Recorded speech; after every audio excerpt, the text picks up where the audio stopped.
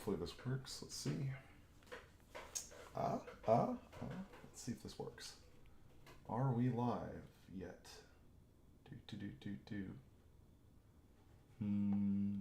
Still waiting. Hey, there we go. All right.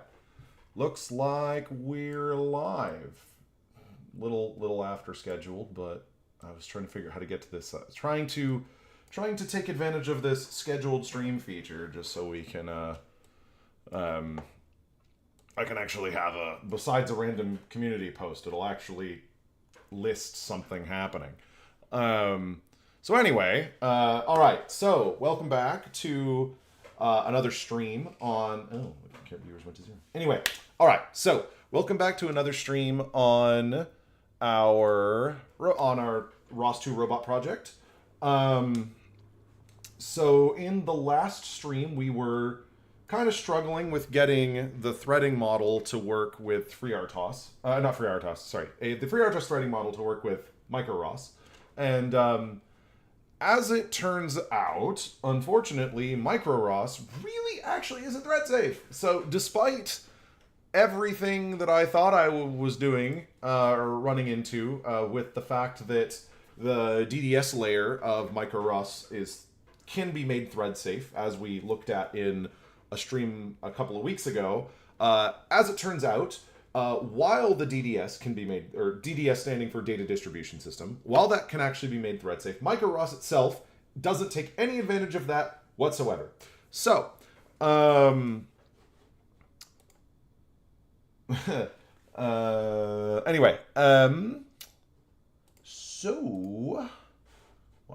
okay, hold on. Sorry, trying to fix something here. There we go. So today what we're going to be doing is closing all these things that we're not using anyway. So what we're going to be doing today is trying to, let me zoom in on this here. All right. We're going to be fixing the fact that we can't use threads, we will not be fixing the threading model. We will be removing the attempting to post data to micro-ROS from multiple threads. That's what we're going to be doing today. So we're going to be looking at, let's see, the cat's calming down. Yeah, I got one cat on the desk and one cat in the cat tower. There we go.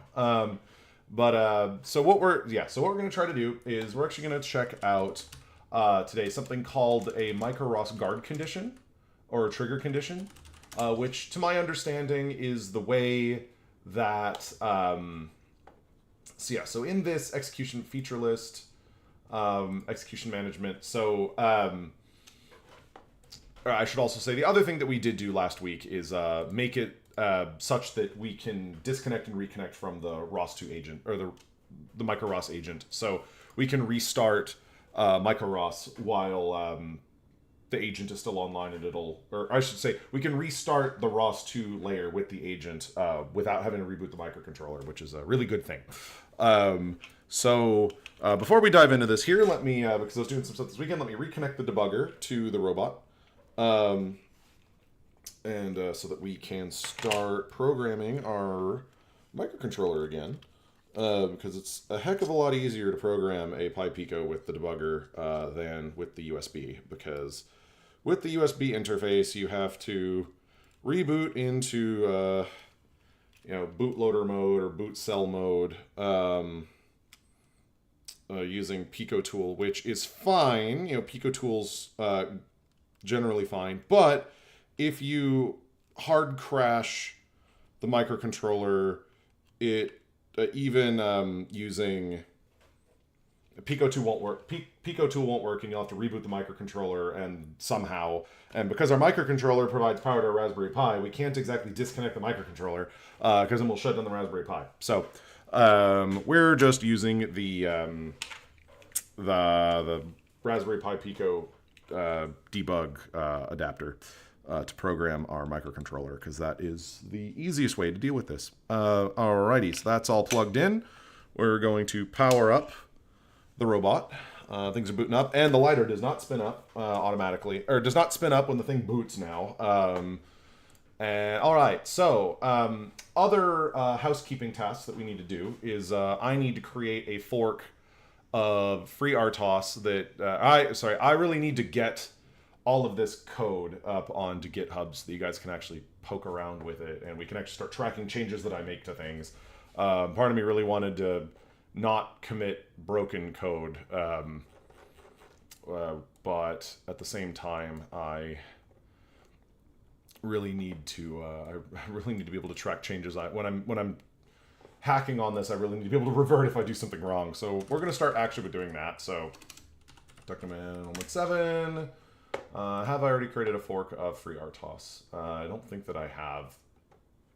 I have not. So we're going to go to FreeRTOS. We're going to create a fork of FreeRTOS kernel. And at some point, I will clean up this because the change that we made to the FreeRTOS kernel was we added some code that I found on the internet to add a very basic reallocation support to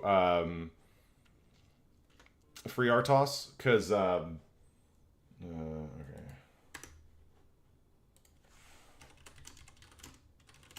Okay, sorry. But we added some stuff to give basic free. Geez, sorry. We added. Okay, hold on. I'm too many things at the same time. There we go.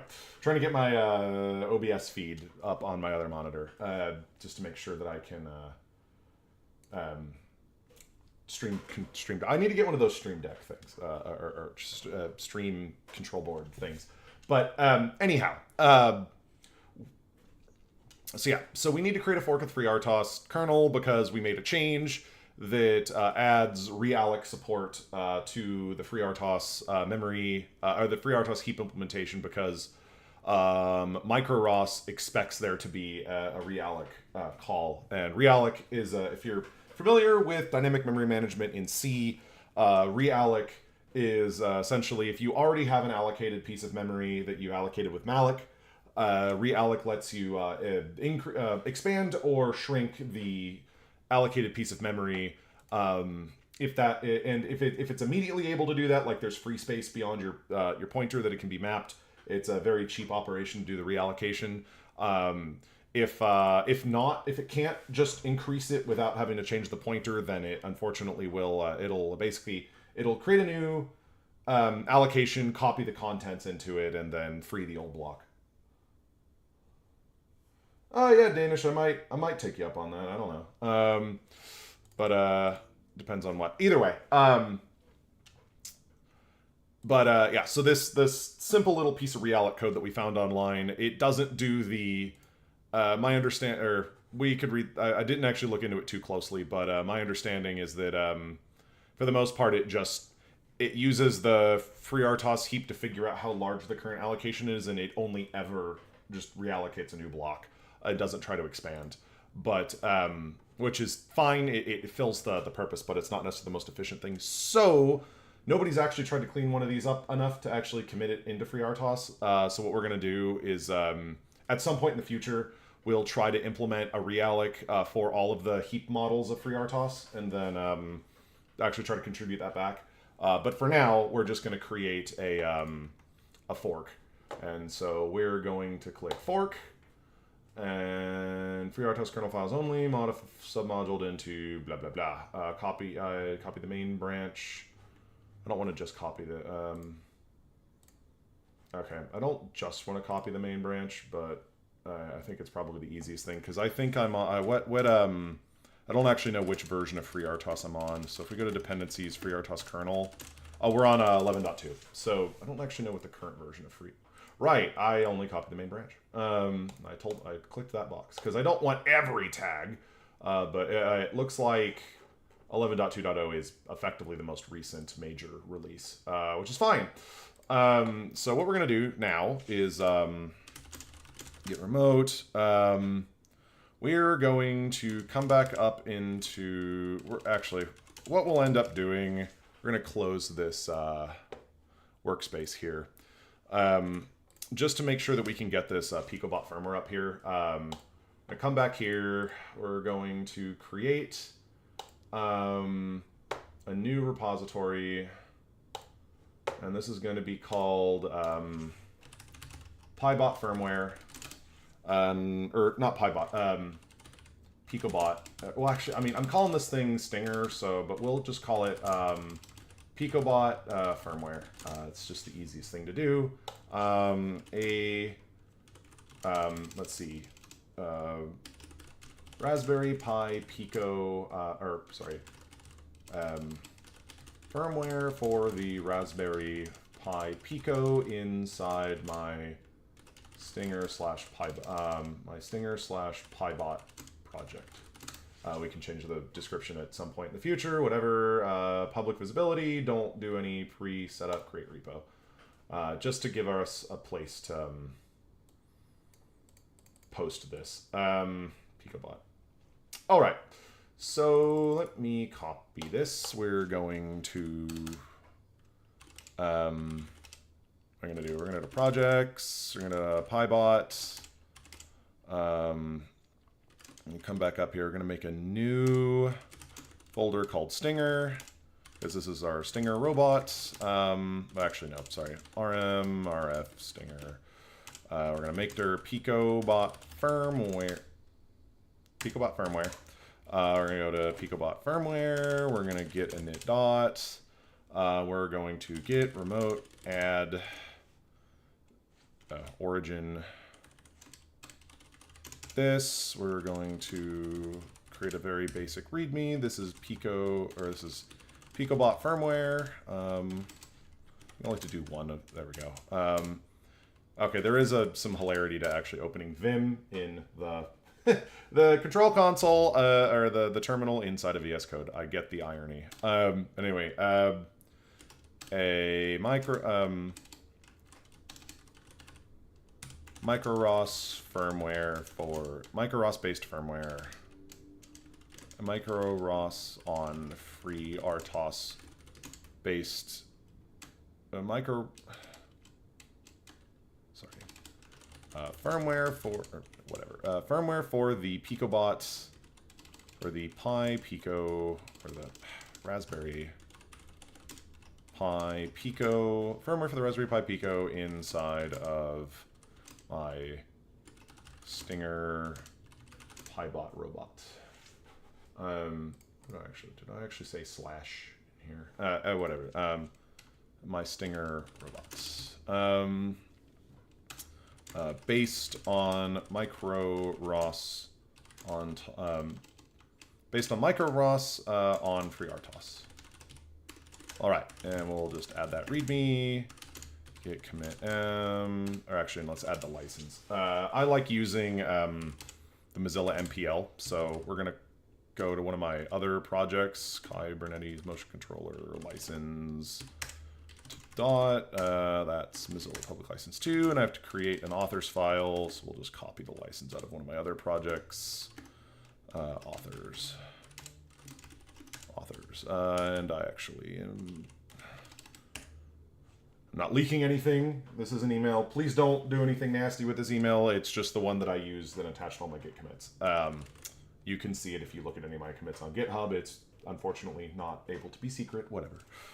That's fine. So we'll add all of this, git commit -m, initial commit, use, okay, initial commit, whatever, git push, git push u origin main. Oh, oops. Oh, you know what probably happened? Okay, hold on, let me do this in another terminal. I forgot to bring up my key, my SSH agent.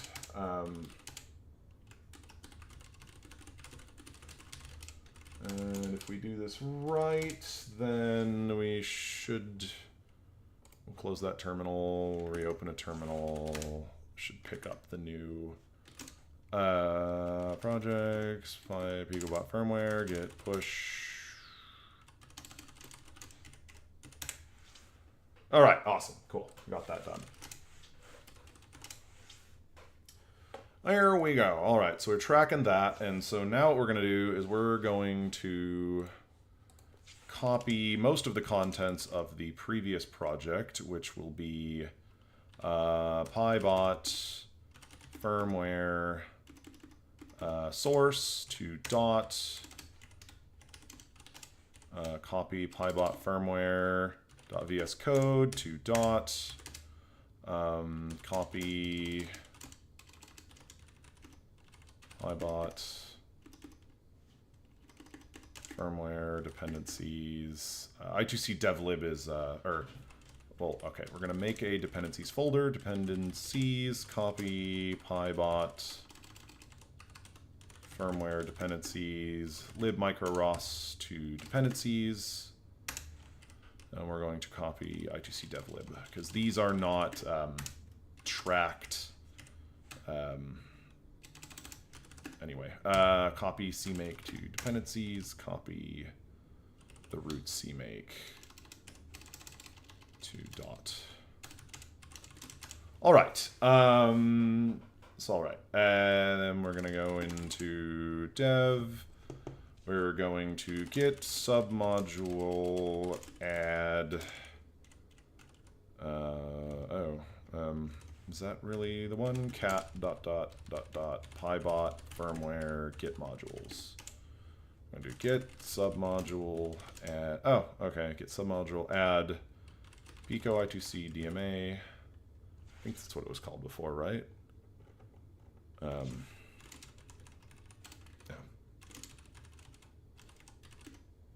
I'm sorry. PyBot firmware dependencies, pico I2C DMA. Okay, cool. Git submodule add I2C DMA. Yep. And then we're going to use our fork of FreeRTOS. So GitHub dot, or so we'll do github.com/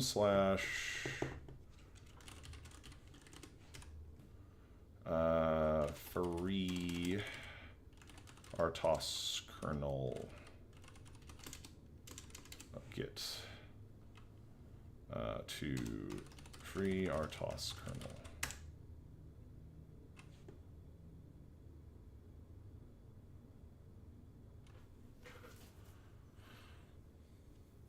Okie doke. Theoretically, if we do this right, we'll just be able to build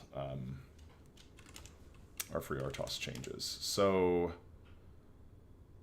realistically, if we do vim git modules, we actually kind of want to do a, I mean, I like this. It's just, can be a bit of a problem if, sorry. Anyway, not a problem. So what we'll do is, now that we have all this, let me just double check that I didn't accidentally stick Wi-Fi credentials in here, because that was a bit embarrassing. Projects, Cobot firmware, VS Code. Actually, yeah, let's copy our git ignore from the previous project. PyBot firmware git ignore. Perfect. Okay, so so if we look at kits, that's fine. We look at C CPP properties, that's fine. If we look at extensions, I hate that. Launch, I also hate that, but whatever.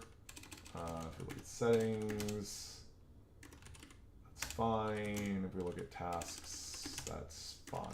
I really really not a huge fan of how the Pico SDK interacts with CMake.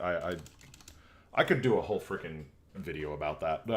How I feel like they're like, I've done a lot of CMake stuff, and I know a lot of people hate CMake, but there are better ways of doing CMake than what Raspberry Pi has done. Or I should say it's like 95% the way I think it should be, but specifically regarding compiler management and integration with an IDE, I think they kind of messed up a little bit. But that's a story for another day. Okay. So we're in here, and we should be able to actually build the... Well, actually, no, we can't quite build this yet, because I still need to do the... Okay, so we're going to go back to our PyBot thing, firmware, and then we're going to go to dependencies, we're going to go to FreeRTOS kernel, we're going to commit our changes here. And what we will do is we'll add... git remote add nlewis git at github.com FreeRTOS kernel.git do git fetch nlewis. Then all right. So then what we're going to do is we're going to git switch v11.2.0 slash realloc. Oh, that's not good. Sorry. Git switch dash c.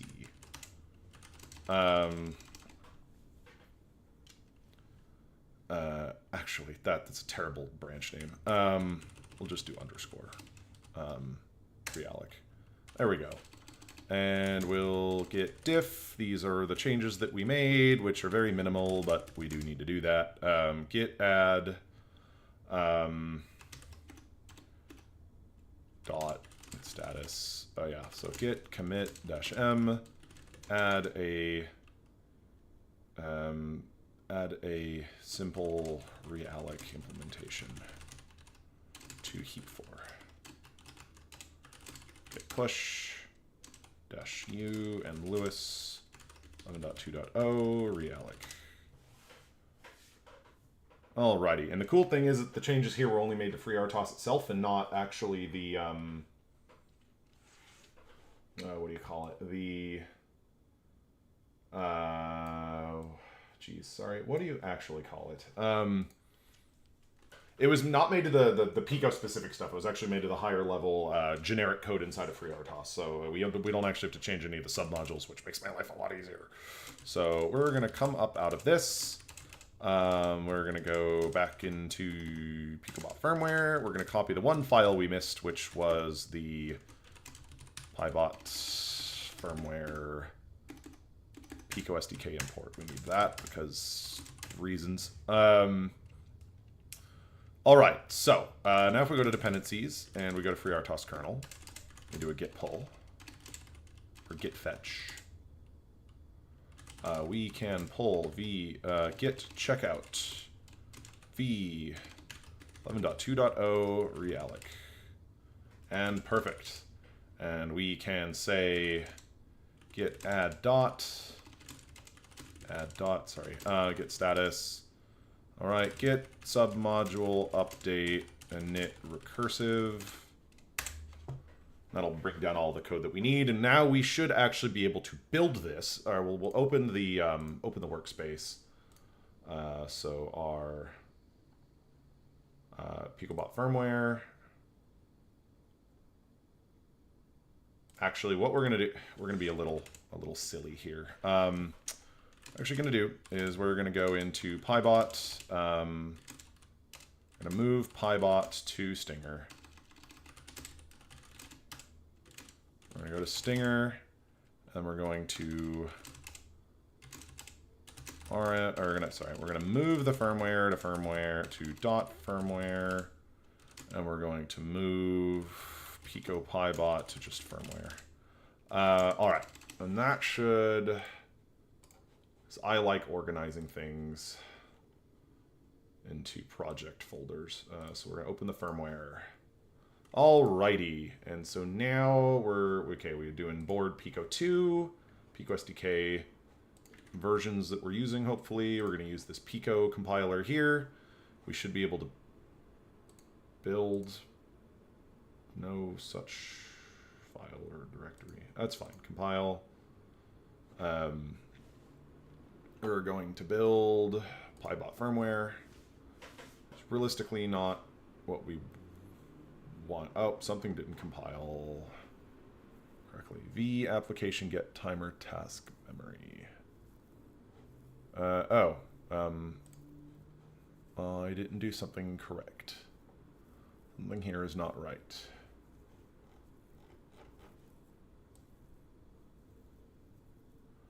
Didn't we do XTRN-C on all of these, though? In function, create timer task. Timers undefined.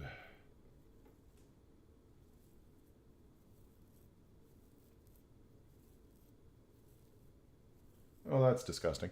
It's the one that I had to click compile again and it still worked. No. Okay, good. We're not. X create timer task. Undefined reference to v application get timer task memory. But I thought I defined it here. So the real question is, why did that work before, but it didn't work here? And that is a good old question. And so the way that I will deal with that is we're going to delete all these XTRN-C things, which is, you know, I mean, we need it to be XTRN-C, but we'll put this in a XTRN-C block, because this is C++ after all. This little piece of code here is C++ after all. XTRN-C. And what if we rebuild it now? Compile. Oh, that looks like something exploded.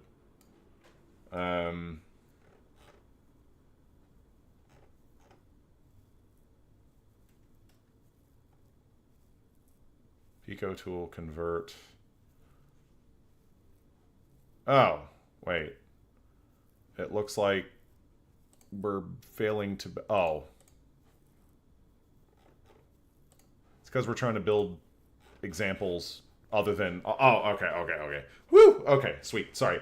The error was that there are some other things that use FreeRTOS that it is trying to build that are, you know, failing because of a missing definition, but it's because some samples are some samples are using FreeRTOS that we don't have disabled because they may not provide a way to turn them off. I think it was inside of this I2C DMA, if I recall.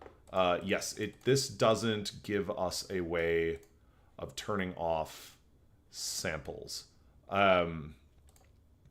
Because this doesn't actually add an option. So when we go in here and we do a add DMA I2C library, there's no way to turn off the examples. So unless we build our target that we want specifically, it's going to try to build all these and it'll fail because we've enabled static memory allocation on some things, which means you need to define some of those functions. But again, you can't see those functions unless, well, I mean, you can't see those functions, sorry.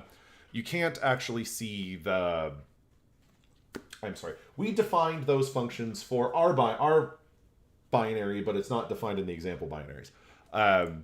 So realistically, a good... actually, you know what? Let's be a good citizen. A good open source citizen right now. So what we're going to do, we're going to come into this project. We're going to... Because I always like to make I like to do contributions when possible. So what we're going to do actually is we're going to go to github.com/ what is it, FVI.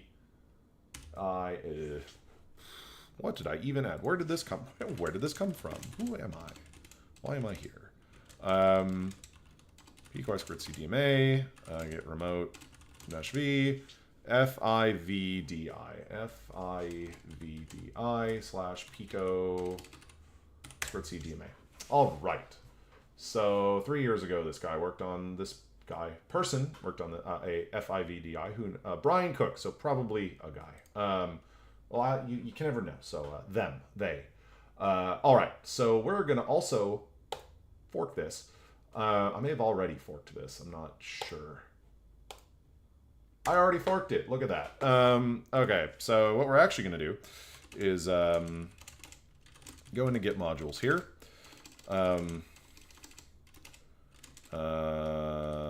Pico XRCE-DDS. No. Now we're going to do the horrible hard process of how do we actually unadd a submodule. Git submodule dinit Pico XRCE-DDS. Yeah, okay. Git reset Pico XRCE-DDS. Git submodule dinit /. Okay, and then git modules. Lovely. We're going to do a...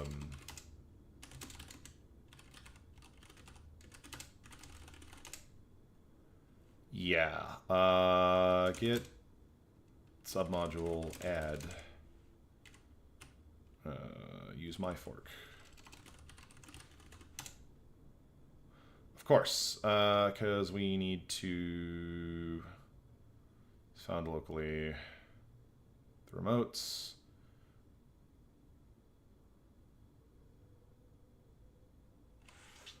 All right, hold on. We already forked this, which means we need to go to mine. Pico I2C-DMA. Perfect. This is up to date, right? We're going to... We can now see this up on... All right, we can now see this on GitHub. But yes, we need to clone this. Or no, sorry. I need to figure out how to git remove submodule. Manually delete git rm path to submodule and commit. And then also... Oh, that's annoying.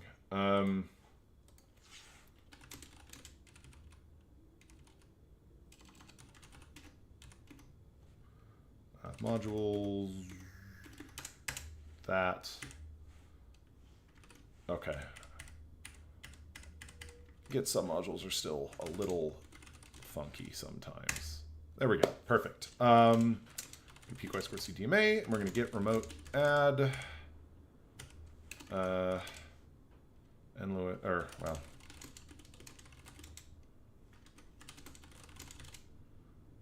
question is whether it'll... I can't push to an HTTPS endpoint for Git, so we'll do git remote add nlewis, or the SSH version, right? Pico I2C-DMA. Okay, and then we're gonna do git switch, add examples. Add disable examples option. All right, and then I believe I2C devlib. Well, I mean, we wrote the I2C devlib one because it is what it is. So we're gonna do this, and we're going to now edit the CMake lists. Okay, just to verify, we're gonna go back to our build configuration. We're gonna change it to all. We're gonna say compile. This is all going to fail because FreeRTOS is configured for static allocations, or to enable static allocations, but a bunch of these static allocation functions are not defined in these examples because they're not intended to be used with static. So what we're going to do is we're going to come in here and we're going to go into Pico XRCE-DDS. We're going to go to its CMake, and then we're going to add an option for build examples. And I can't remember the name of the syntax for CMake option off the top of my head. So CMake option syntax. It would have just told me. All right. So option variable. Oh, it was actually very simple. Build examples. Build usage examples. Build examples demonstrating usage of Pico I2C-DDS. And the default value is on. And we're going to say if build examples, then add subdirectory, and if I'm going to say only build examples if they're enabled. All right. And it's still going to fail because we defaulted this to true, or to enabled. As we see, there's a bunch of errors. But what we're going to do in here now is we're going to go into our CMake, and we're going to say, come way up at the top, we're going to say disable building of examples in dependencies. I'm going to say set build examples cache I'm trying to remember. Okay, CMake set cache variable. Right. Okay. Set build examples off cache is boolean or bool type docstring is disable building dependency dependency examples and force. All right, and now if we say build, there's no work to do because we have disabled all these targets. And so now actually if we come into our CMake thing, we might not actually see any of those targets because they're not going to be added, which we don't, which is good. Perfect. All right. And then we're going to then commit this change to this. Let's add a note to the README. README installation usage, well, not usage. Prerequisites satisfied. Okay. Use examples can also optionally be disabled by specifying build examples equals off.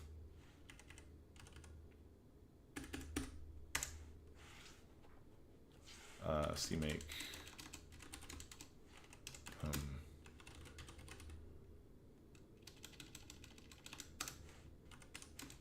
-d build examples equals off.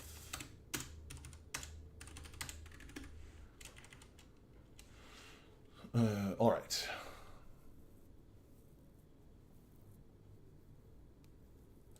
All right, cool. And so if we git status, git add dot git commit -m, add an option to disable building examples.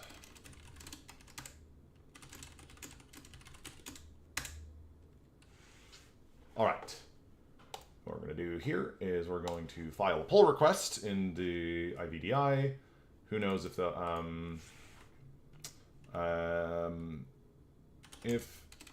building let's go for FreeRTOS config. What did we enable? Something static. Support static allocation.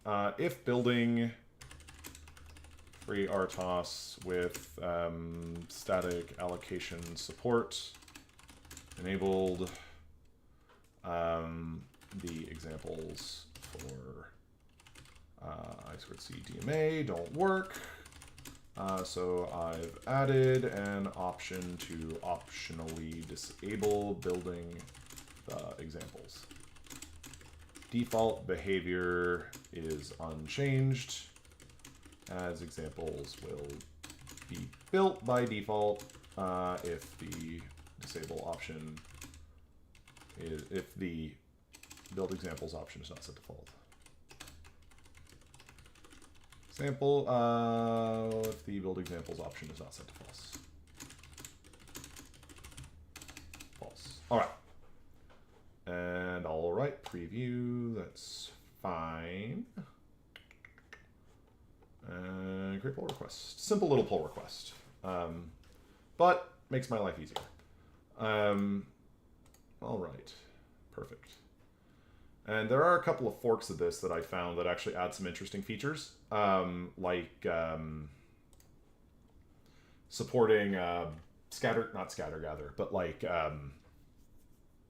what do you call it?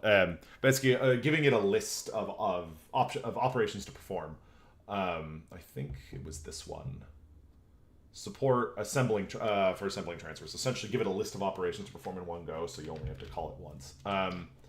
Which is nice. I don't remember what this one did. 2 commits ahead. My fork v1. Yeah, it gets blacklisted from submitting further PRs. Why do they just delete a bunch of stuff? I don't fucking... I don't know. Whatever. Anywho, I filed a pull request. Hopefully they take it. They haven't. Let's see how active this user is. Yes. Very active, clearly. Okay, anyway, it's up on my fork, so I have switched my project to use my fork with this change, so it's fine. So so git add dot, git status, and then we're gonna say this is a massive freaking commit because of all the FreeRTOS stuff. Not FreeRTOS, the micro-ROS stuff. Oh wow, it doesn't even. It doesn't. I've run out of back scroll in this. I've run out of back scroll in my in the terminal inside of Visual Studio Code, so that's fun.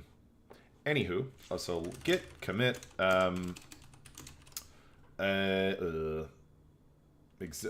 current committing current prod. Okay, just committing up 2 T's. I think it does. Maybe it only has 1 T. 2 T's. That's what I thought. That's what I thought. All right. All right. So we'll close the FreeRTOS fork. Committing current project status. Status. I'm American. It's status. Git push. Alrighty. Now all of the code is up here for you to scream in horror at. And remember, it currently is broken. Not ideally, or not in an ideal status because, again, this thing doesn't support threading in the way that I tried to use it, so. Let's see if we can actually get into the robot because it did power it up. Perfect! Alright, let's see if we power up the...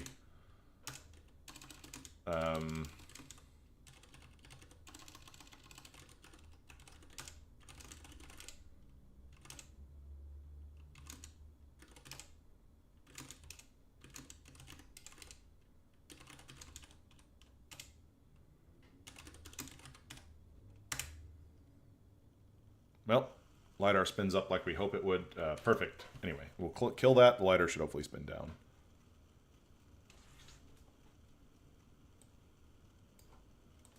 And of course it doesn't, because I don't know if this thing works at all. Well, anyhow. Well, anyway, that was embarrassing.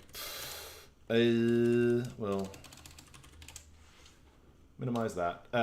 Anywho, so let's see where we're at. So we've got all of this stuff. We've got some leftover junk from back when this was the balancer code, such as the IMU task, which I think is the only one left from the balancer. We do want to keep this sort of, but we do need to ROSify it. Anyway, what we'll do now is we're going to create, our threads are going to be handled by our main task here generally. But we do, okay, before we start, I do want to separate this out into different files, especially for the LiDAR because of all this stuff that we do, especially with the DMA logic down here. I would like to separate this out, but until we do that, well, we can keep it here just for now. Also, we do need to, at some point, look at properly dealing with the transport read, because basically the only things that we gain from enabling FreeRTOS support in the DDS layer is we do get, while the DDS supports FreeRTOS and enables a very basic level of thread safety, really it just turns on using a mutex internally, so it's like, it's not great, but at least it's something. Is it also, it does switch to using FreeRTOS ticks rather, it does switch to using FreeRTOS friendly constructs, like rather than busy loops, it'll call task yield in a loop. So at least it will try to let the CPU do other work if it's able. One of the things that we do need to adapt eventually is this transport, because it does do put string, which is generally asynchronous, so this is mostly fine, but in terms of like waiting for stuff to do from the ROS layer, or waiting for something from the agent to come down, this is using a busy loop, I believe, by default. Actually, it's supposed to... I think the FreeRTOS... Not FreeRTOS. Sorry. I think I think the Pico SDK might have a version of STDIO that's more friendly. If, well, this might let me put my, this might just put my foot in my mouth here. Supposedly there is a way in the Pico SDK to use RTOS friendlier options. But looks like that's completely bunk. There is a way to get a callback if there's characters available. But we can look at that in the future. But again, unless it's causing us problems, I don't want to touch it just at this moment. Anyway, we can do a...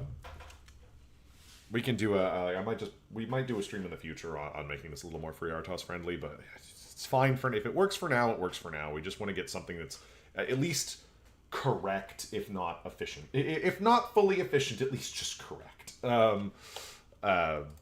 Before we do anything too crazy, before we start getting into too much early premature optimization. But anyway, this is very funny that the LiDAR is still spinning, even though clearly it's not going to be able to transmit. But it's probably glitched out. Let's actually see if we can reset the Pico tool. Oh, right.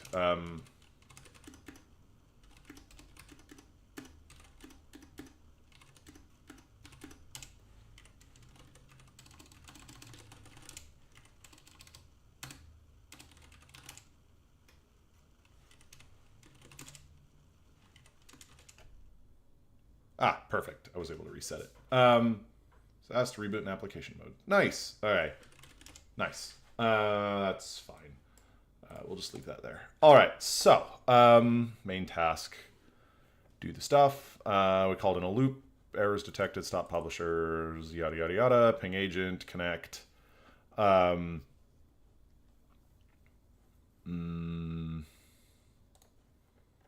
Spin stuff up, semaphore give.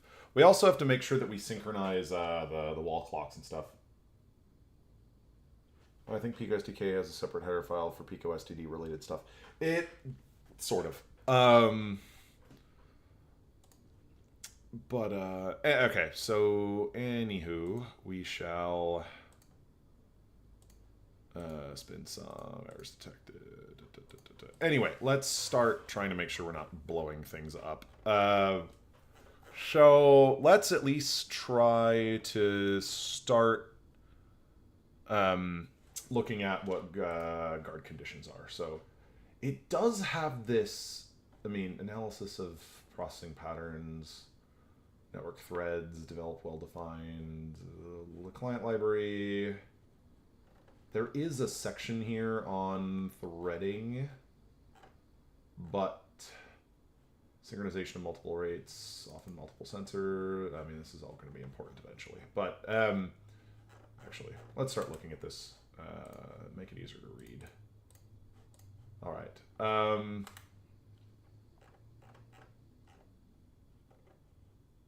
Analysis of processing patterns.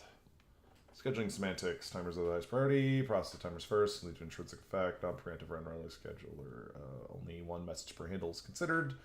Ready set contains only one task instance, for example, even if multiple messages of the same topic are available, only one is processed until the executor is idle again and the ready set is updated. Alright, sense plan, act, pipeline, and robotics, like I get that. Synchronization of multiple rates, often multiple sensors are being used to sense environment robotics. While an IMU provides data at very high rates, say 500 Hz, laser scans are available at much slower frequencies, example 10 Hz. Term about revolution time, the challenge is that it deterministically fuse sensor data of different frequencies. This problem is depicted in figure 2. Due to scheduling effects, the callback, valuing the laser scan, might just be called just before after the IMU data is received. One way to tackle this is to write additional synchronization code inside the application. Obviously, this is cumbersome and not portable. An alternative would be to evaluate the IMU sample and the laser scan by properly by synchronizing the frequency. For example, by processing always 50 IMU samples with one laser scan. This approach is shown in Figure 3. Pre-processing callback aggregates the IMU samples, which sends an aggregated message with 50 samples at 10 Hz rate, now with both at the same frequency, with a trigger condition which fires when both messages are available. In ROS2, it's currently not possible to be modeled this way because of the lack of a trigger concept in RCLCP and RCLPi. Message filters could be used to synchronize input data based on time step in the header, but this is only available in RCLCPP and not RCL. Furthermore, it would be more efficient to have such a trigger concept directly in the executor. Another idea would be to actively request for IMU data only when a laser scan is received. The concept is shown in Figure 4. Upon the arrival of a laser scan message, first a message with aggregate IMU samples is requested, then the laser scan is processed, and later the sensor fusion algorithm. An executor which would support sequential execution of callbacks could realize this idea. High processing. Okay, but still. That doesn't really answer too much. Okay. Real-time embedded applications and embedded system real-time approach using time trigger paradigm, which means that processes are periodically activated. Processes can be assigned priorities to allow preemptions. Figure 6 shows an example in which 3 processes with fixed periods are shown. The middle and lower processes are preempted multiple times, depicted with empty dashed boxes. To each process, one or multiple tasks can be assigned. As shown in Figure 7, these tasks are executed sequentially, all which is often called cooperative scheduling. Sure. The different ways has been the rate monotonic scheduled assignment, in which processes with shorter periods of a higher priority has been shown optimal to process utilization is less than 69%. Nice.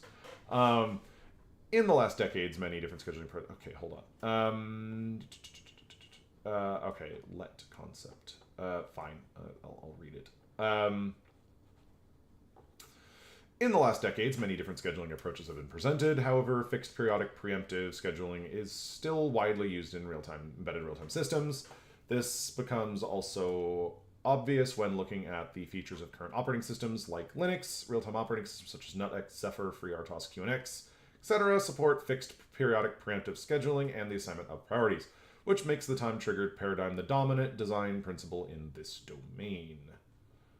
Hey, cat. However, data consistency is often an issue when preemptive scheduling is used, and if data is being shared across multiple process viewable variables due to scheduling effects and varying execution times of processes, writing and reading these variables could occur sometime sooner or later. This results in latency jitter of update times.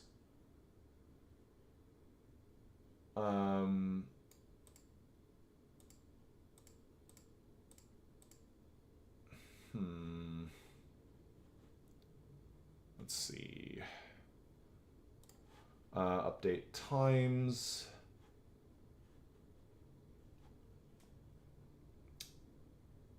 I lost my place.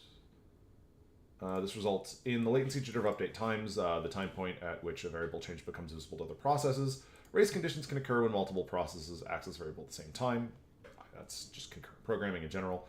So to solve this problem, the concept of logical execution time, LET, was introduced in 2001.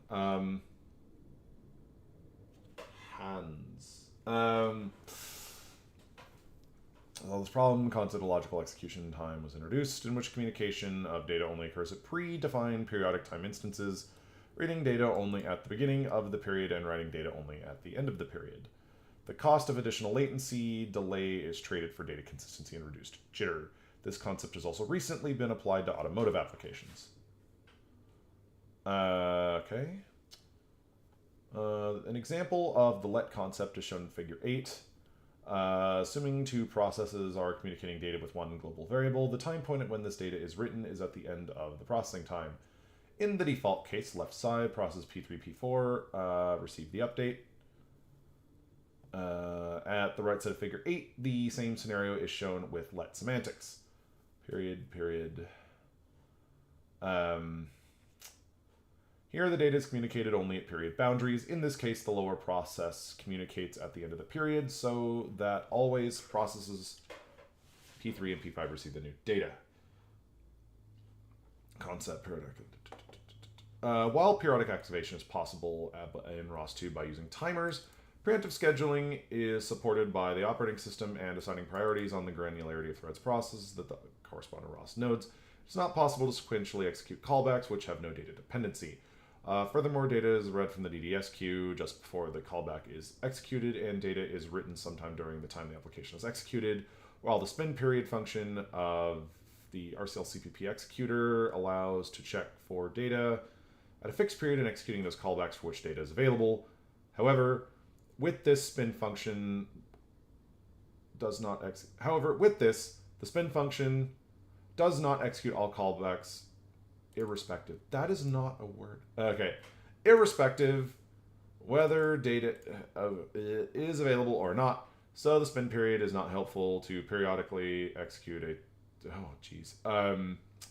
a process. So we need a mechanism that triggers the execution of multiple callbacks, also known as tasks, based on a timer. Data transmission is achieved via DDS, which does not allow us to implement let semantics.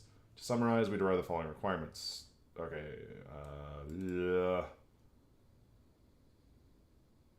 As discussed above, the default RCL-CPP executor is not suitable to implement real-time applications because of three main reasons. Timers are preferred over other handles, no prioritization of the callback's execution, and round-robin completion execution of callbacks. On the other hand, several processing patterns have been developed as best practices to achieve non-functional requirements, such as bounded end-to-end latencies, low jitter of response times of cause-effect chains, deterministic processing, and short response times to even in overload situations. These processing patterns are difficult to implement with the concepts available in the default ROS2 executor. Therefore, we have developed a flexible executor, the RCLC executor. Is feature complete, supports all the event types of the default ROS2 executor, which are subscriptions, timers, services, clients, guard conditions, actions, and lifecycle. The flexible... multi-threading and scheduling configuration. Work in progress. Okay, well, we found that out the hard way in the last couple of streams. Flexible RCLC executor provides, on top of the following new features: triggered execution, user-defined sequential execution, multi-threading and schedule configuration, let semantics for stuff. Sequential, okay, so anyway, sequential execution, at configuration, the user defines the order of handles. At configuration, the user defines whether the handle shall be called only when new data is available, on new data, or whether the callback shall always be called, always. At runtime, all handles are processed in the user-defined order. If the configuration of handle is on new data, then the corresponding callback is only called if new data is available. If the configuration of the handle is always, then the corresponding callback is always called. If no data is available, then the callback will be called with no data. Example, null pointer. Figure 9 shows 3 callbacks. Assume they should be executed in order B, A, C. Then the user adds the callbacks to the RCL executor in this order. Whenever a new set of messages have arrived, then the callbacks for which a new message will be available will be all... whenever new messages have arrived, then the callbacks for which a new message is available will be always executed in the user-defined processing order. Just sequential trigger condition. Given a set of handles, a trigger condition, which is based on the availability.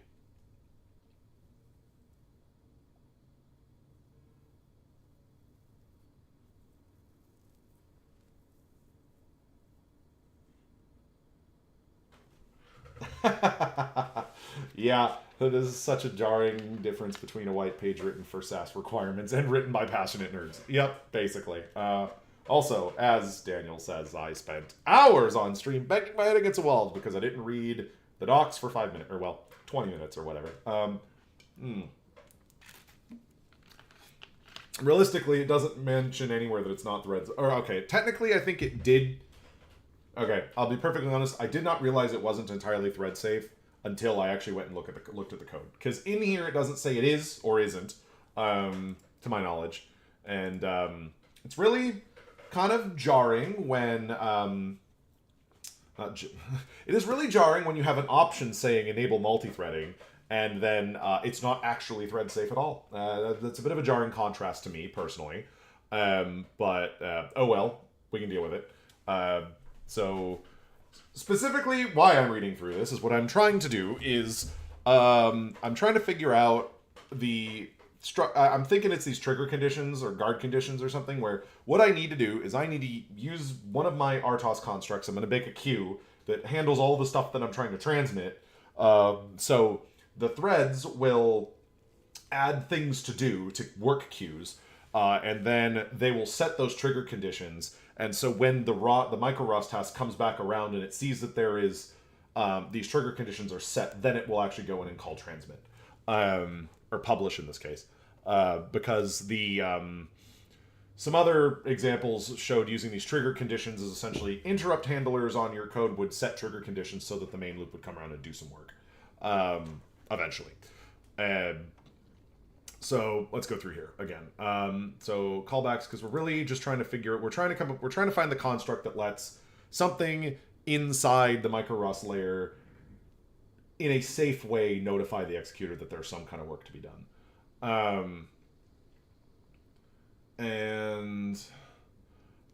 Anyway, so trigger conditions. Given a set of handles, a trigger condition, which is based on the available input data of these handles, decides when the processing of all callback starts. Available operation. All operation fires when input data is available for all handles. Any operation fires when input data is available for at least one handle. One fires when input data for a user-specified handle is available. User-defined function. User can implement custom logic. That's fine. Figure 11 shows example of all semantics. Only if all messages ABC were received, then the trigger condition is fulfilled and all callbacks are processed in user-defined order. Shows the any semantics. Well, realistically, we probably want to set one semantics because we'll create a queue for each type of message. And then we'll basically add callback such that when something has been triggered, we'll read something off that queue and transmit it. And on a completely freaking separate note, looking at the viewer dashboard here on this stream, it looks like they made a major change to how viewership is counted on streams. Because I see Danish and Totalizer here commenting on my thing, and I know they're watching it. But at the same time, concurrent viewers also says it keeps flip-flopping between 2 and 0, which is kind of funny. I wonder if you tab away if it stops counting as you viewing, which is kind of stupid, realistically. They're just trying to say I'm not being watched. I'm being listened to. Anyway, it's just, either way, whatever. I'm just doing this because I am lost. But, okay, so I don't necessarily care about the let semantic stuff yet. I mean, it's probably a good thing to learn. I just need to figure out how to unbreak my code. Or make my code not be implemented in a broken way. Now, okay, so supposedly the RCLC executor has been extended for multi-threading. It supports assignment of scheduling policies, like priorities or more advanced scheduling algorithms, such as reservation-based scheduling, to subscription callbacks. But does it actually? Pull request. Let's look at the pull request. What does this do? Closed, which means it's not merged. That's annoying. Let's look down here. Will be part of pull request 339, which is also closed. Is this no longer relevant? Yes, it's still relevant. I don't have time. Okay, that's dumb. Okay, come on. You can't say in the docs that something has been extended to support something in the documentation of something, and then when you go to the freaking pull request that that implements this, it wasn't merged. Like, what? Okay. Oh, Jesus. Okay, I'm really beginning not to like this framework. Okay. If I had written my own, we'd be done by now, but I wanted to try to do this with off-the-shelf stuff. Oh my god. Should I even be reading these docs if they're like literally wrong? Like, yeah, has been extended for multi-threading. These are the documents on the official micro.ros.org website. RCLC executor has been extended. We went through the pull request. This one was closed without merging. References over 2 years ago that it will be part of a different pull request, which we go to, and was closed without merging a little bit before this time last year. Oh my god. Okay, well, let me stop being hyperbolic here. Let's figure out how to deal with this. So, multi-threaded, so we ignore any of that. So let's at least just go through here and try to figure out how to add one of these trigger conditions or one of these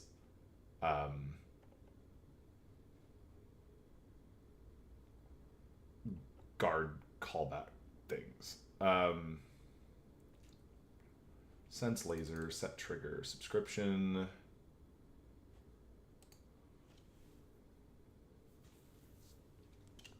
Trigger 1, sense laser.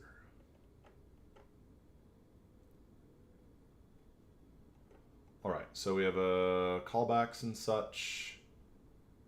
We're not doing a let executor, we're just doing the standard executor.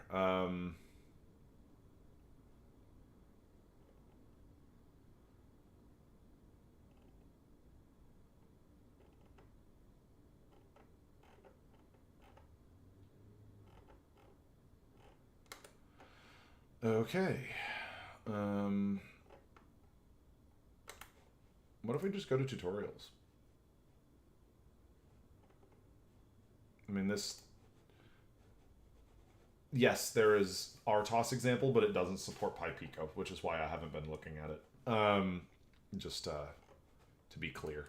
All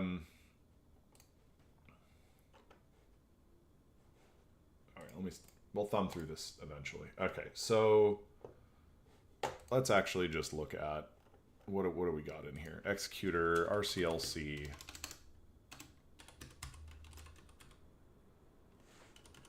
Add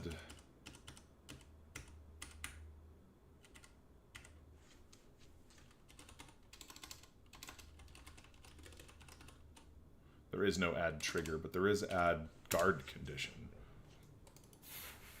So we go to this guard condition, add a guard condition, allocate. Love how guard condition is not thread set. Well, lock free and nothing is thread set. Let's copy this, thread safe. Is there anything ever that says yes? And the answer is no. Anyway, guard condition.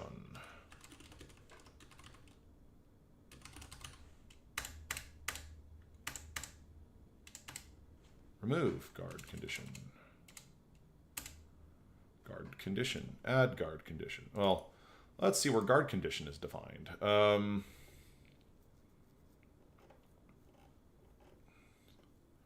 Guard condition init.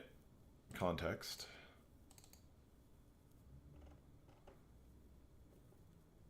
Guard condition fini. Guard condition option. Trigger guard condition. How do I allocate a guard condition and set a callback on the guard condition? I need to not scroll through this so fast. Okay. Get 0 initialized guard condition.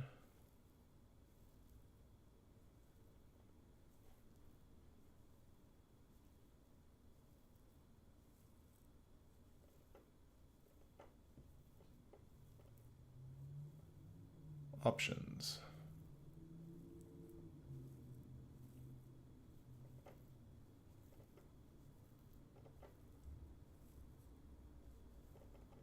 Sale ret. We're just trying to figure out what all options and stuff are there here. Options T. Oh, allocator. Okay.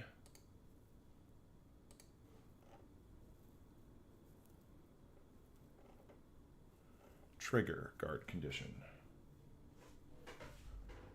Mm-hmm.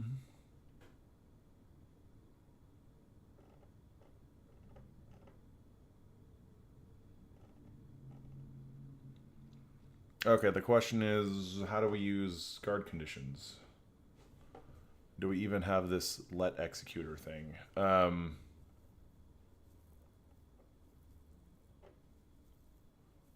RCLC.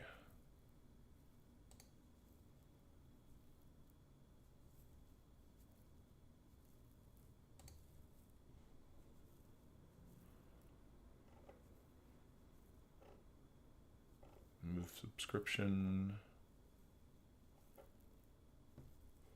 Oh, add RCLC executor, add guard condition. Executor, guard condition, callback on guard condition. Okay, that's how it works. Add guard condition. Oh, I saw in here. Callback. Okay. Okay, here's how we'll do this. So, what we're going to do is we shall... Well, realistically, remember we're running the runtime stats thing on a timer, so this is by default safe. All right, so what we're gonna have to do now is define a queue that holds laser scans. I was gonna define a heap or a way to do laser scans. So what we'll do is well, we'll probably... Okay, I need to actually, like, generify a ring buffer or something, but... Because we need basically an allocator of... a way... Not an allocator, but a way to exchange these LiDAR messages. Because they're not small. Right now, we just allocated the laser scan on the stack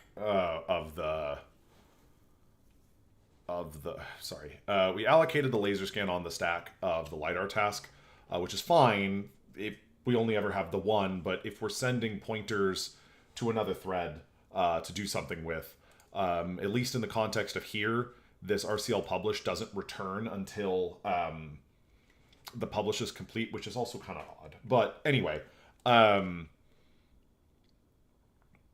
what we'll do...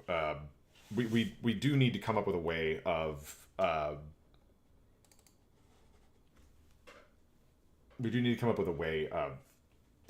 basically a pool allocator. We predefine a pool of laser messages that we can use. Realistically, probably only need two, because if this LiDAR only scans 5 times a second, and it takes us far less than us to transmit one. So realistically, all we're going to need is the laser scan that's currently being transmitted and the one that's currently being filled. So we really only need the 2, but anyway, what we'll do here to try to make this a little easier is we shall... So we're going to look at this, and we need to build essentially a... Oh god, what did I do? Okay. Scan storage. We're going to define a struct, LiDAR message. Let's see if FreeRTOS has any zero copy queue structures. FreeRTOS zero copy, queue zero copy. Copy meaning the date of an item is copied in the queue storage area when sent, copied out when received. The zero copy approach can be implemented by queuing pointers to data. Okay, fine. That's fine. So what we'll do, we'll actually just do might as well just do a ring buffer again. So we'll do LiDAR message. Obviously, this is not what we need. But this is just trying to do float scans 360, float intensities. Intensities 360. This is just stuff we have to populate.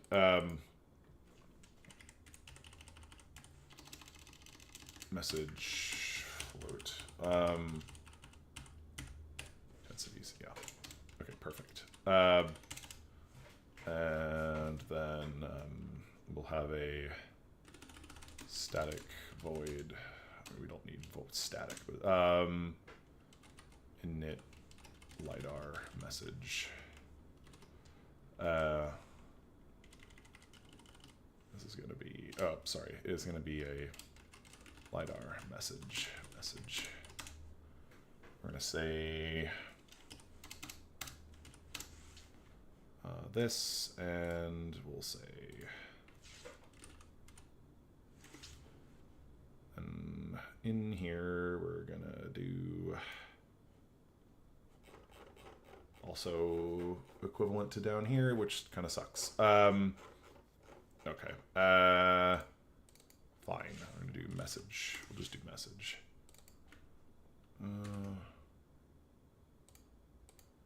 All right, message.message, sorry.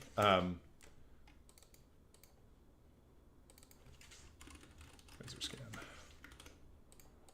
Message, this is going to be, or we'll just call this scan. Message.scan.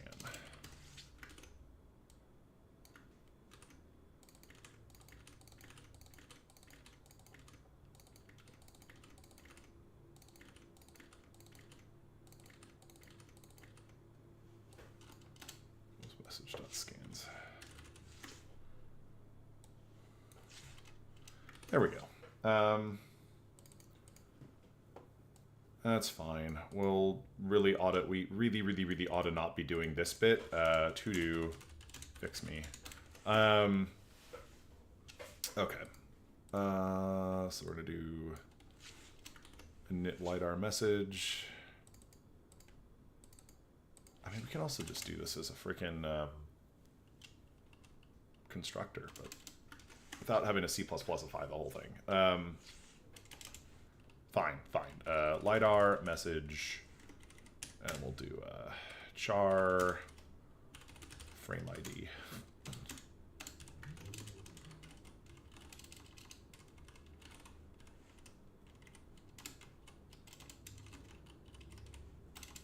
I think this 0 inits everything.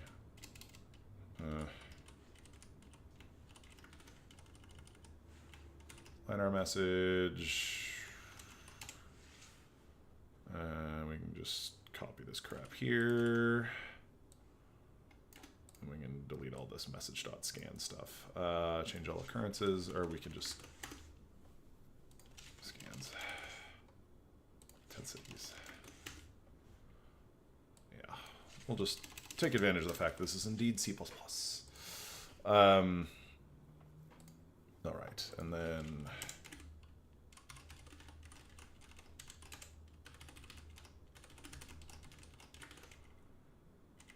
we'll do frame ID.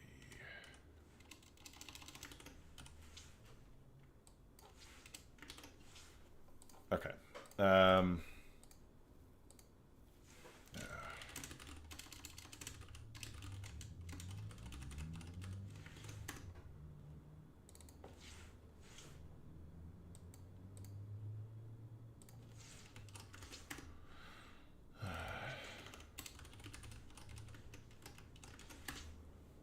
Okay, fine. All right, we got our laser message. And then what we're gonna do is, no, wait. No, dang it.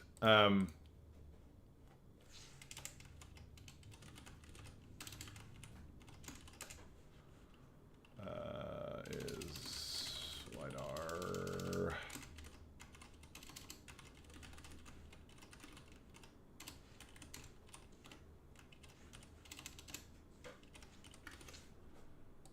That's fine. That's fine. LiDAR message map. Theoretically, that, I mean, it won't build because we did this thing. Theoretically, this should still build. Compile. Okay, good. Didn't do anything technically illegal yet. All right, so we'll copy this LiDAR message structure up here. Oh, wait. That's fine. We'll put it here. We'll put it where we had been putting it. LiDAR buffer size, LiDAR message buffer size. LiDAR message buffer size is 2. Define LiDAR. Actually, I mean, realistically, it's AB.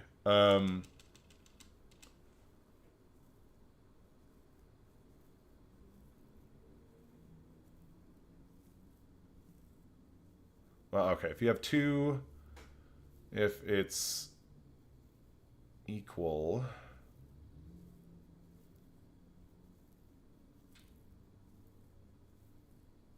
that's fine. It's fine. Okay, so if the pointers are equal, then it's full. If they're not equal, it's empty. But there's only 2 states, so technically it's empty, and you can write into 1. It's fine. It's fine. We'll then say static volatile. Static LiDAR message. LiDAR scan buffer. LiDAR message buffer size. Jeez. Message LiDAR message buffer.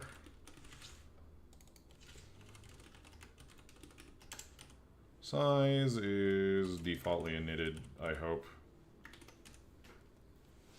I think that's valid. Yeah. I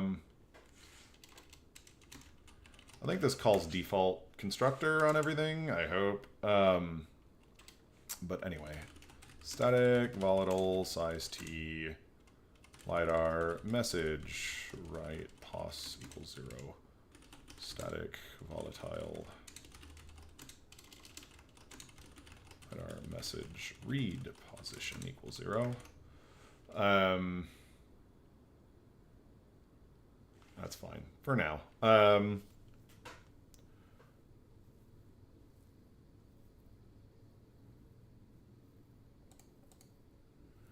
If they're equal, well, I mean, if you write 2 and you're still in flight, then it's bad. Okay. Right. That's fine.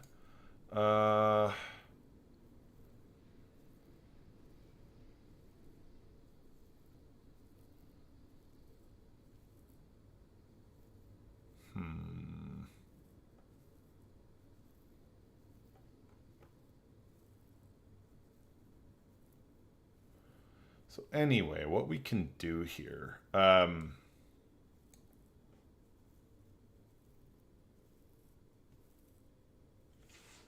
okay, we'll have a send queue and a free queue. How about we just do that? That makes our maps a little bit nicer to a LiDAR construct. So what we're gonna do here is we shall say semaphores, RTOS queues. Do a queue handle, LiDAR, message. Yeah, well, we deleted the other thing. Yeah, LiDAR, message, queue, null putter, queue handle, LiDAR, message, free queue.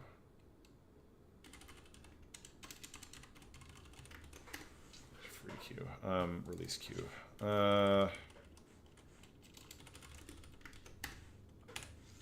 Okay, so we got that. Come down here, set up semaphores. I mean, do we have any? We haven't allocated any queues yet, so we're gonna say set up queues. We're gonna say LiDAR. LiDAR message queue equals x queue create.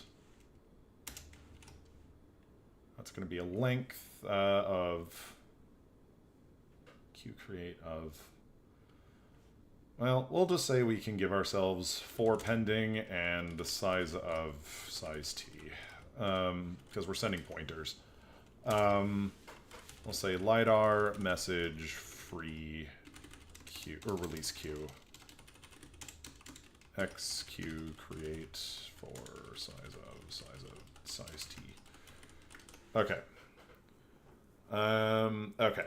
So we've got that, which means we can come up here into our laser scan thing here, laser scan storage. We can then not transmit. We can then say scan storage. So we're gonna say LiDAR message messages equals we'll just say 4 equals this equals hopefully 0 alloc. And then we will then add all of these to our queue, our release queue, our free queue. We'll say xq q. What's a? I'm just curious. What's a queue? What's xq add to set? Can we do a queue list? A queue set? Xq add to set. What was a queue set? I'm curious. That was previously create set to receive or take must not be. Oh, does this let us see if we take the first available? Oh, nice. Perfect. It basically lets you select from a list of queues to see if there's an ability. Wait on multiple queues. That's actually really good. That's good. It's basically like poll or select or epoll. Okay, so we're going to do xq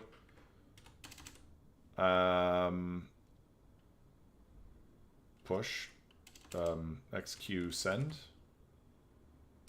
Okay, xq send to laser, or so to LiDAR message release queue, PV item messages 0, PV port, port max delay. That's fine. So we'll do for auto message and messages.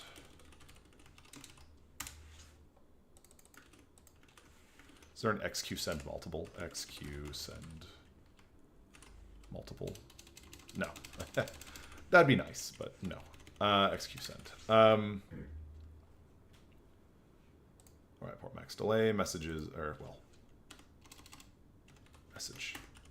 Perfect. We can delete this stuff. Presumably. Okay, while true, so wait for micro-ROS to start, which is good. LiDAR tasks semi-filler. And then while not, stop publishers and not error detected packet loop.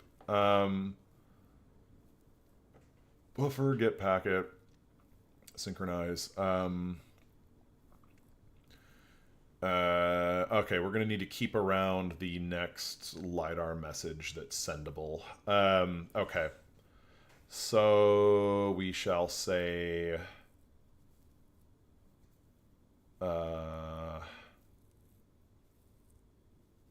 wait for micro-ROS to start. We're going to say... so you get... or should I get message?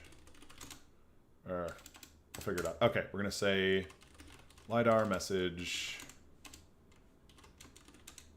equal what am I doing? LiDAR message pointer message equals, oh well, we'll see. XQ receive from LiDAR message release queue.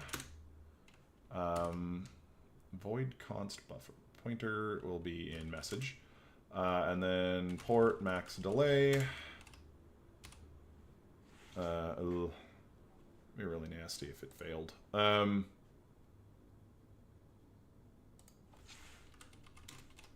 No, while not equals PD true. Sure.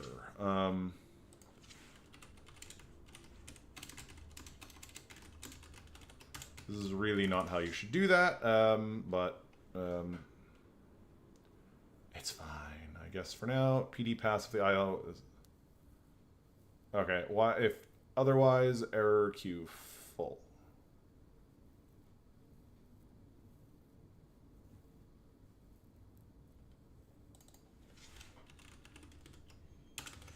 Alright, fine.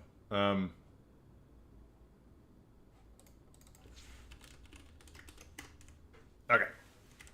Review receive. If an item was retrieved, otherwise queue empty. Okay.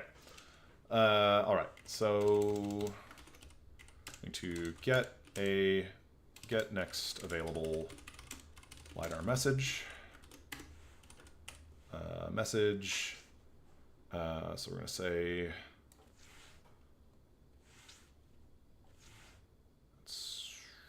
message scan. Nice. Okay.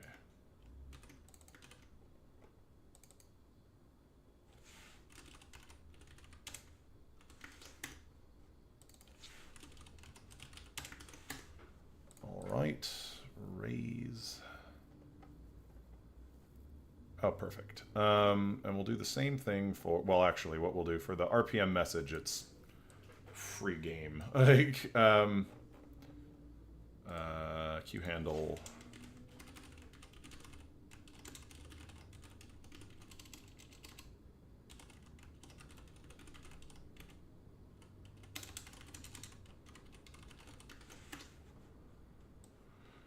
Okay, LiDAR RPM.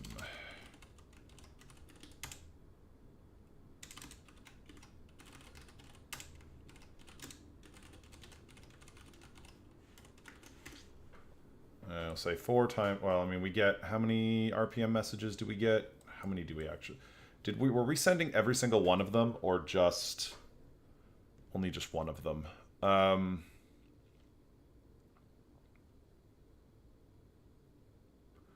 We were only sending.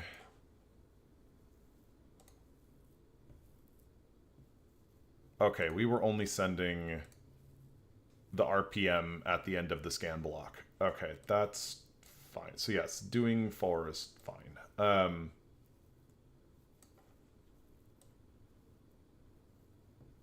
so what we'll do, we've got that, we've got that, we've got that. So far, so good. LiDAR message, next available message. Okay, null putter.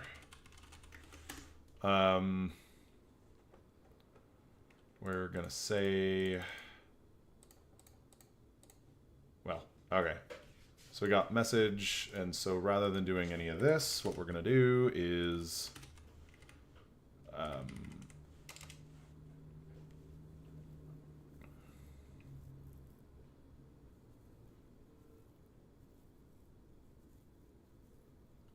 publish message when scan is complete. That's fine. What we'll do is publish RPM. We'll do XQ send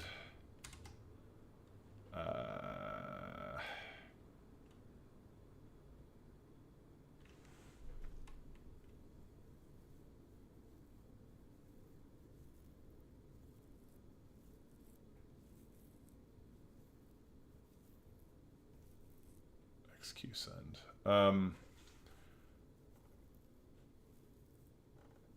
XQ send. Yes, so that's LiDAR RPM message queue. And the message is the RPM message. And port max delay.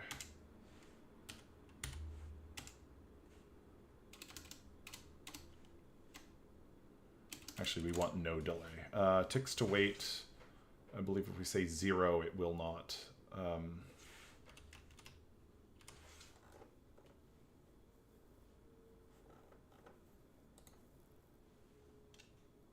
You don't actually really care about the result.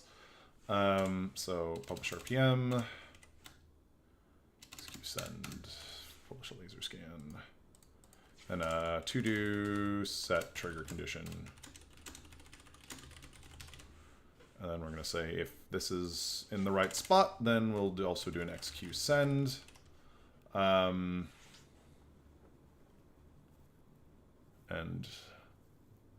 actually what we ought to do in here is if before we start doing that, LiDAR RPM control. We'll say, sorry, we'll say,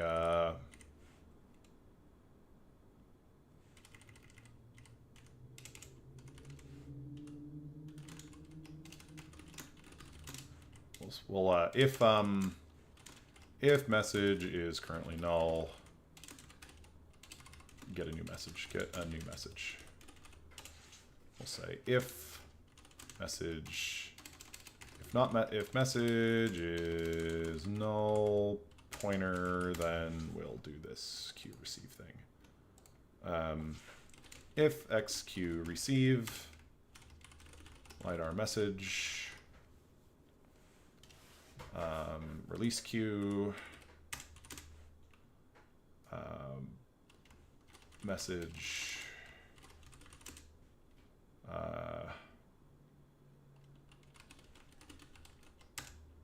max delay, equals PD, or, well,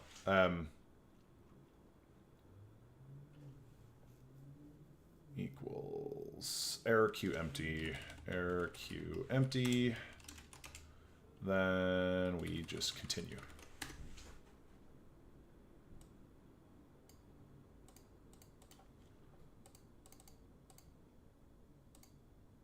All right.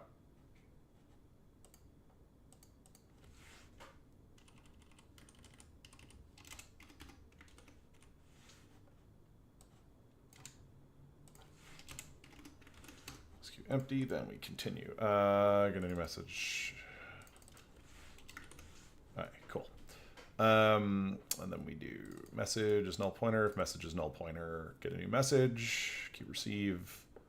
Then we do set trigger condition, publish laser scan.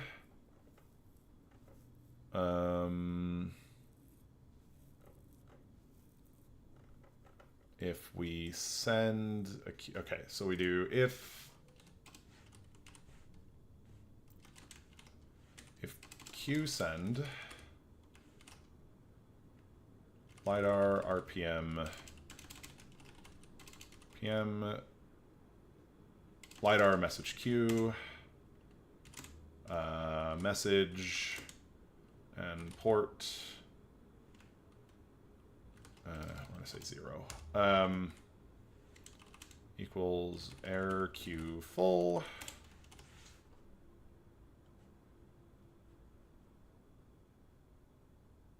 Queue is copy not by reference. It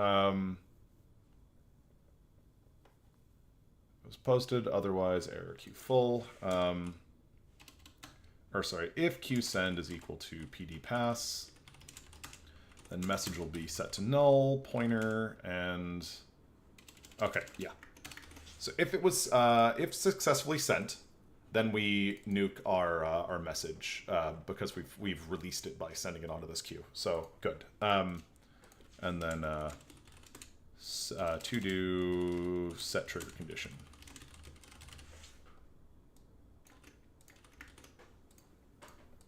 Okay, perfect. And shut down LiDAR, and that's fine. Message is null. Well,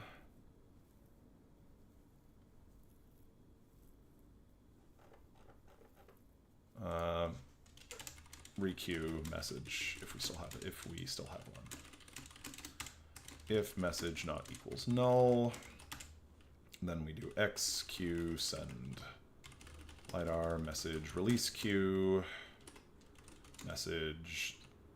Port max delay.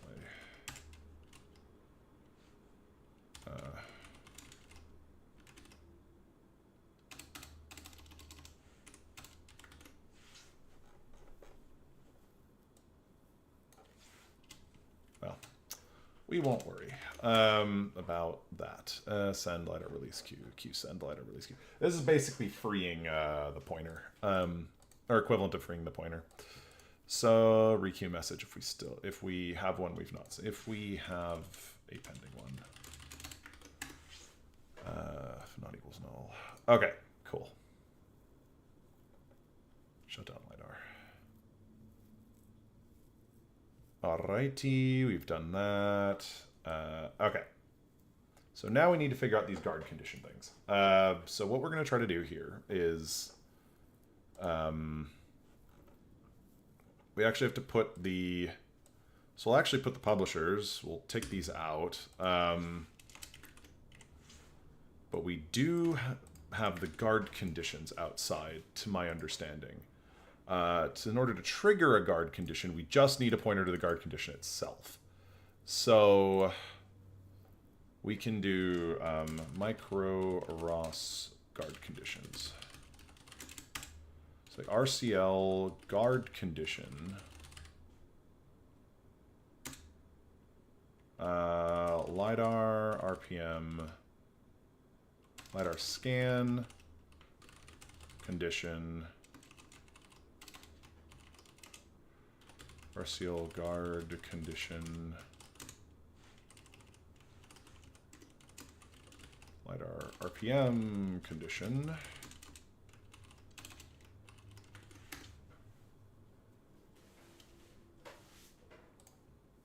Actually, okay, LiDAR. We'll just keep these. LiDAR message condition, LiDAR. We'll just... Fine. We'll just call these scan. No, it's fine. Oh well. Then we'll do... So we got the timer. Statistics publisher. That's in here though. Commit, compile. What did I break? What did I break?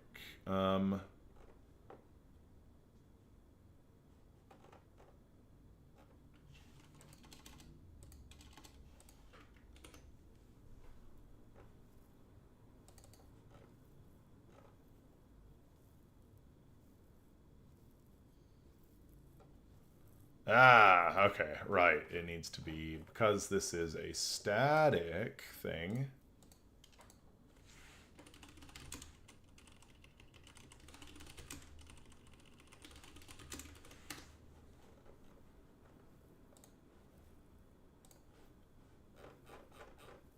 Okay, yeah, because the reason these need to be static is so, while lambdas can capture local variables, or I should say, while lambdas in C++ can capture local variables, what we're actually doing here is a little fun.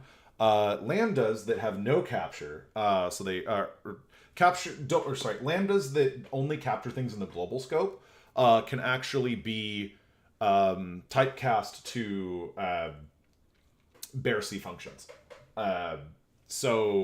Or global C functions essentially. So even though this timer takes just a function pointer, because if we pass it a lambda that only captures globally referenceable variables, then it can actually be cast to a function pointer. So we can actually use C++ lambdas with this C API, even though C has no concept of lambdas. So the problem is that we were using a publisher thing, but it was, when we moved it to local scope, it was a member variable, which meant that it would have to otherwise be, or it was a local scope variable, which means it had to be captured. It wasn't a global anymore, but if we mark them as static, they are globals, technically. But they're still only visible from this scope. Technically a little scummy, but whatever. Little dirty, but, you know, I don't care. We'll put these up here. Micro-ROS, internal, executor. That's fine. Executor stuff. I don't know what better to call it right now. So what we're going to do is we're going to figure out how to initialize these guard conditions, which might as well start up here just to try to figure out. RCLC guard condition, or RCL guard condition init. We can say guard LiDAR message guard condition. We have a context.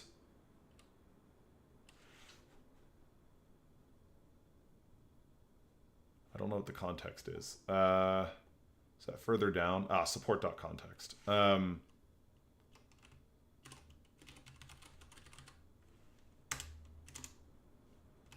Options, which will just say our RCL guard condition get default options.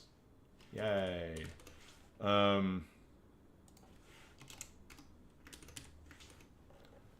Executor init with a context. Yeah, RCL context. Okay.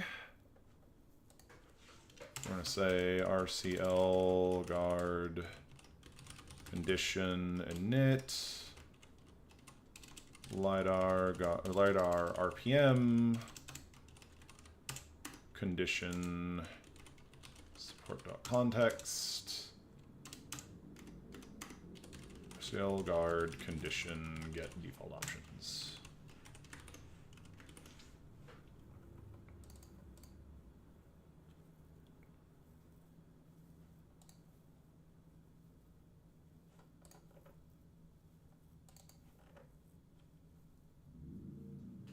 Interesting. Okay. So now we're going to say, so we've initted the timer. So now what we're going to say is RCLC executor add guard condition to our executor. And the guard condition is our LiDAR message condition. And now we can do our callback, which I don't actually know what the function signature is supposed to be, but we'll go find out. So we'll go to where this is defined, look at what the callback is, and it's literally just a no return, doesn't take any arguments. So that's fine. So we'll do that.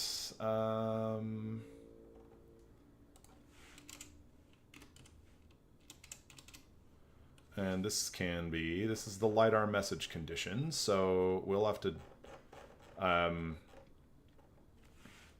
DQ a message from the LiDAR. Okay, so we're going to say LiDAR message is null pointer. I say if xq receive LiDAR message q, const PD buffer is going to go in a message, and PD and or no ticks to wait, not equals PD pass. Return DQ message from the try to DQ, attempt to DQ. If we don't receive anything, then we just return. Otherwise, send LiDAR scan, and then we can copy the publisher down here, but we cut the publisher stuff down here. All right. And then before we jump back up, we'll say RCL guard condition trigger.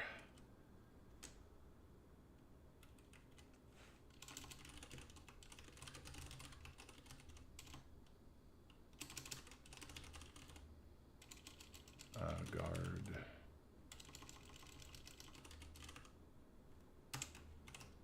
Trigger guard condition. LiDAR RPM condition. Perfect.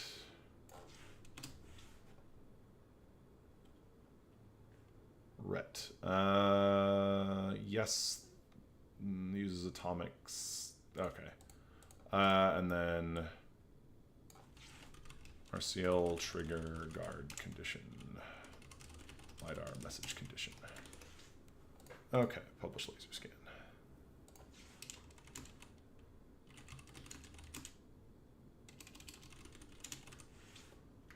Okay, all right. All right. Come back up here. We're gonna paste that.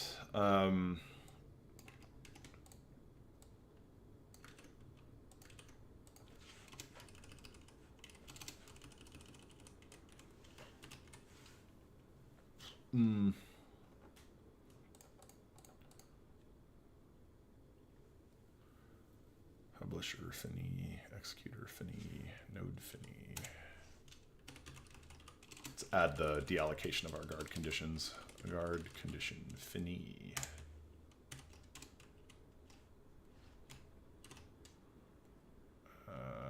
LiDAR message condition.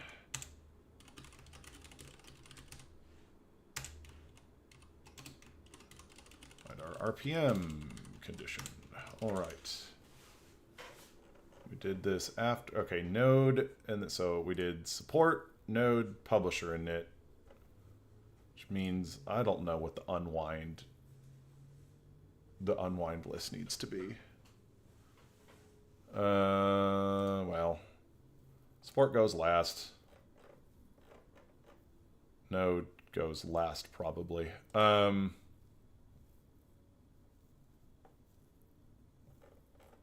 Executor fini. I don't know what the correct order for this is. Probably should kill the executor first, and then the other stuff. Nothing to do. Stop the LiDAR task. Okay, anywho, auto RC is publish message.scan. Error detected is true.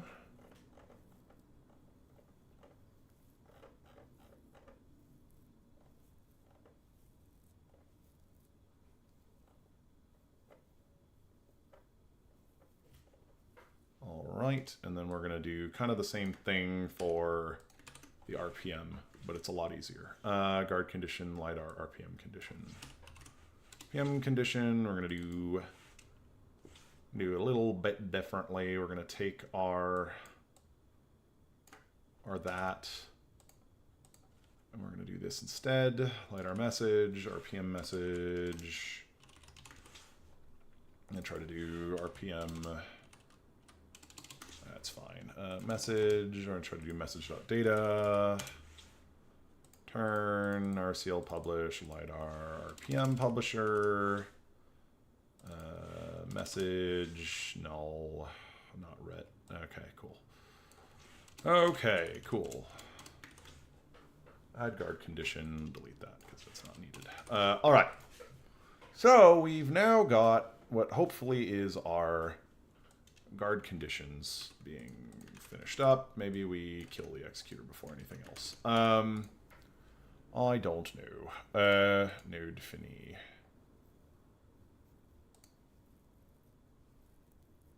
Yeah, realistically, we don't have to worry about doing these before the node. Might as well just even move the initializers before the node. The timer doesn't even need the node, but whatever.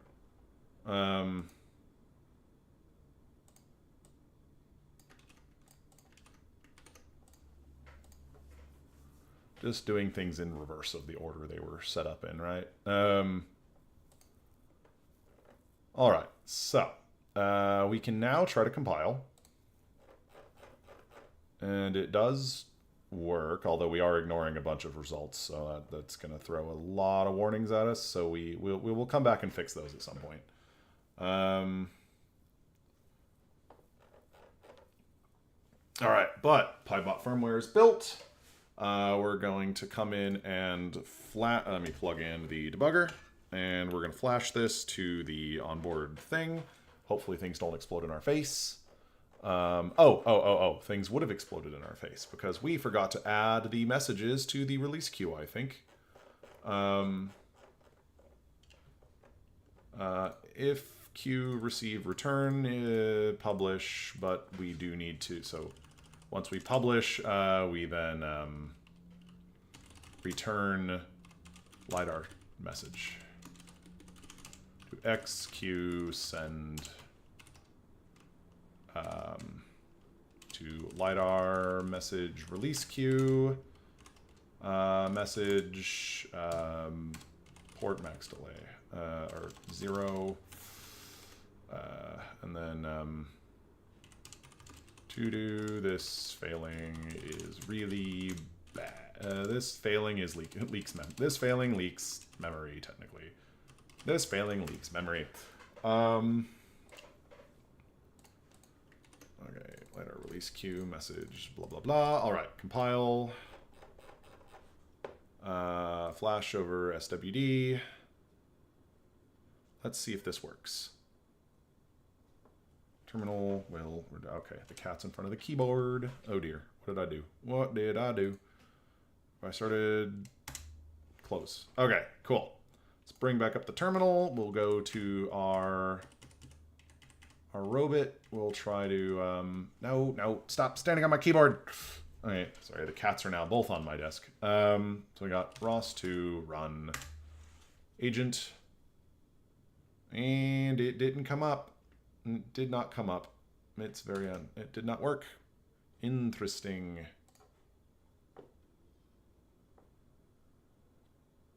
Probe. Whoop. That also didn't do what it was supposed to. Why did that do that? I don't know. All right, but we've entirely broken the agent. Why did it not? That's not good.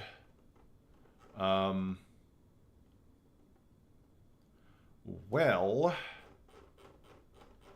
we might have blown the stack out on the LiDAR task. We'll just allocate it. We'll just for giggles, we'll say 16K is our smallest thread size or thread stack size. And we'll flash that. Okay. And then now come in with the agent.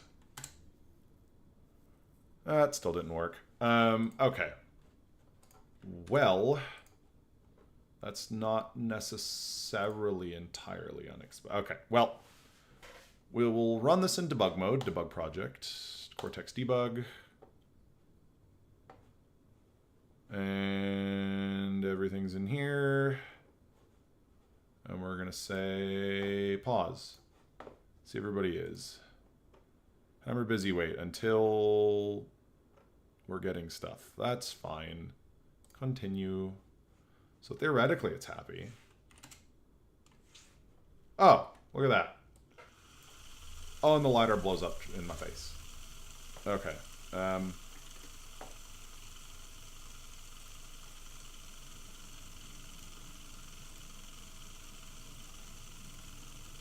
Why did that happen? Where is it stuck? Whoop, it's very unhappy.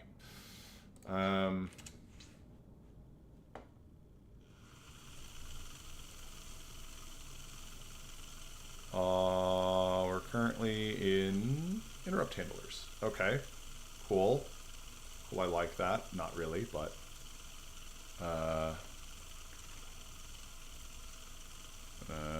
quickly here, reboot the controller. Well, that's not happy at all. Okay, so clearly I did something wrong again. What's interesting is queue receive LiDAR buffer.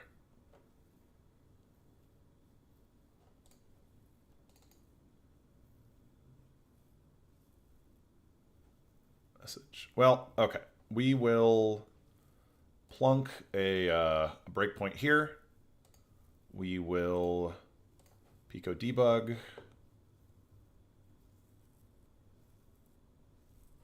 Okay, kittens. No, you have to get off the desk. You get freaked out by the LiDAR. Anyway. Okay. Yeah, there you go. There you go. So we've started that. We're starting this. And then we're going over, receive, LiDAR buffer.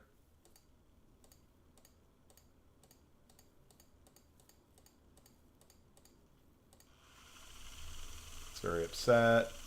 And we're going to restart that so the LiDAR doesn't kill itself.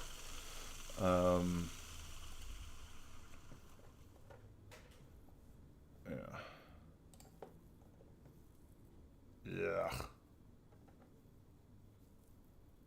LiDAR synchronized. So if we never send these Q sends or trigger sends, then we never have to worry about any of that. Theoretically, we can just keep running, right? Stop.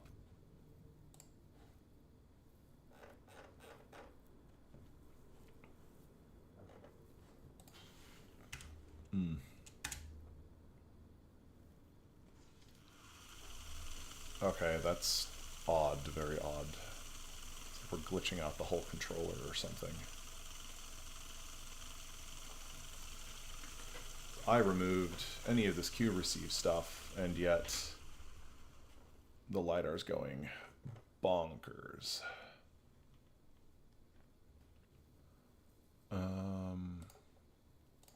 Since it must be calling set motor speed.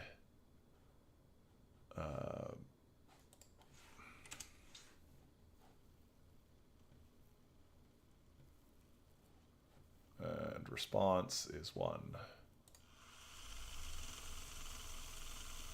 I was response 1 though.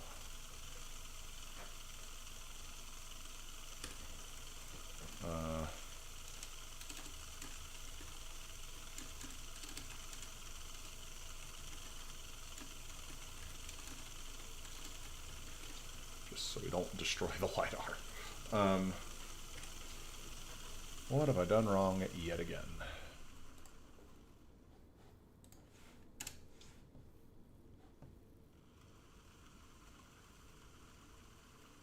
And it's stuck forever.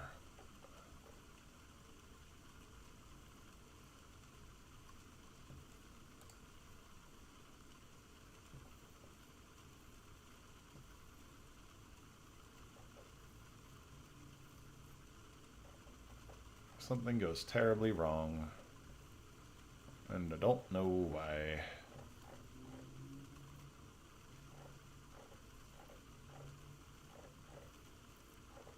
Because something else is going terribly wrong, presumably.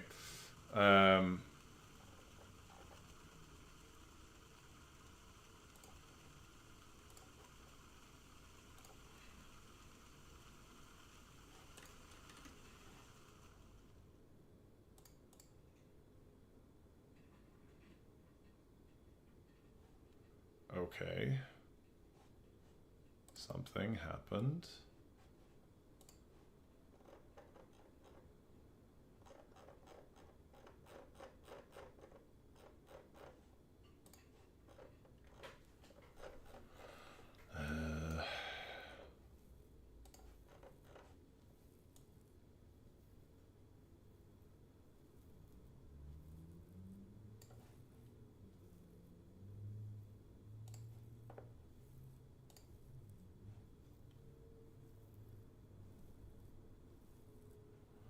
All right, messages 4, 0.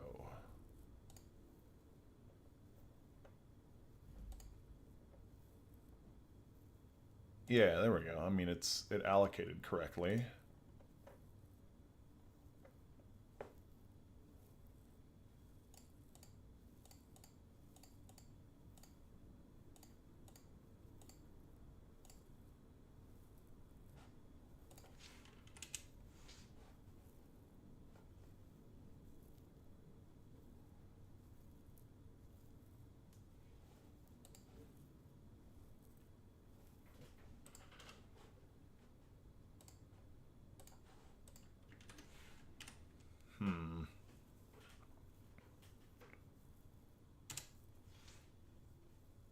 Oh, come on.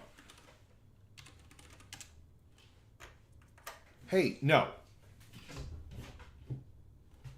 right, hold on. Kittens are being kittens. Do not attack that kitten. Hey, hold on. I need to shore up some wiring here. Hey, you. What are you doing? What are you doing? Hey. I got you. I got you, kitten. I got you, kitten. Yeah.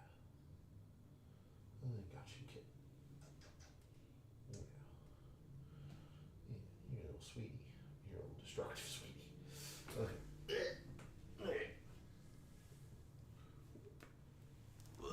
There we go.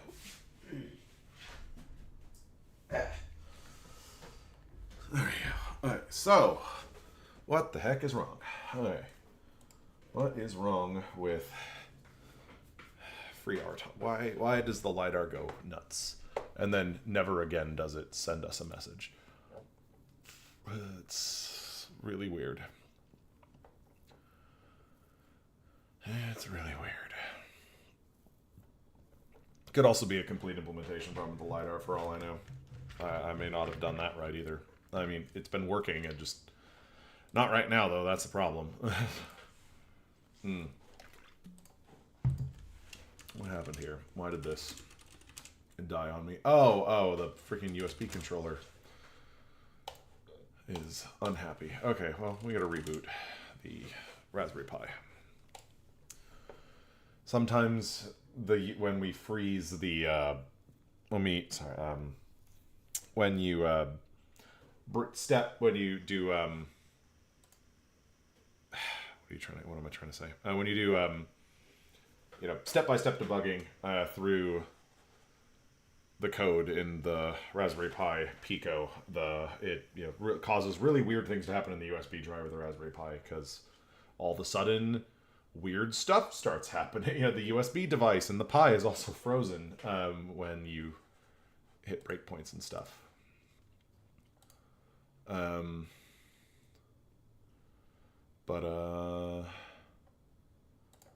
Why would the response be everything?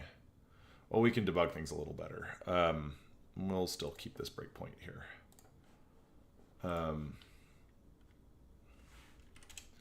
See if we can get back into it now. Is it booted back up yet? Not quite.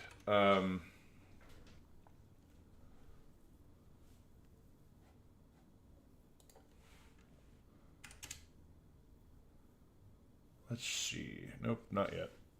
Still waiting for it to boot. Boot up. Boot, boot, boot. I wonder.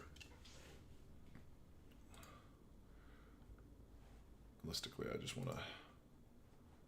Let's see here. What if we just flash project here?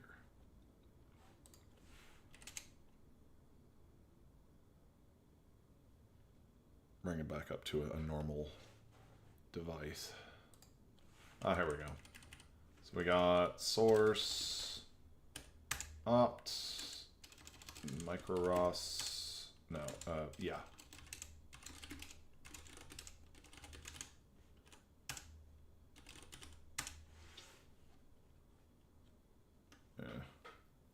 What's funny is that it didn't come up correctly with just being flashed, but yet weird.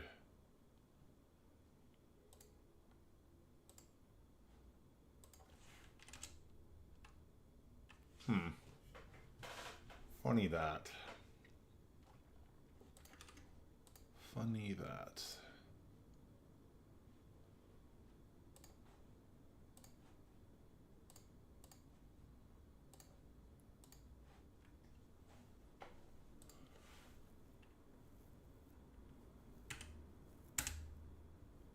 There we go. So LiDAR speed Y is RPM's optimized out, because of course it is. And our KP, the constant expression anyway.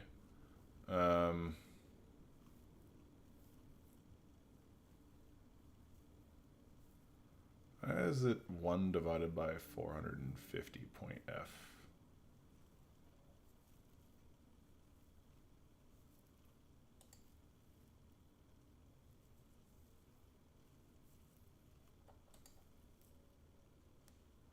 Oh, is that time delta, time step?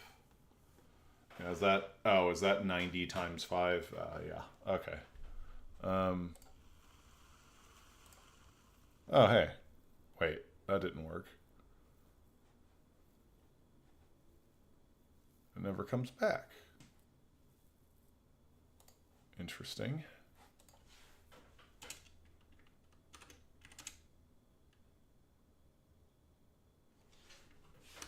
It never came back. Okay, hold on. I'm on this without junk here.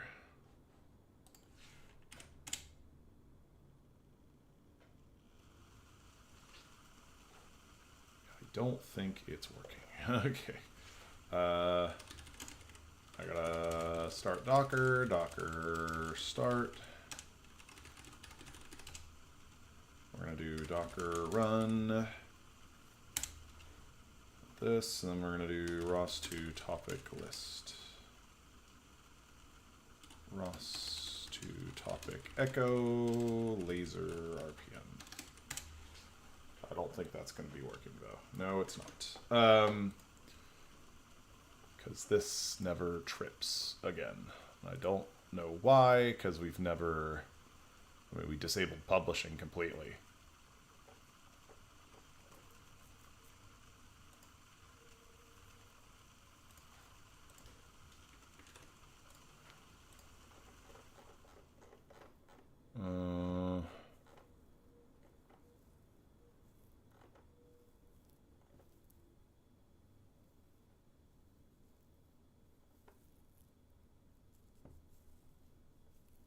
Temps 1000. Why not?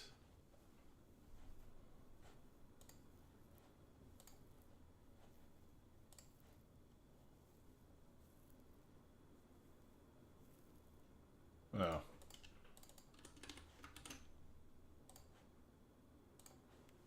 That's fine. Still not working though. That's unfortunate. We'll get there.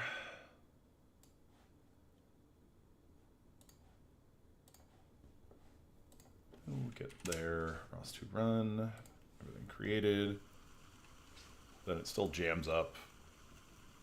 Just kind of sad. I wonder why the LiDAR's doing this though.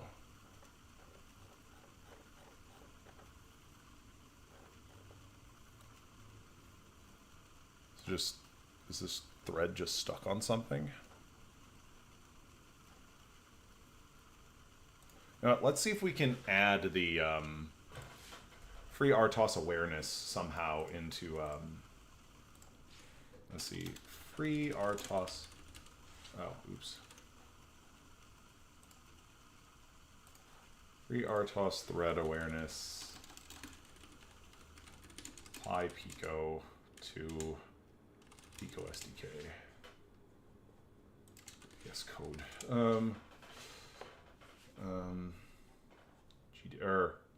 FreeRTOS GDB thread awareness.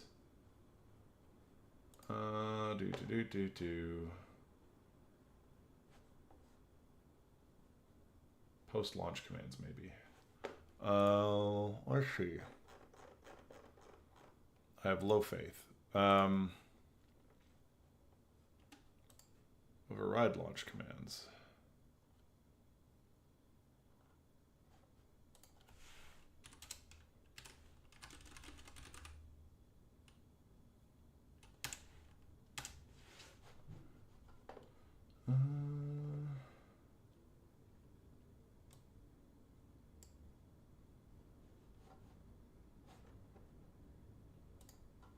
Maybe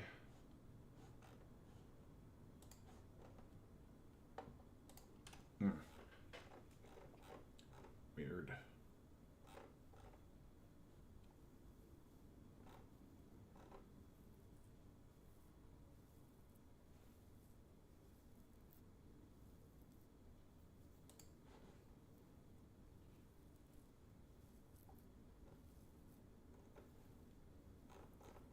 All right, let's see. Open OCD GDB.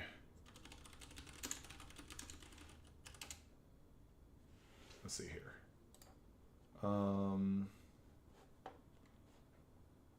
let's see here.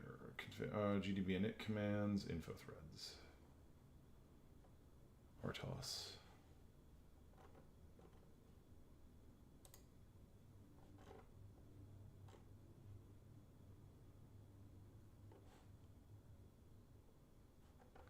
Maybe we do that with GDB. Let's see. What do we debug console?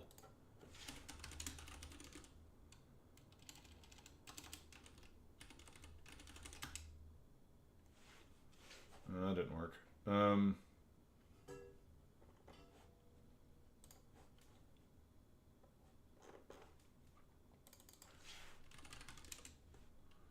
GDB, FreeRTOS, Pi, Pico, SDK, thread awareness.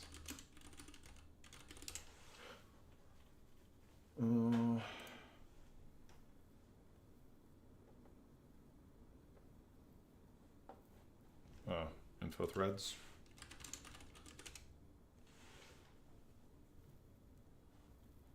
Okay. Adapter speed.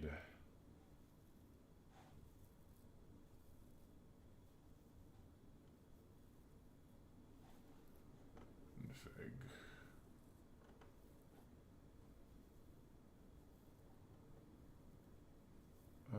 You know what? I wonder if we could ask Claude.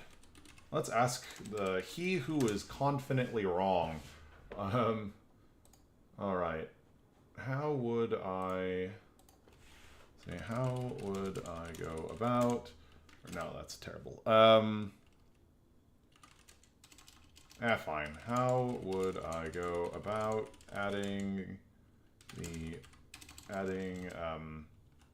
thread awareness to GDB for FreeRTOS on the Pi Pico with the Visual Studio Code plugin? Why not? Plugging. Oh well, whatever. Let's see. Let's see what the internet, what this says. Ruminating.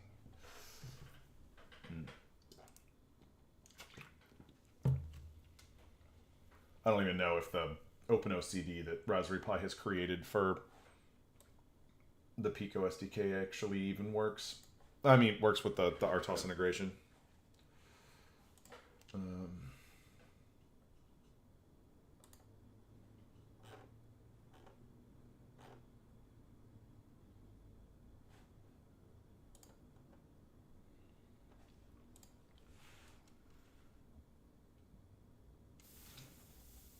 CMSys app.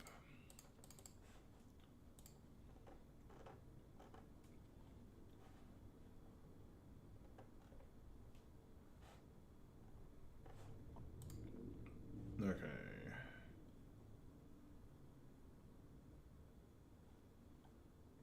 FreeRTOS kernel in your launch. Add the GDB script to your debug configuration. Pre-launch.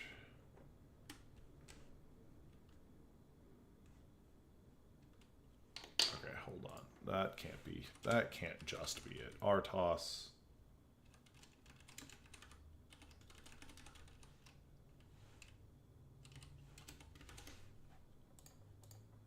I doubt it. Well, we'll see what happens.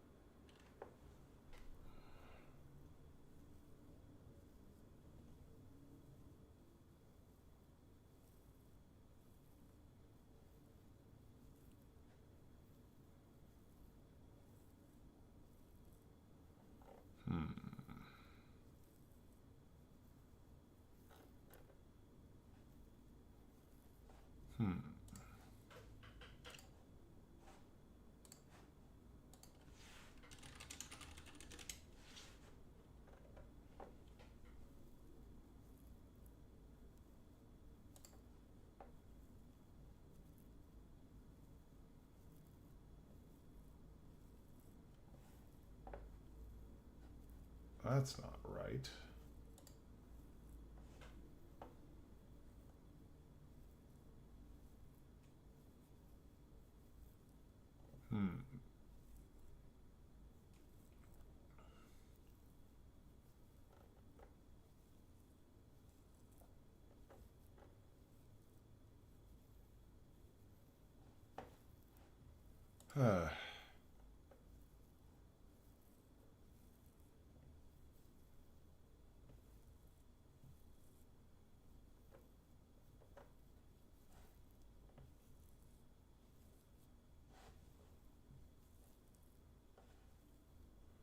I don't see the threads view, though.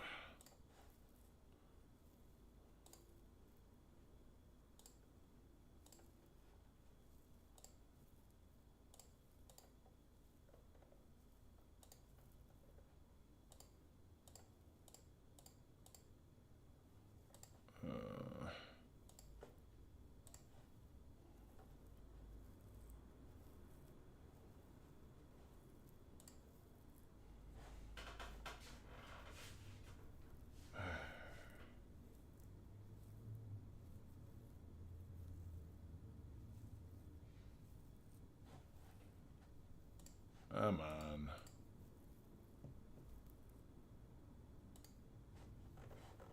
All right, hold on.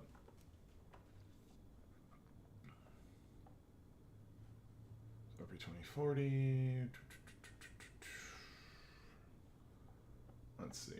There's really a helper, right? XRTOS. Oh, maybe that's it.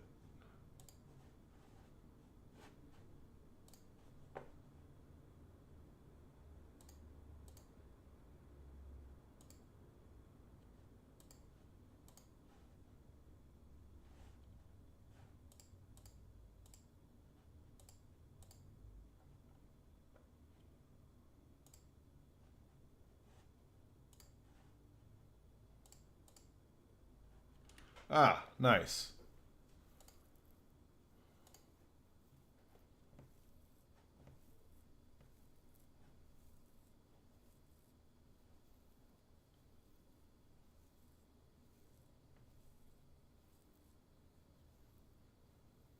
Interesting.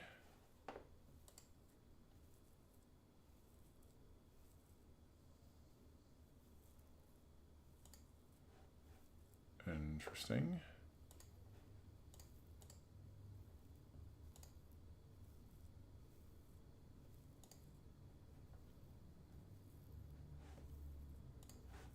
All right, let's see what happens.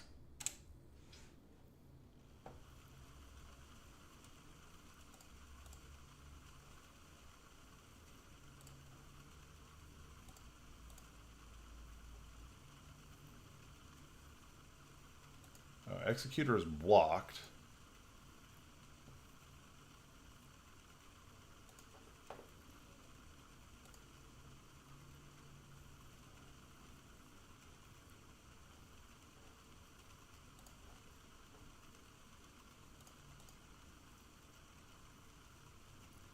Why is the executor blocked? Why is the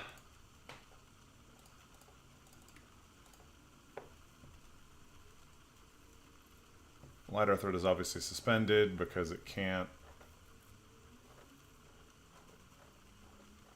transmit.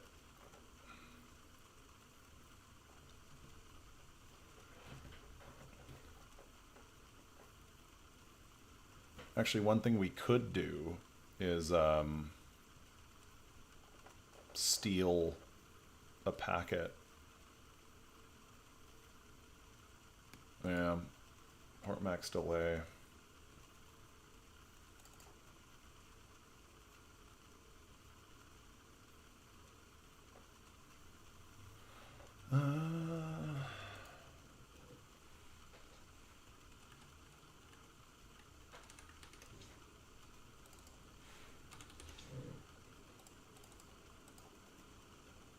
Well.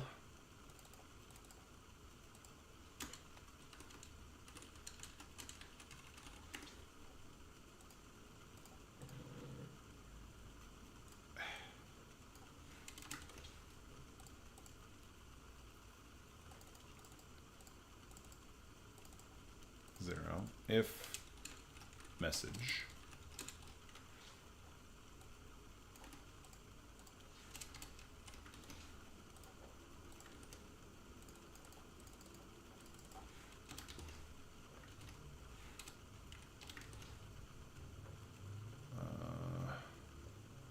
all right.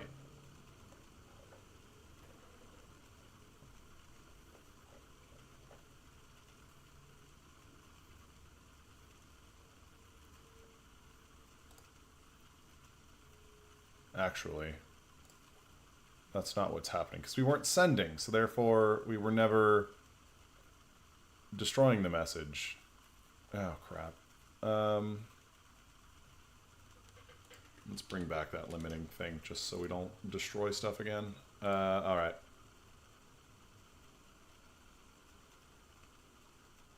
Run. That's doing its thing. Pause. Memory. XRTOS. Suspended.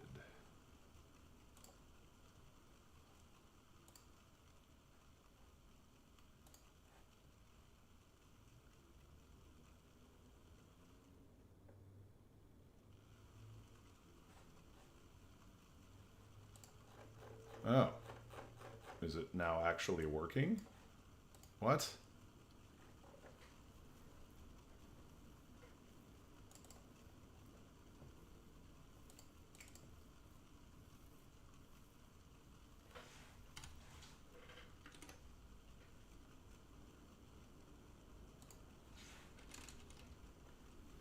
If qsend not equals pd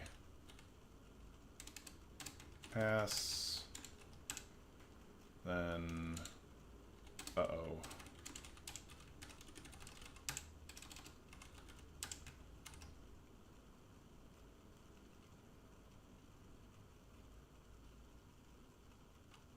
I think no pointer. Yeah.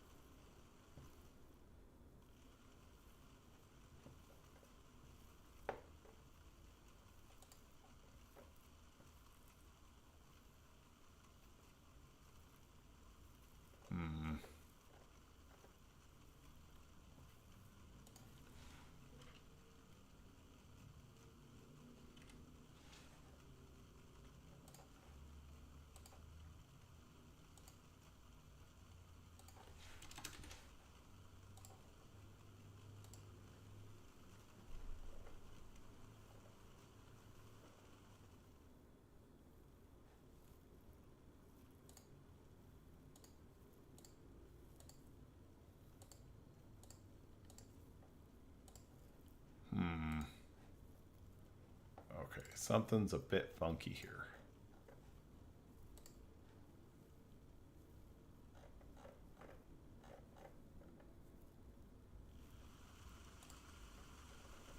So clearly it's failing to receive messages from the release queue.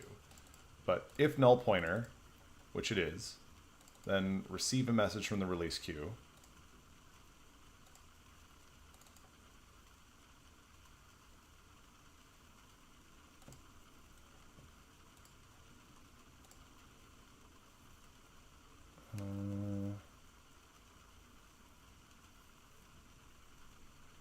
Okay, hold on. PV buffer. I'm giving it the address of the message.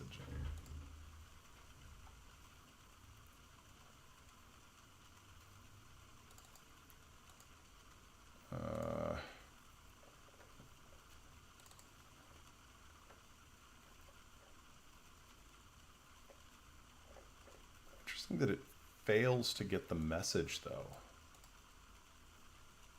That's really weird to me.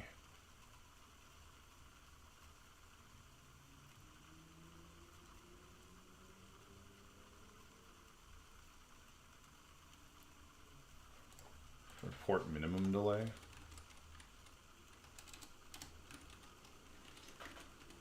Alright, something's funky. Release queue. queues, wait, are queues, ooh, wait a second, are queues multi-producer, multi-consumer safe? They're supposed to be.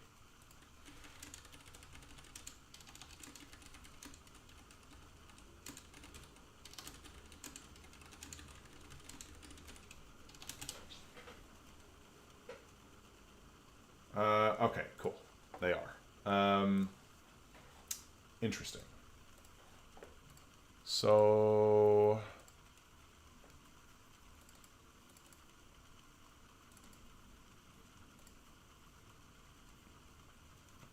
Okay, maybe I shouldn't do what I'm doing here. Maybe I should...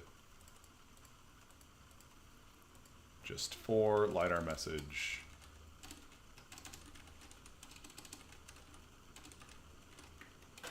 pointer to message in messages. Maybe this loop is what's wrong. For int I equals 0, I less than 4, I plus plus. Maybe this loop is what was wrong.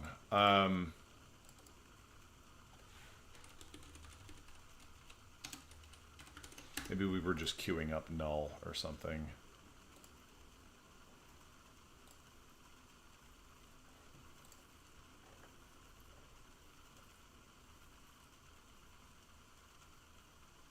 Yeah. Okay. Let's try this now.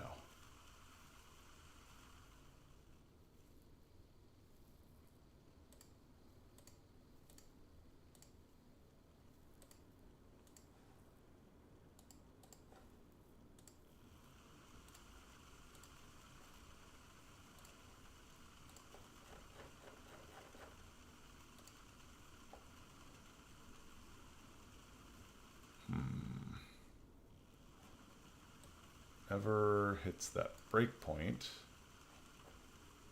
Oh wait, yes it does. No it doesn't. I turned off that breakpoint on accident. Okay. Stop. Run.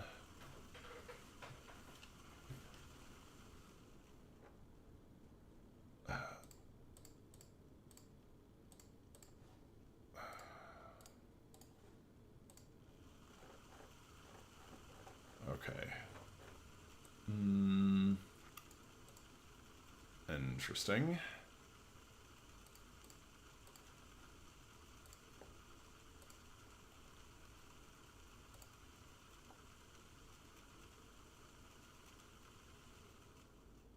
Okay, messages.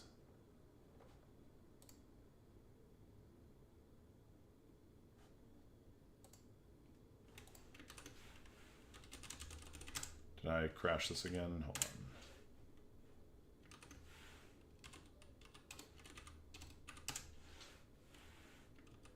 Oh, yep, I broke it. It died. Okay. Reboot the Raspberry Pi. Hi. Wait for this to come back up. Uh-oh. Well, we don't actually have to send that because we know that it'll kill this task if to do better notification of release queue edition failure.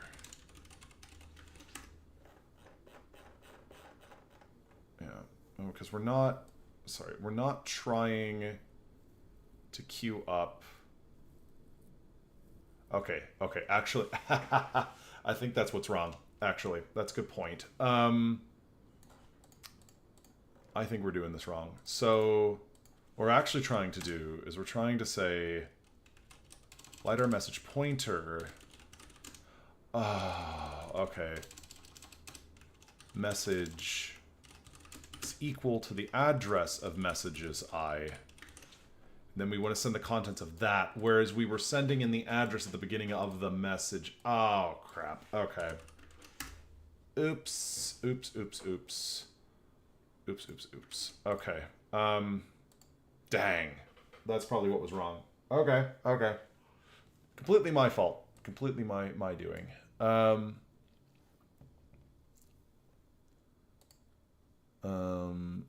Notify. Better just handling of release queue. So yeah, we were literally writing the pointer of. Yeah, we're literally adding contents of the message as the pointer to the message. Yeah, that would have killed it. That was bad. Okay. Okay. Mystery solved. Me breaking something. I mean, what else is new? Source. This is why pointers are fun. Okay. So we do that. LiDAR message. And so we do LiDAR message. No, I'll just leave it like this. And then we'll verify that it still works. LiDAR message. Continue.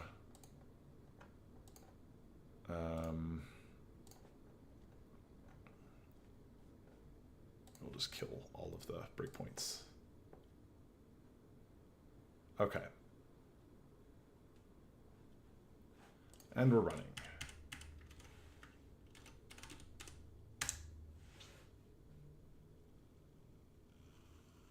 Yep, and the LiDAR looks like it's running correctly.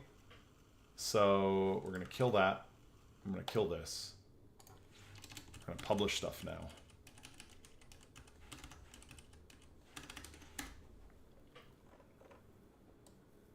I'm going to make sure the guard conditions never block, if possible.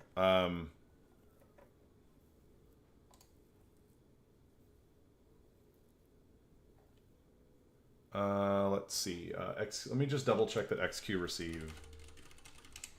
If we pass 0, it just immediately returns. Function to return immediately. Okay, cool. All right, perfect.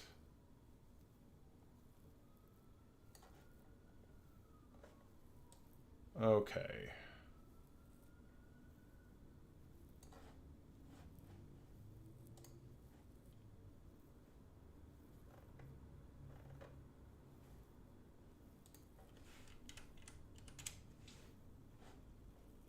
Okay. Sounds like it's working correctly. Laser RPM doesn't appear to be published yet.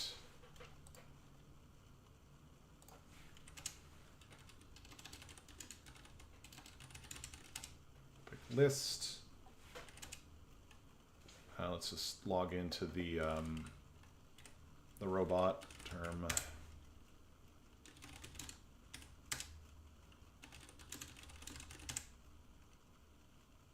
Oh, yeah, they're not being published. That's unfortunate. Oh, there it goes.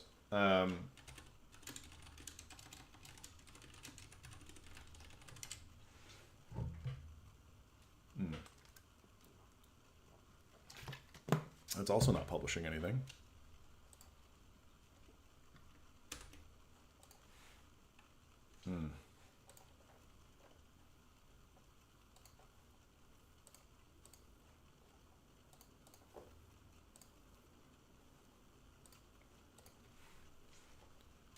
That probably bungled that message.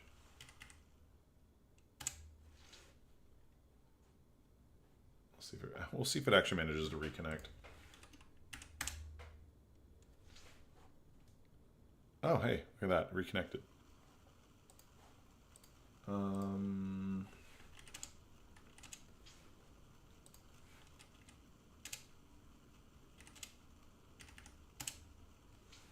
Well, just because that's working doesn't mean it's working.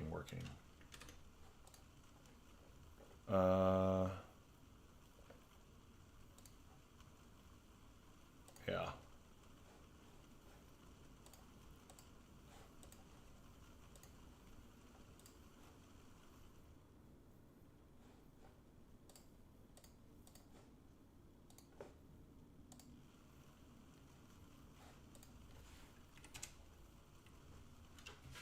Laser RPM.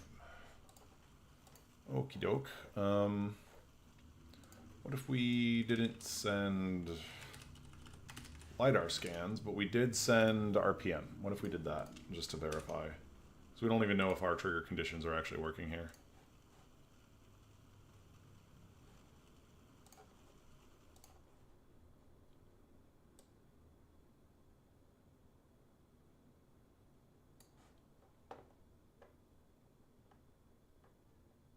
Oh, Jesus. Yeah, message. Oh. Receive LiDAR, RPM.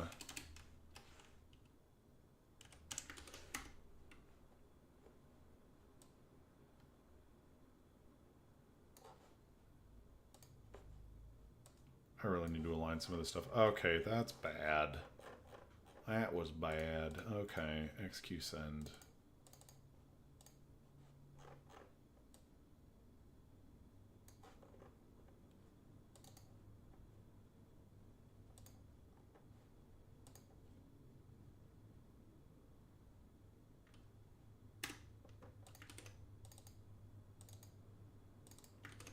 Okay, well, let's try this again.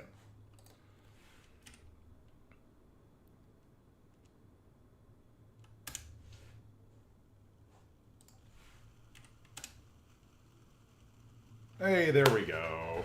Oh, okay, that's actually publishing now. Cool. If we did topic hertz.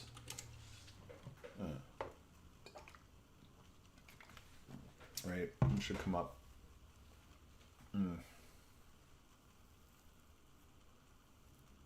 Yeah, standard deviation 0.5. Yeah, I mean, that makes sense because of how this is working. Okay.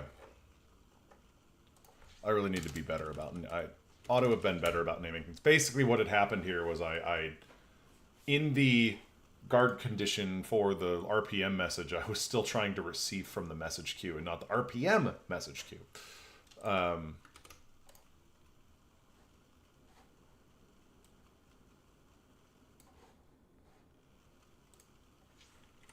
So let's listen to this again.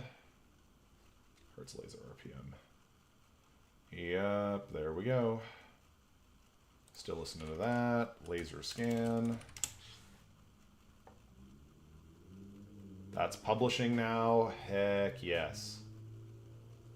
The speed is odd, but that's fine.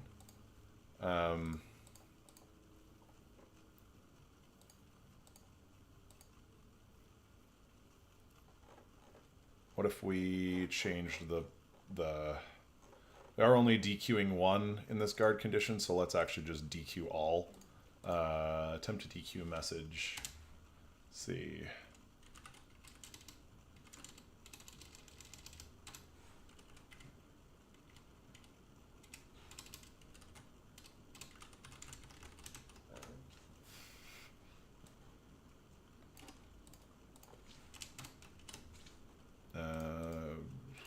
Yeah, return.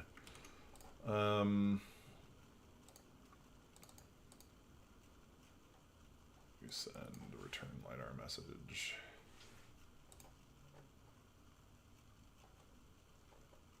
We got while one.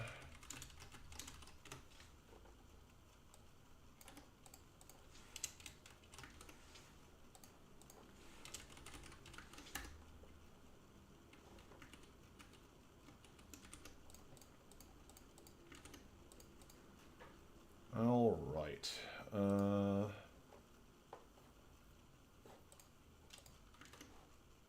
Stop that. Start that.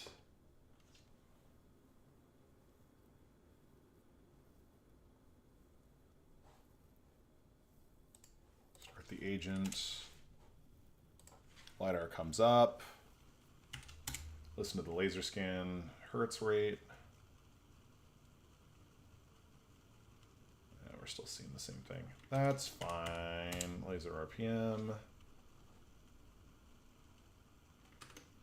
All right, let's look on my desktop. Perfect. We see that. RViz2. Oh, here, hold on.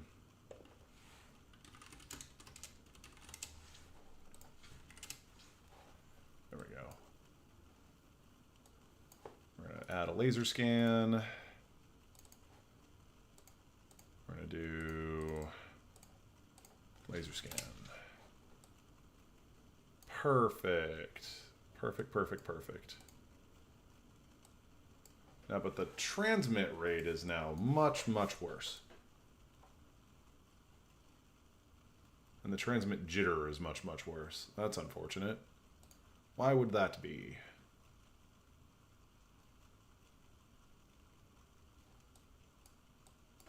Why might that be?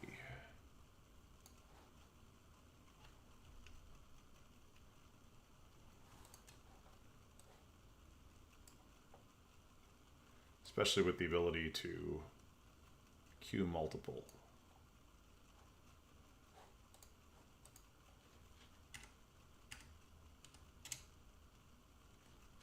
We listen to the laser RPM, topic, echo. It's spinning at the right RPM.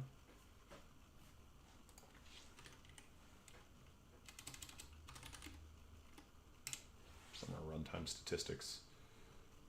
Oh, hold on. ROS2 topic get.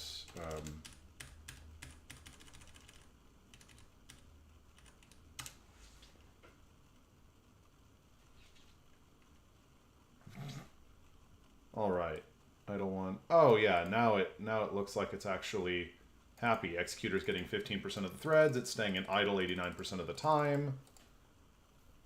Oh, I love it. Okay, awesome.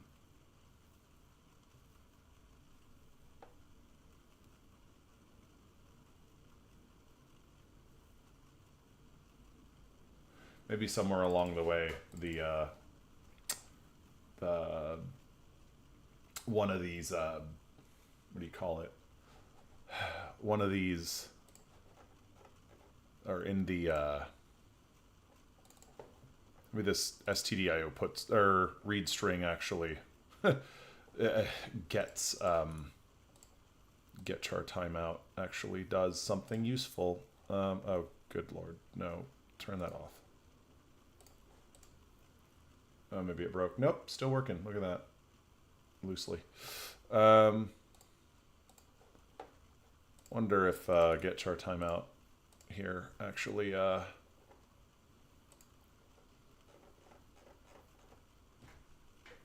char timeout. That'd be a fun thing to look into. Yeah, let's go into Pico SDK 220 RG get char timeout US.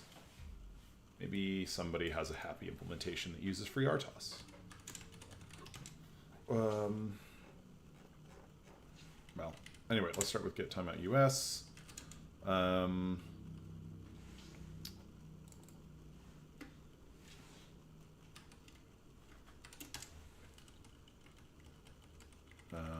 Get char timeout US, standard no input. Well, I don't want the UART version. I want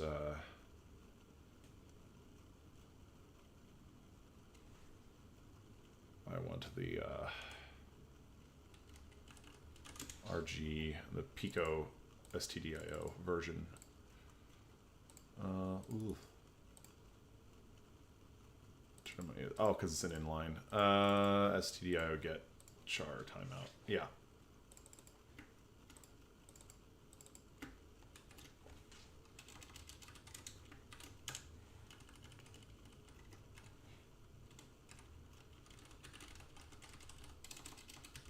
Get char timeout. Get until.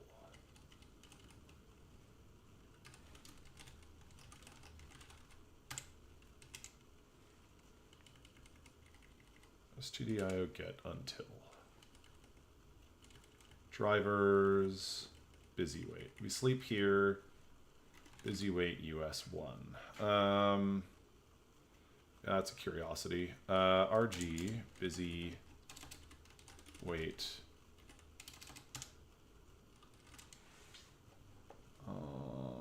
Include time, platform, busy wait. base. Maybe the busy wait thing respects. Maybe they have a FreeRTOS version, an RTOS aware version.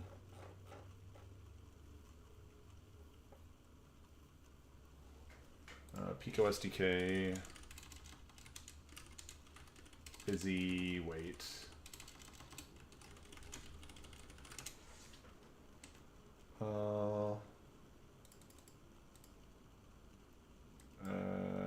Functions like alright. E. That was a FreeRTOS config tiny USB. USB, tiny USB. Interesting. It might be down inside the tiny USB layer. It might actually be handling. Might actually be doing something friendly with busy. Well, not busy wait, but maybe there's a project Picobot firmware.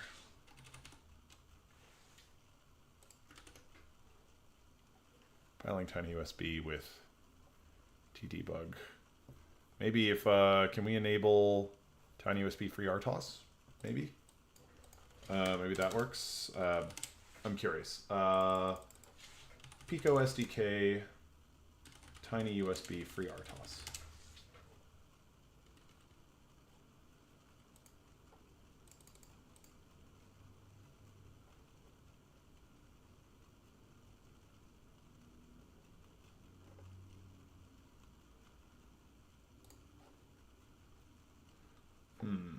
OptOS Pico.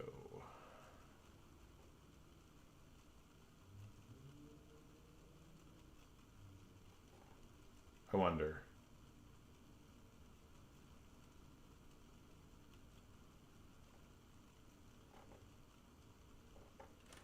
I actually wonder. You know what? We'll look at that at a different date, at a different point in time. But XRTOS. We pause, we see XRTOS, and then we continue. Runtime. Steph.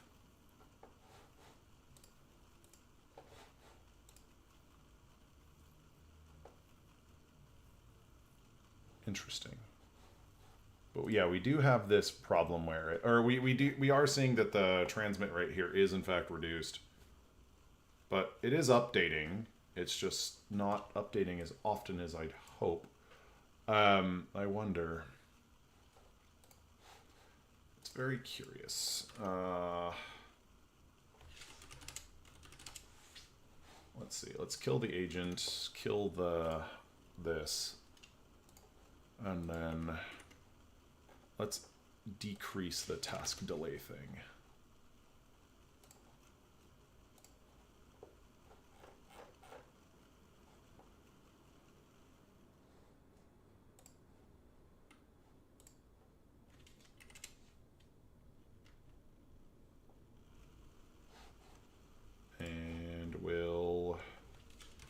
Docker run, give yourself another one, ROS2 topic, echo, field data, / firmware runtime stats. No, ROS2 topic list. Firmware runtime stats, yeah.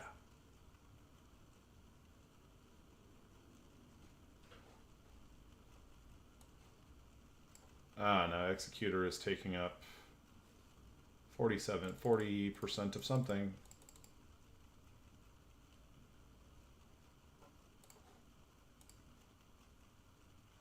And we're getting messages even slower.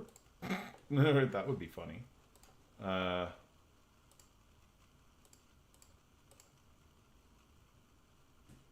no, we're getting them. Nope, what? What? That's odd.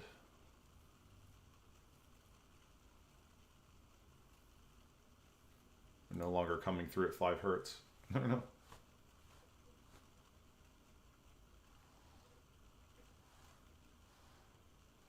they are working anyway.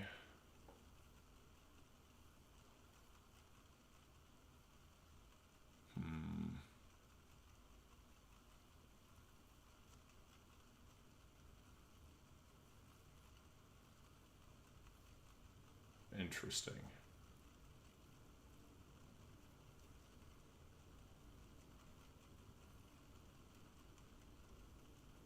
Wonder why it's only coming through at 4.6 hertz. That's strange to me, because we're definitely producing them faster. I wonder... Well, here.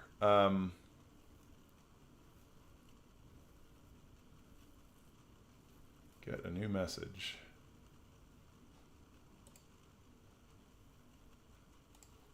Stop this here.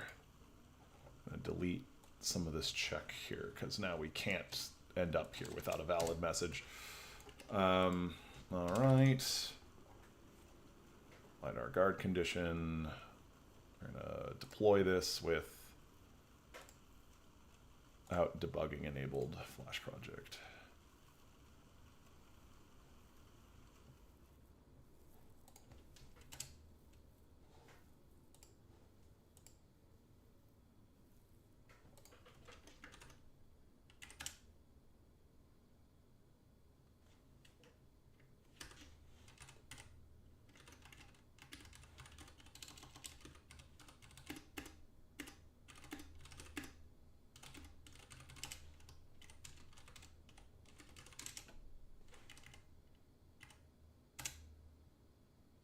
There we go.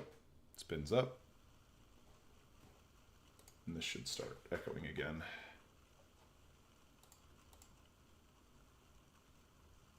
4.8, 4.9, 0.5. Interesting. I wonder what's happening here.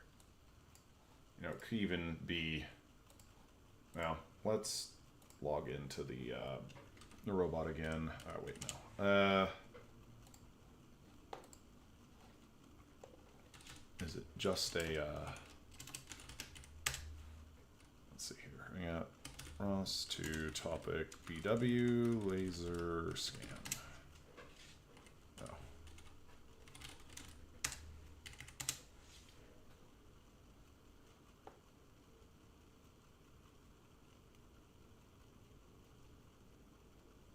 Yeah, I wonder.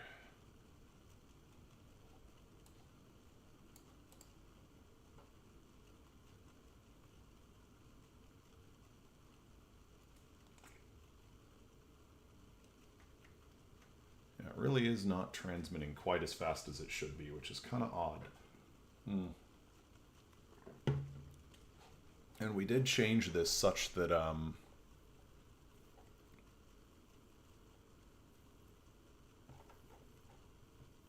we did change this such that we will send everything that we can.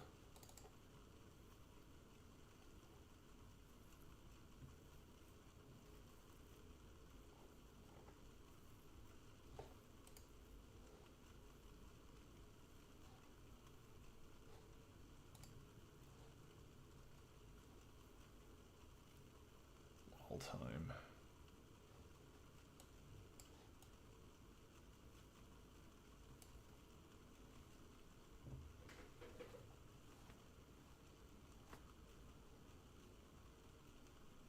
It's definitely dropping one or two messages every once in a while. Weird. I don't know why. Why is it only transmitting at 9 out of the Come on. Why? Alright. Anyway, that's working. We're valid now.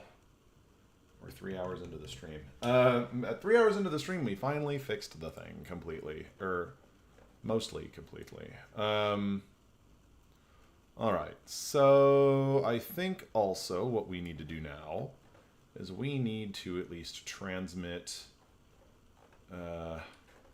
Let's start taking teleoperation commands to get the motors to run.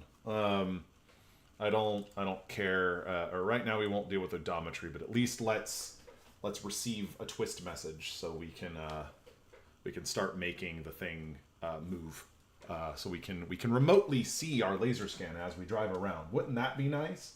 All right, so let's look up twist. It's like /twist velocity message, right? So that also means we're going to be subscribing to our first subscriber from micro-ROS. So that's a new one. Let's cancel that. We'll keep this running. Let's double check that the agent can be restarted again. So I killed that. The LiDAR shut down. Start the agent again. Will it come back up? Give it a bit. Giving it a bit. Detect. Oh. That's very dead. That is, oh.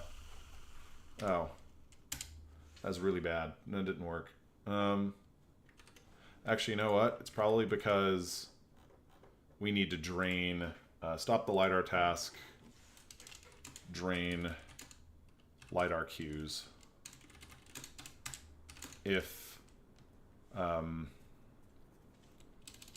we got LiDAR message,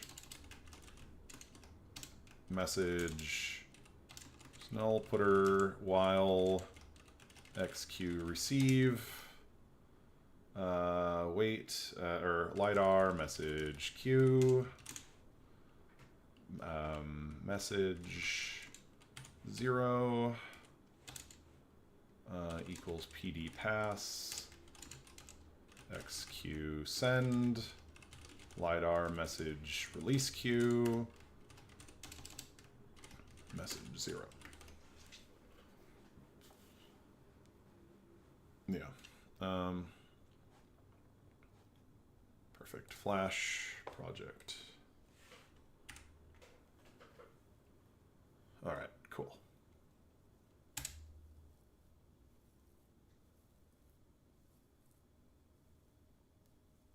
Let's see if it comes up.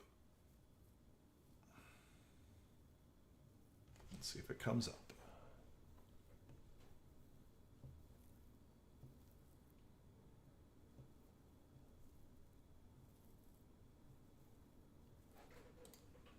That didn't work.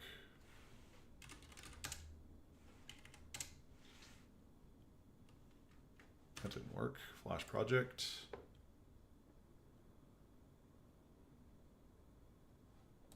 All right.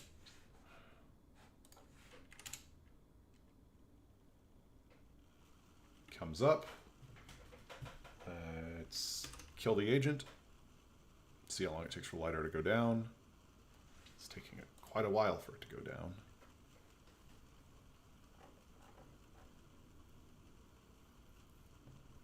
Error detected equals true.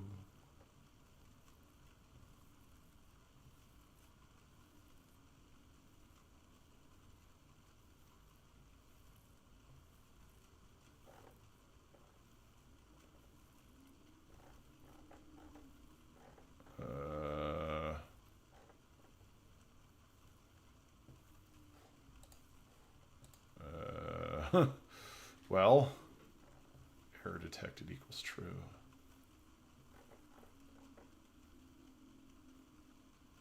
Not error detected. Well, shoot.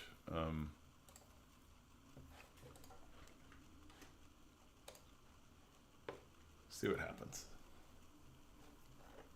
Let's run the debugger and see what happens if we cancel the stuff.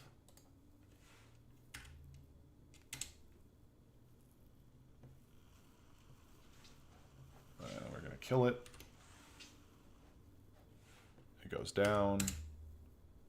Reboot the agent.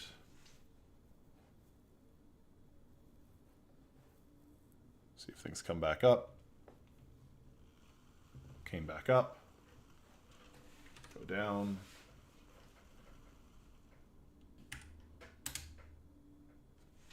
Goes back up maybe.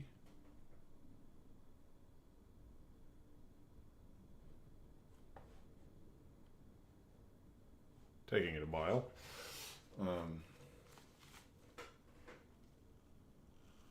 we come back up. I really don't like the restart condition here for micro-ROS.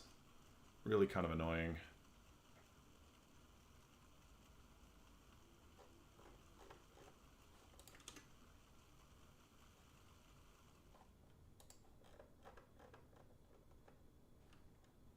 Anyhow, let's stop that. Flash with the SWD debugger. Flash.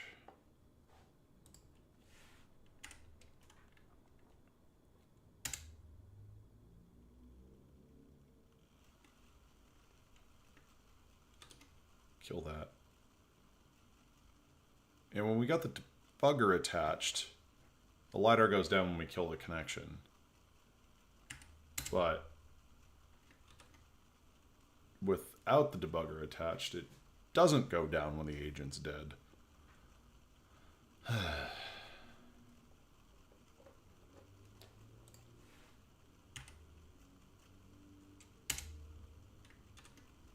Interesting.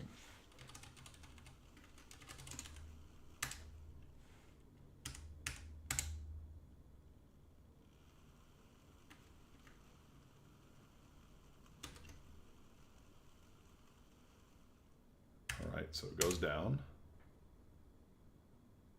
See if it comes back up.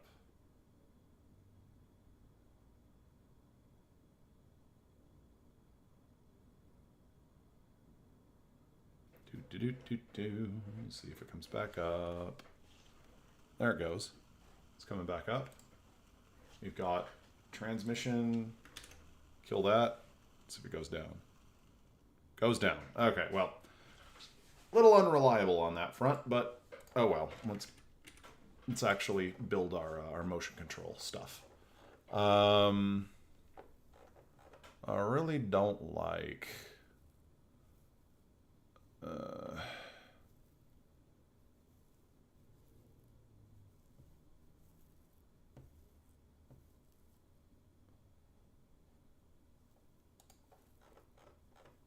timer, add timer. I don't know what order I'm supposed to be knocking these things down in.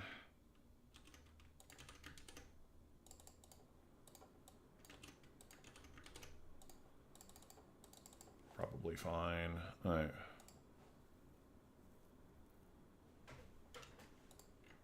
Who knows? Maybe that was what my issue was. Who knows?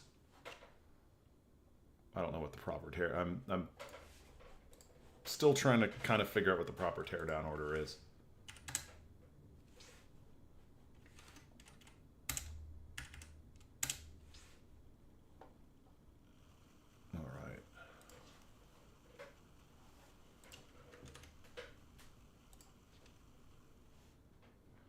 All right, so we've got the LiDAR stuff. What we had to do here was if there's any pending LiDAR messages still on the queue, they're not available to be populated by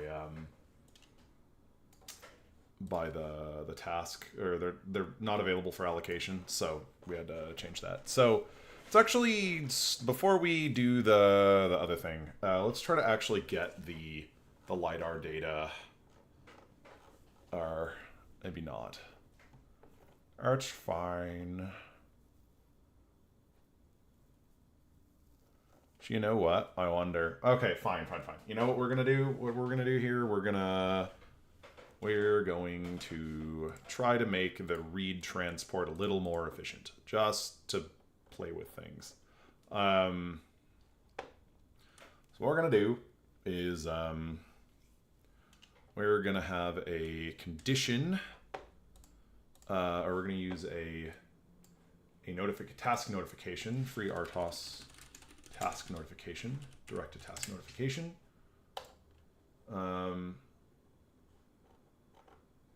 Yep.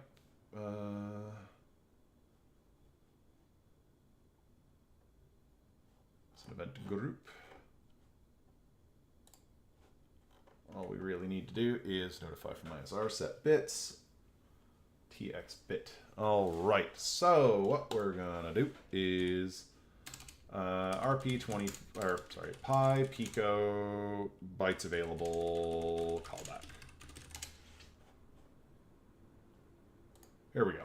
All right, so what we're going to do is we're going to say void stdio, or well, pico stdio transport bytes available callback.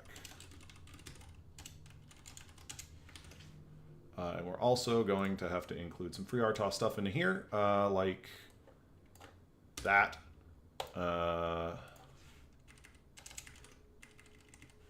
Do this.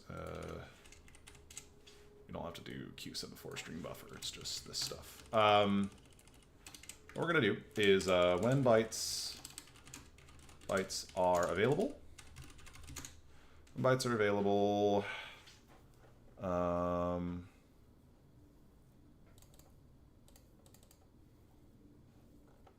When bytes are available, wake up executor. And just to recall, let's spin the agent back up. And on the, we can see on our performance monitoring thing, we can see that the executor is eating, well, it's not really eating 95%, or I mean, it could be eating 95%. We've got,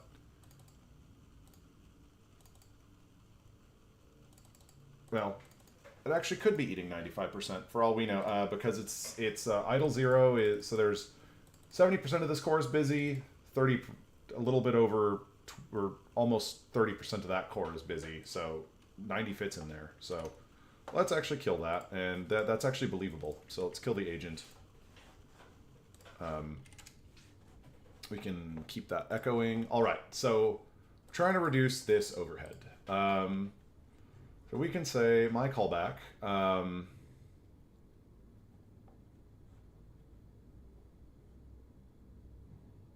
Check if character is available. Read character without blocking. All right, so we can say, we can also, or we're also going to include TUSB.h. And we're going to say in our callback, if TUD CDC available, which might return the amount of characters available.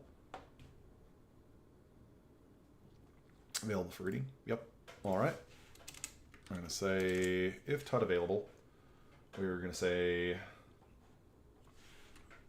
what we'll do is we'll wake up the executor task. So what we're going to do is actually that's a good point. We need to set the thread before we get too deep into this. We're setting up micro-ROS, set custom transport, open, close, write, read, set default allocator. Maybe set custom transport. I don't know when this calls. So we might get,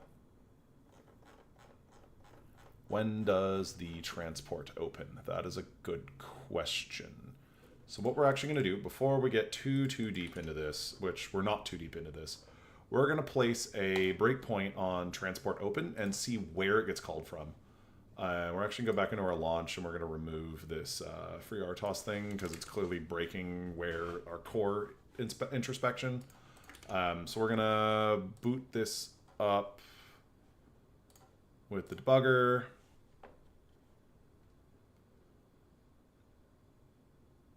And we see true, and that is on our main task ping agent. For the first time, transport init. Perfect. Alrighty, I like that. Okay, that means inside open we can actually capture the task handle, which is good. Yeah, so we've got a static task handle, pico stdio, or we are, well, anyway, sorry. Transport task. Equals null putter. All right, well, sorry, we're not in C++ land anymore. Null. All right, static task handle, transport task. So on open, we've got transport task equals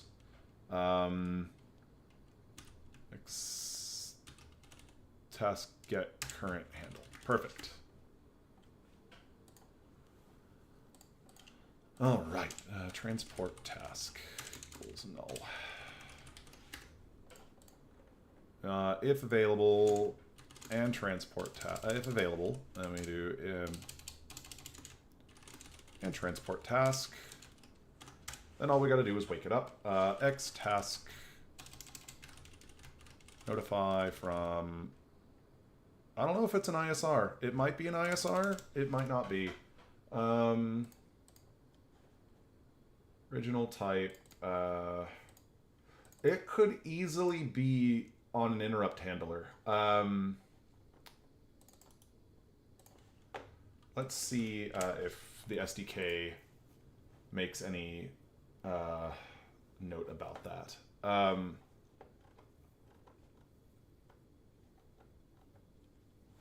It's a good question. You know what? We can. Oh, I did close the tab of he who is confident.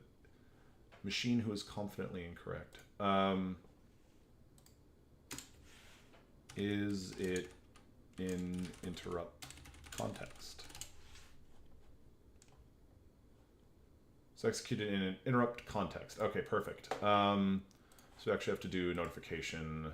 Well, okay, we're trusting Google's AI response, which is a potentially really bad idea. So what we'll do is we shall call base type, or sorry, base type X higher priority task woken equals PD false.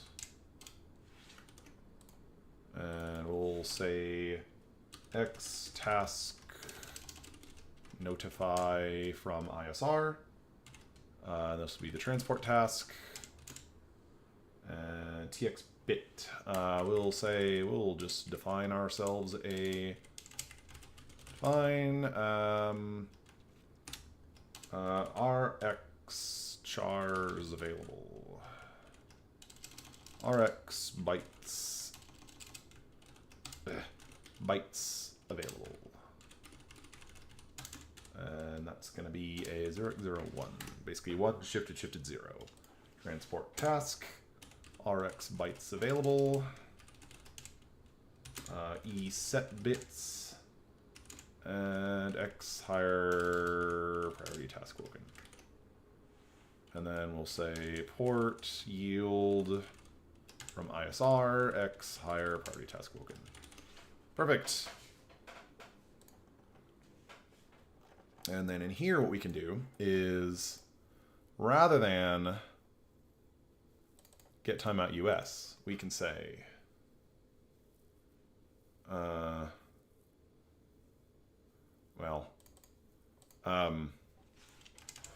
we can wait for a character, block until a character is available.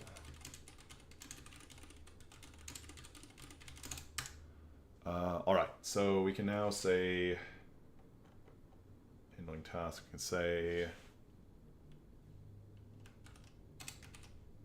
base type T X result equals X task notify wait PD clear on entry is false, clear on exit, clear all bits, U long max, and notified value.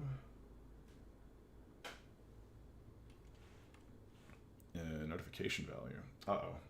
Stores a notified value, and that is a something.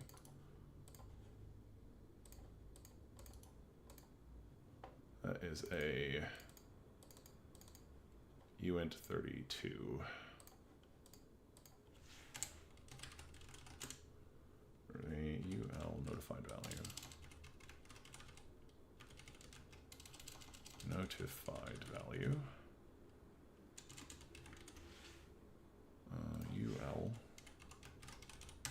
value, and then PD US. Well, MS2 ticks. So that's going to have to be basically elapsed time US divided by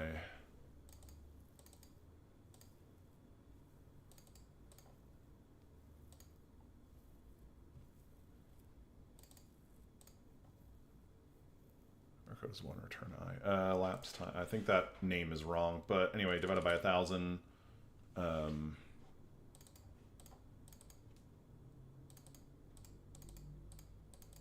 1,000. Yeah.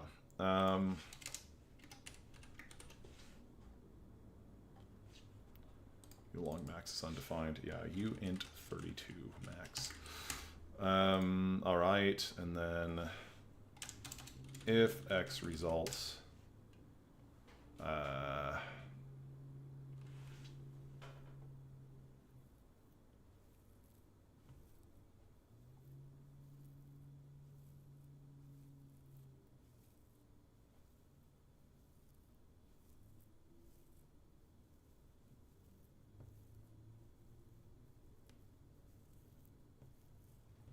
if X results equals PD pass,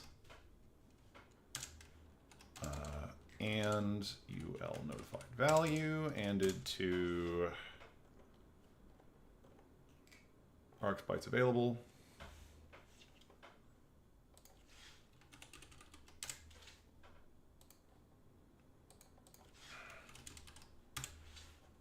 Then characters are ready. We then do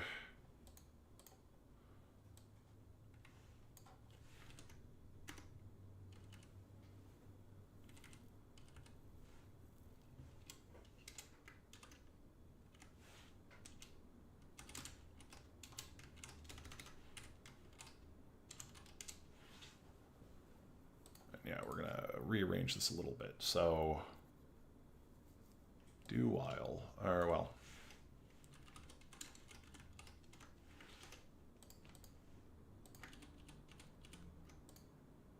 while 1.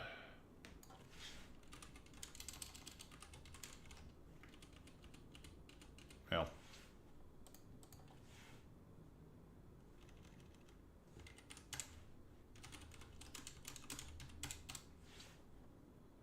while 1.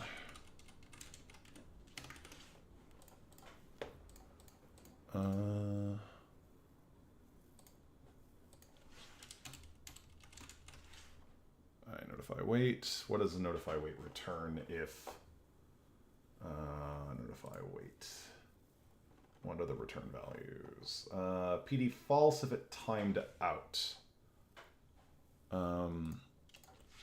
If X results equals PD false, we've timed out.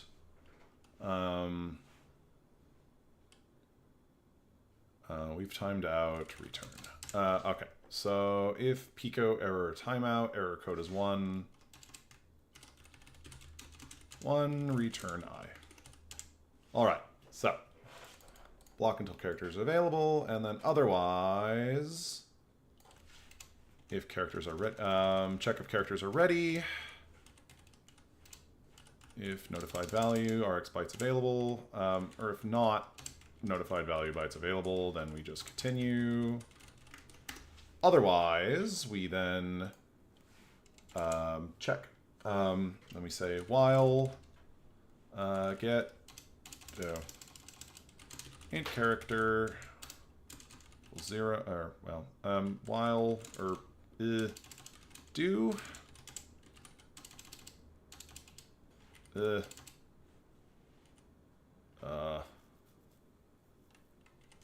character while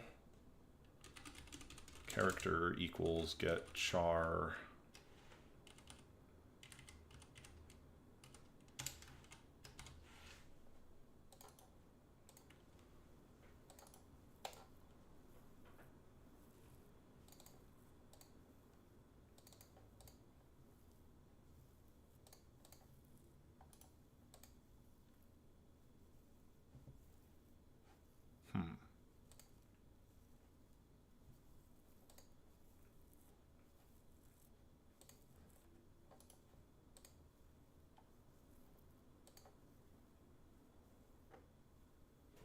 microseconds or 0 to not wait.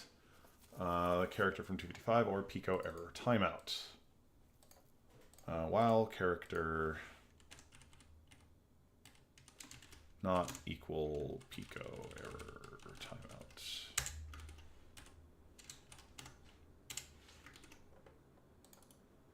Definition, get character timeout.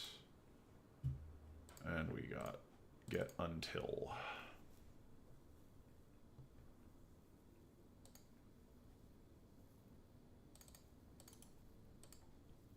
Can I do a stdio get until? Is that a thing I can do?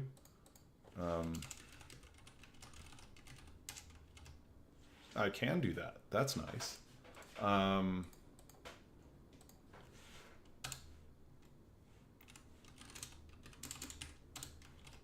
Get until. We've got buffer plus I. Oh, buffer plus I. I len is len minus I. And then make timeout in US0.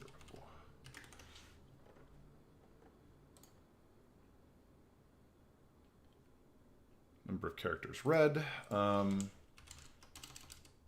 If RC equals pico error timeout. Continue because something went wrong. Actually, yeah, that's actually our int RC while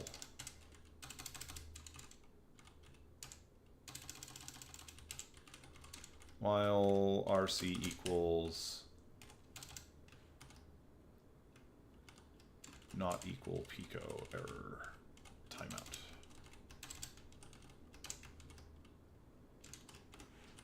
We just say I plus equals RC.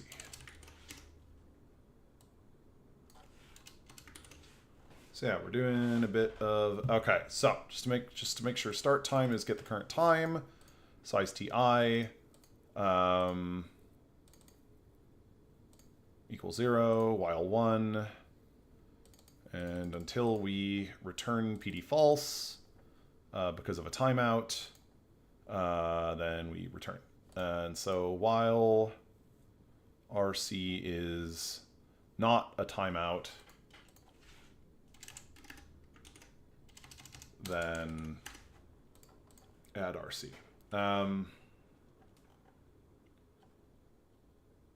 Return len. Perfect. All right, let's try that. We're going to run in debug mode. In case something goes wrong. And then we're going to wait for this to boot up. All right, so we're going to start the agent. See what happens. We might have broken it for all I know. Like,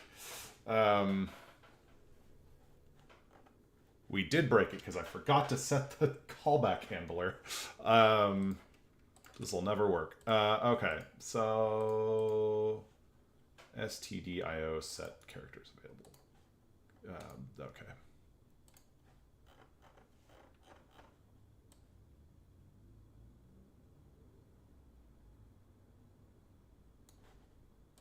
Transport open. Param null.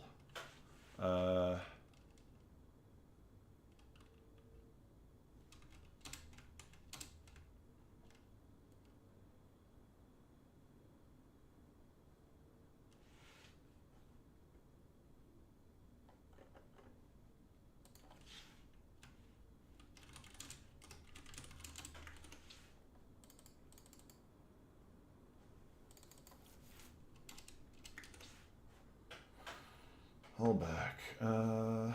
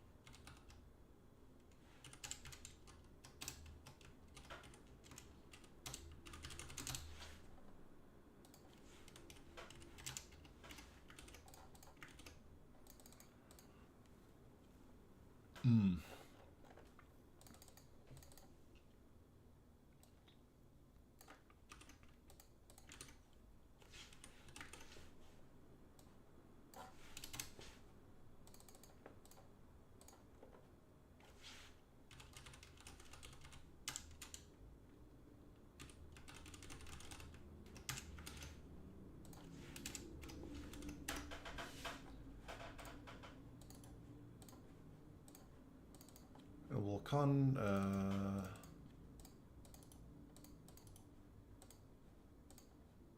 well,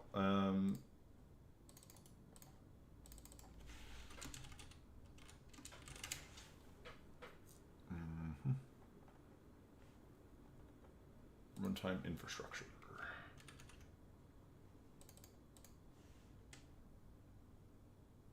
Pass null to cancel. Okay, perfect. And then we shall say this will be null, null.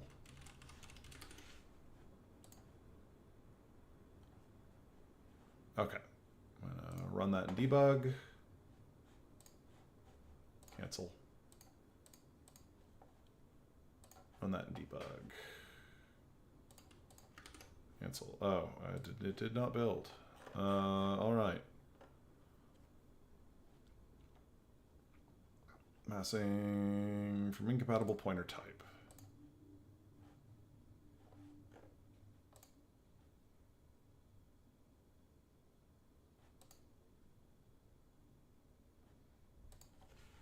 Ah. Because it's a macro.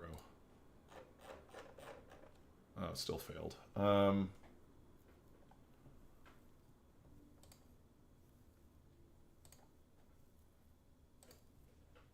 Is it a pointer to a handle?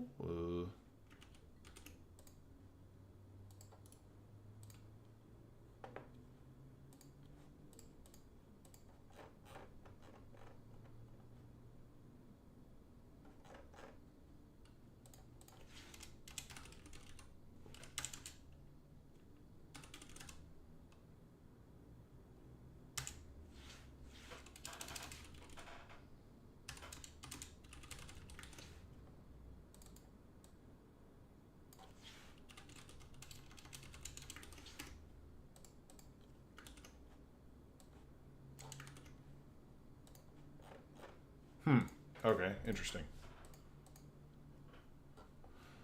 Anyway, okay, run. And then we're running, and then we're going to boot up the agent. Hopefully this comes up. Maybe. We really don't know what'll happen. Reestablish session.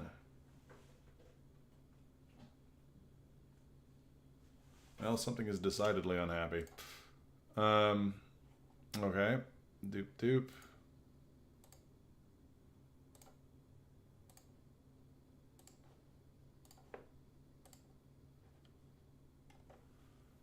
Handle RxBytes available.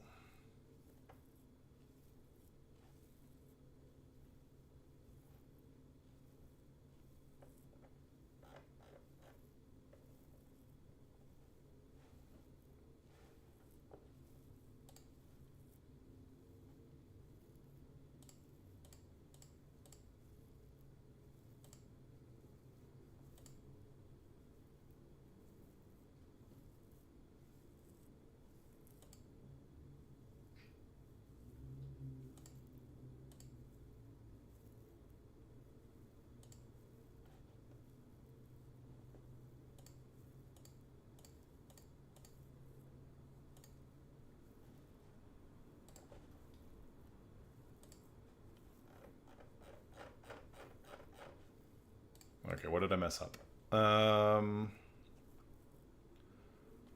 Wait until we read at least one buff, one thingy.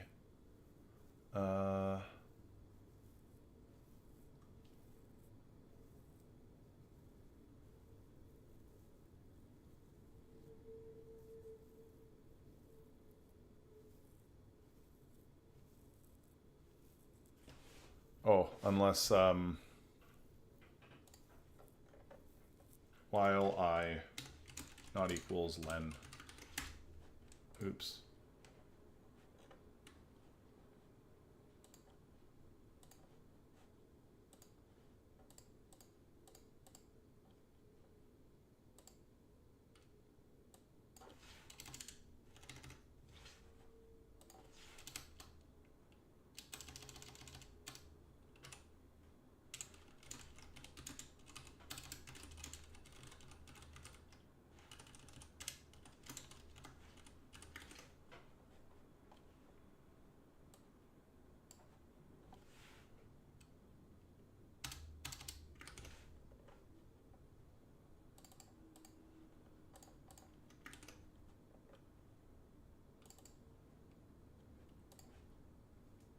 think I goofed up there. We couldn't have exited if we received the correct amount of characters. All right, now we're going to try to bring this up. Hello, there we go. That took a while longer than it should have, though.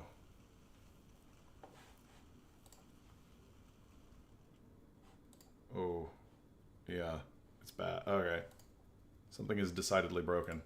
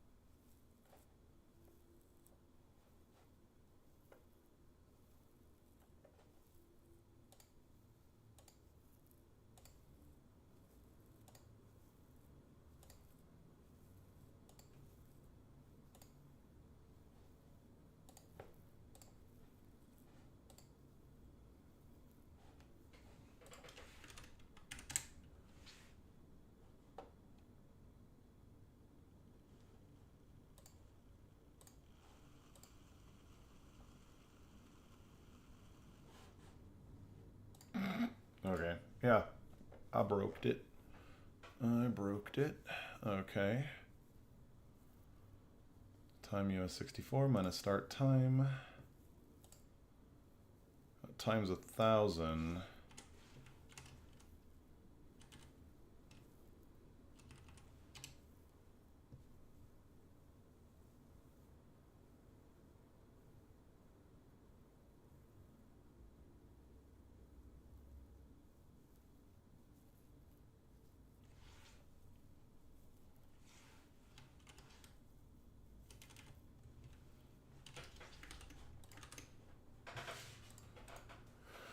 Times 1,000, so microseconds minus remaining time. Okay.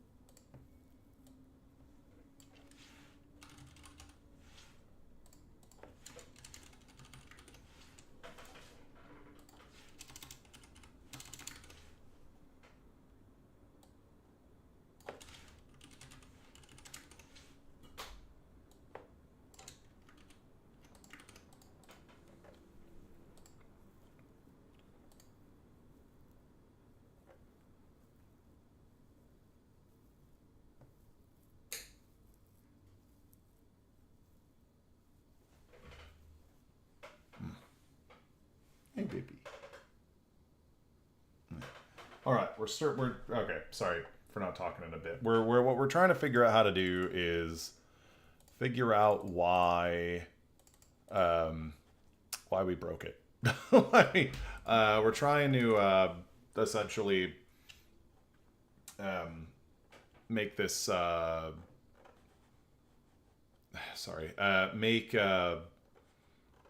be able to block the executor whenever we need to, or whenever we're trying to read characters. until the time after which, make timeout delayed by us. Oh, geez. Yeah, well, realistically, we don't want, yeah. Start time US. Yeah, so this will grow. Yeah. And we just want to timeout minus that.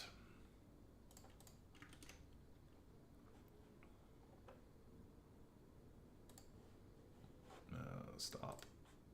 Run.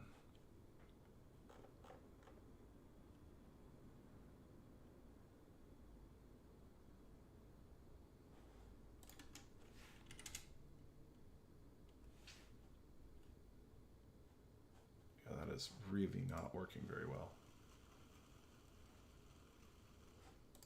And then it dies immediately because it fails out. Things don't work very well. But anyway, what we'll do is we'll not set the callback, and we'll just we shall copy this to whatever we want, and we'll just keep this pasted down here. And then this will just be a revert. This will be a revert. This will be a revert. If we run debug on this,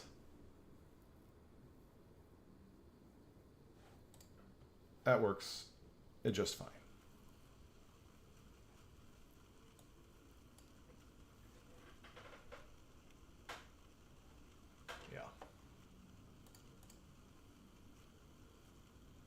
Oh, look at that. Now it's coming in, it's bouncing around, certainly. Get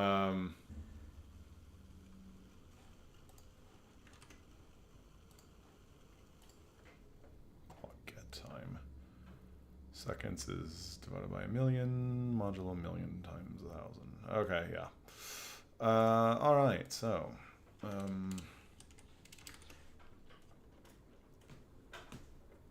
Support open. Put string.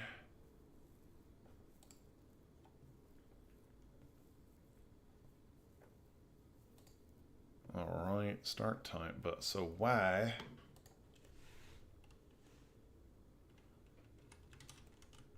So the question is, why didn't this one work?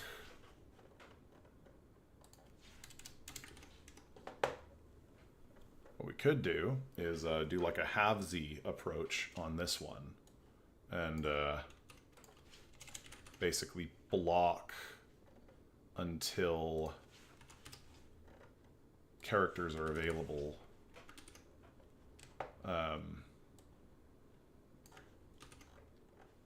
Essentially, that timeout milliseconds.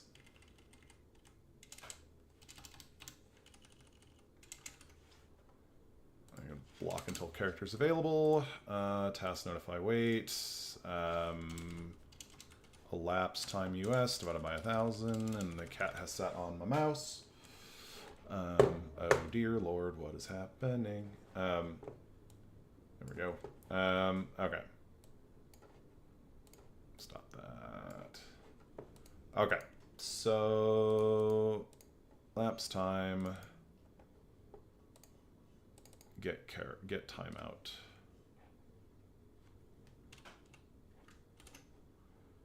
Continue.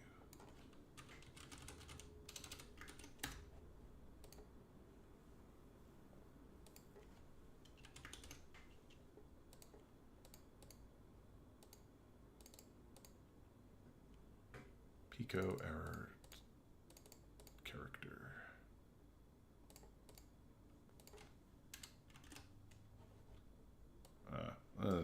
Should not be. There's no way that this should ever return a not error timeout.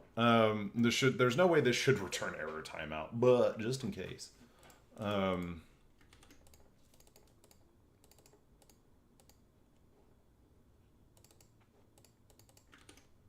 Let's try the Habsy approach. See what happens. I might have borked that too.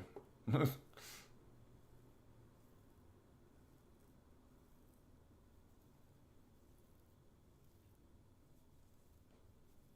knows?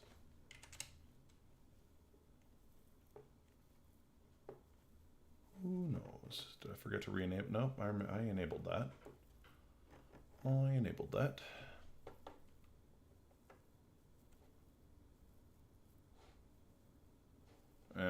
It's broken.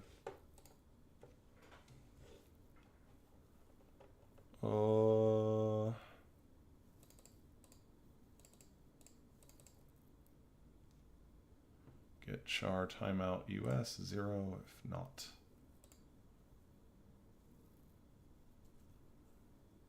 For eyes character. Well, let's see what happens. Let's see what happens.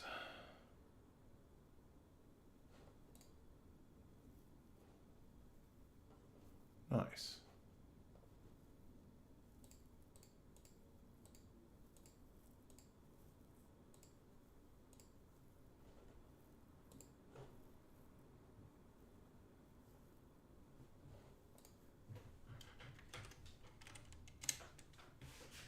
Alrighty, running that. Alright, I messed up something again. I've messed up something again. I don't think this half approach works at all. Alright.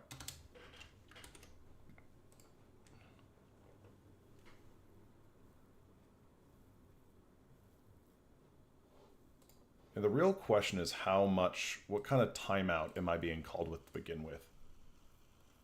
Like, what is the timeout? 100. 100 microseconds? Milliseconds? Like...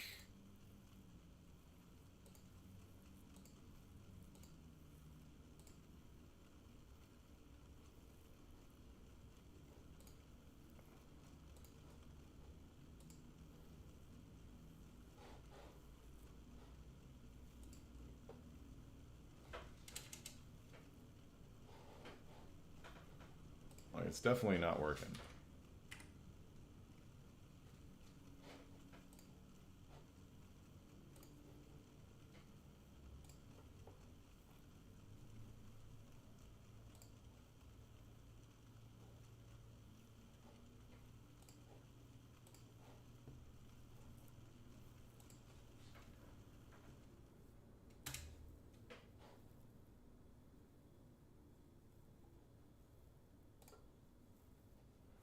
I wonder what the timeout here is. 100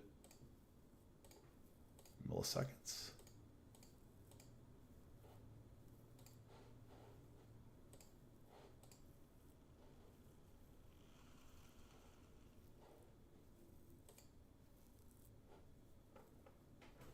Yeah, like here.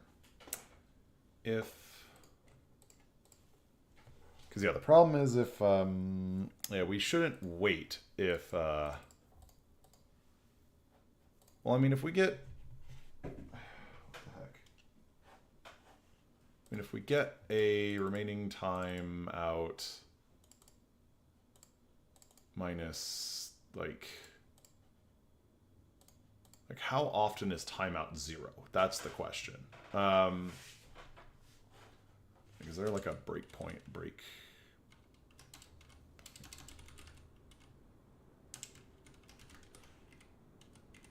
Yeah, so if timeout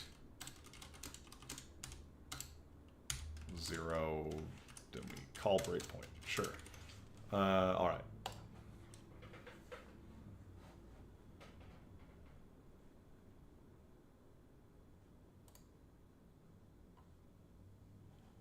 Okay. Support read.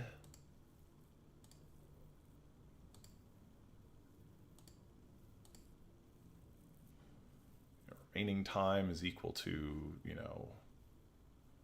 0 probably. Yeah, because it's going to be 0 minus whatever.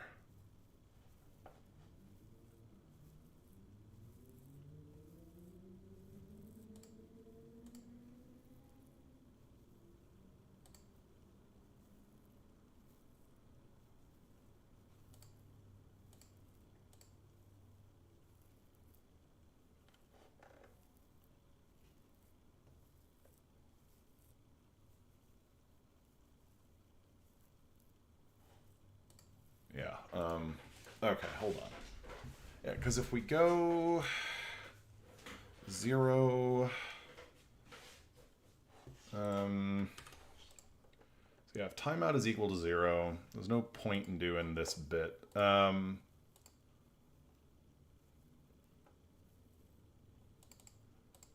timeout is equal to 0,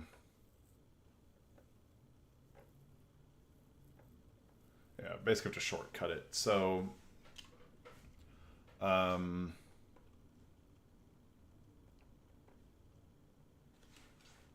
so we have to say if timeout, yeah, start time, whatever.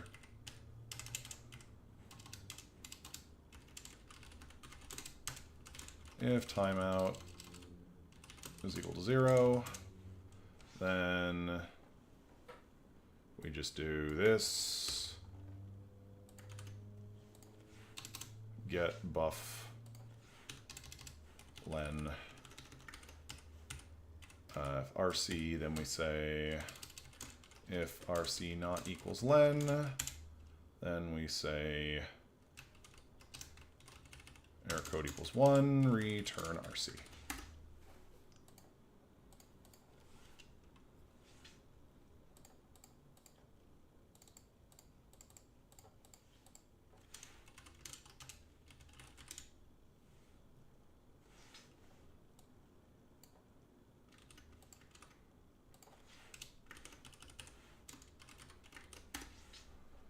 All right. Say if error code equals 1, return 0. All right, yeah, so shortcut if timeout is 0. Okay. Basically, if timeout is 0, we just call get until. If we actually received stuff, if what we did is not equal to the length, return 1, and then return what we did get. Otherwise, set it to 1 and return 0. All right.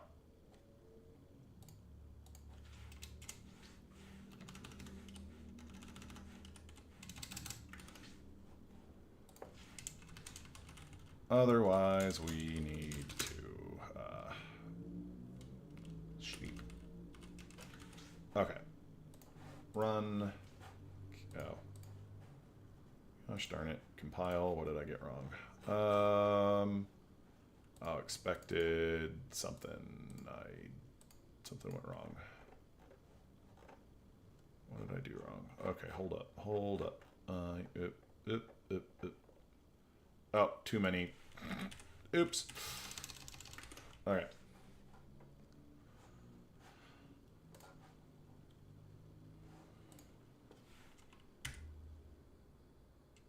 It's up. We run that.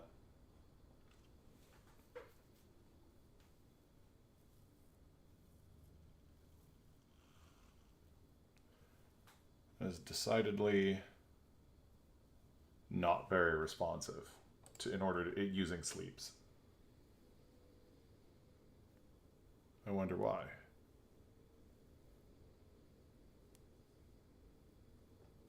Oh, you know,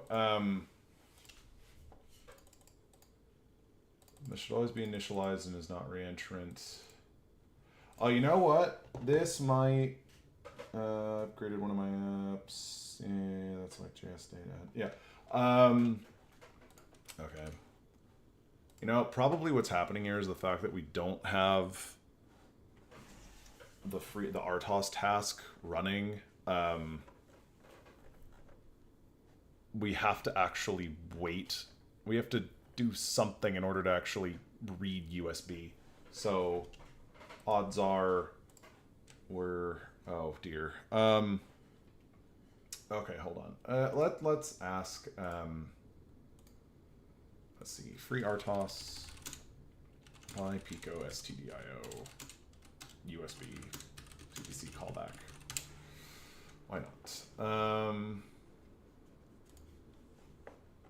TUD read.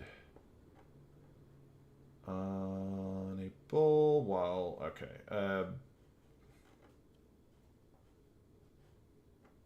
Interrupt context. Pico example. Okay, hold on. FreeRTOS Pi Pico SDK STDIO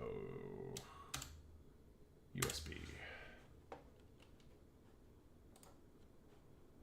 This USB.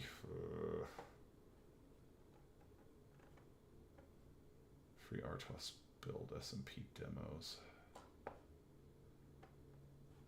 Tiny OS. So here's the thing. We need a, I guess, the USB implementation here is basically,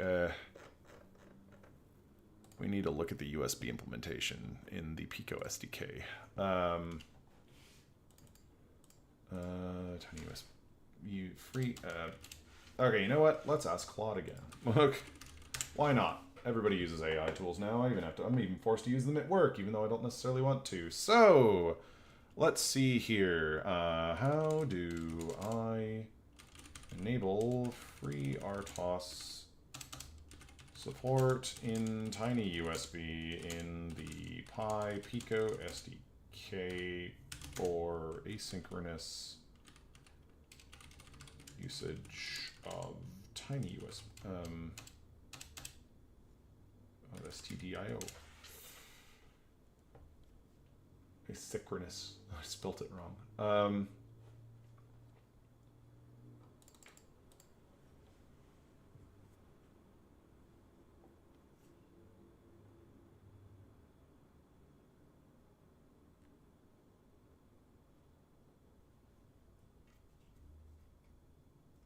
Your own async of course. You know what? We'll do that later. We'll do that another day.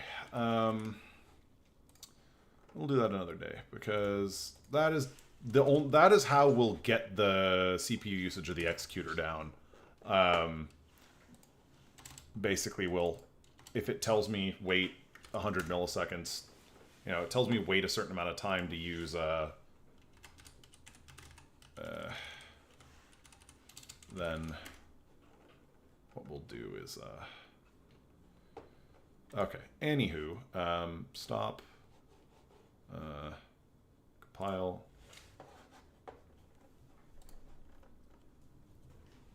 Can you not? Okay, kitten, come here.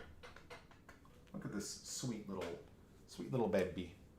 She just wants to chase the mouse cursor across the screen, don't you? Mm-hmm. I don't need you bapping my monitor, though. It's okay, baby. It's okay, baby. I'm going to put you down. Okie doke. Before I get off tonight, we are getting this thing to move under like twist teleop keyboard, but I'm very curious about this. Okay, well, let's close all this other stuff that we weren't using at all. Micro-ROS. Okay. Anyhow, X task wait, that's fine. Let's go back to Claude. Let's see what Claude says. Anyway, okay, chats. All right. Can you give an example? Give an example implementation of Tiny USB with FreeRTOS. I have a FreeRTOS. I would also I would like no. Okay. Can you give an example implementation of tiny USB with FreeRTOS that will fit in with the PiPico SDK?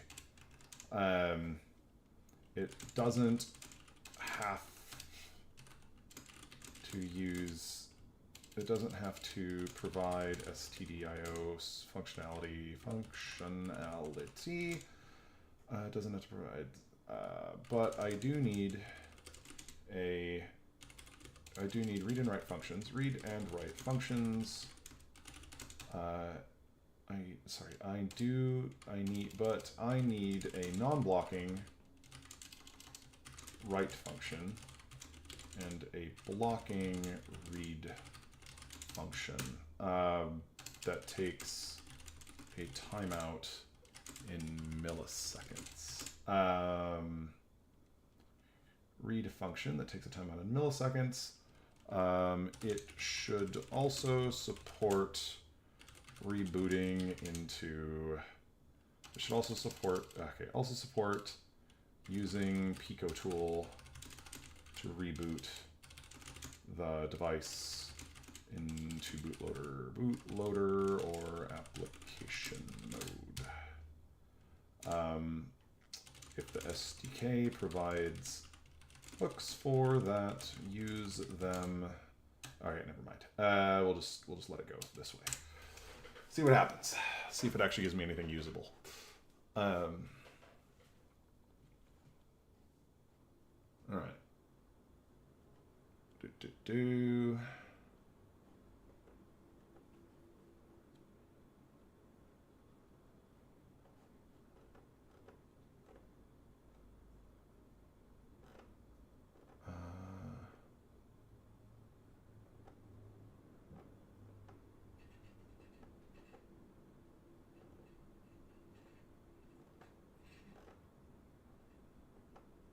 Speed descriptor.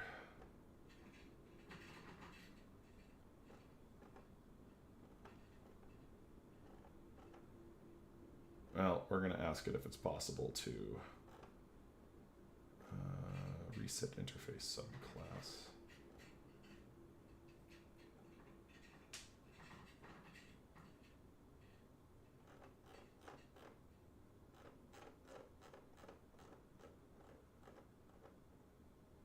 See if it's possible to reuse.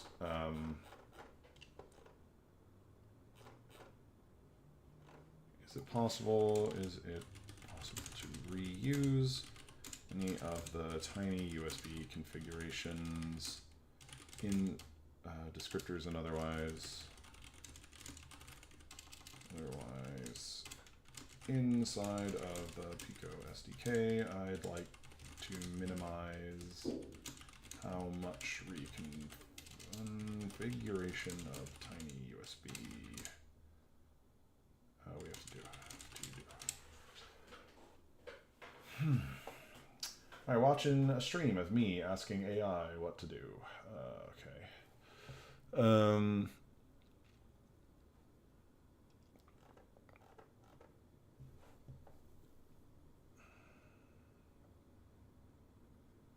I don't know if this is actually going to return anything actionable.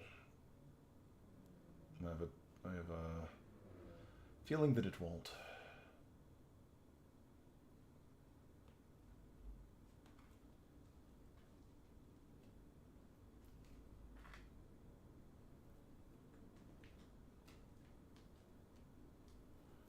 Custom CDC access.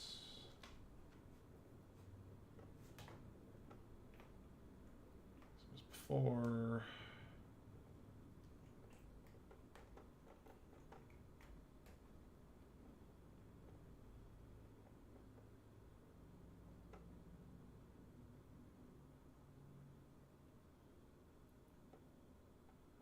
Wrapper.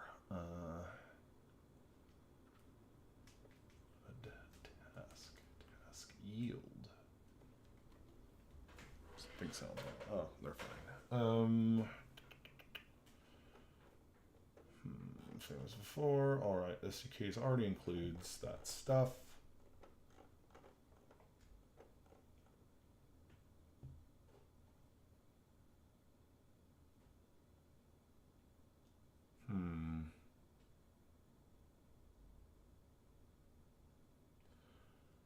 No, I haven't really been wanting to use this to code stuff for the most part. Also, Olama's performance compared to some of the proprietary ones is usually pretty trash.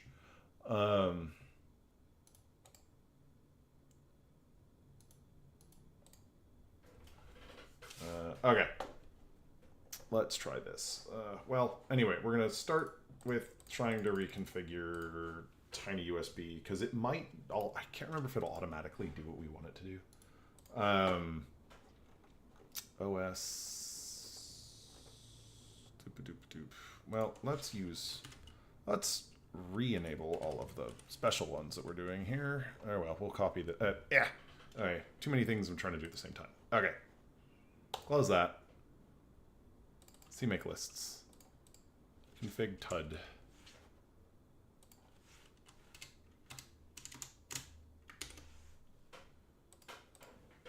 Equals FreeRTOS. Compile.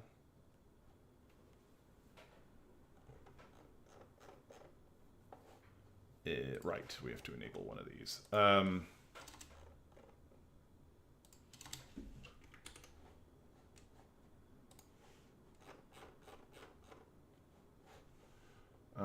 If I also can we avoid our USB CDC wrapper if using stdio, I can define the FreeRTOS task, but I don't want to pull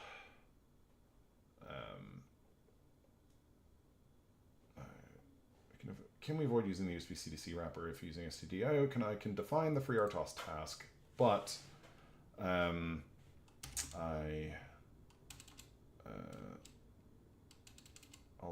realistically, but couldn't I use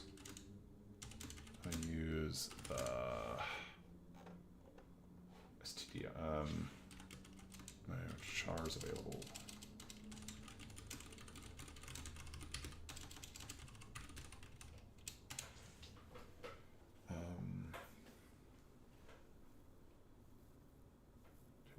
Main FreeRTOS.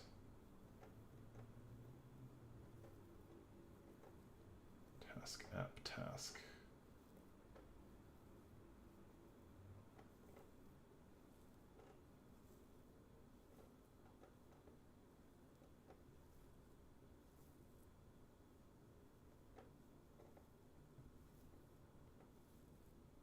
Perfect. Okay.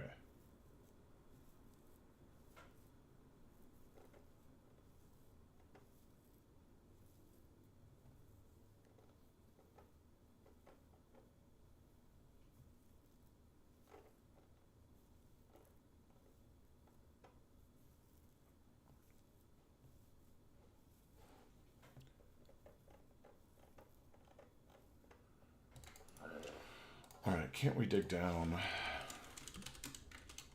on the read? Can't we dig down? We dig down and use get until. Okay.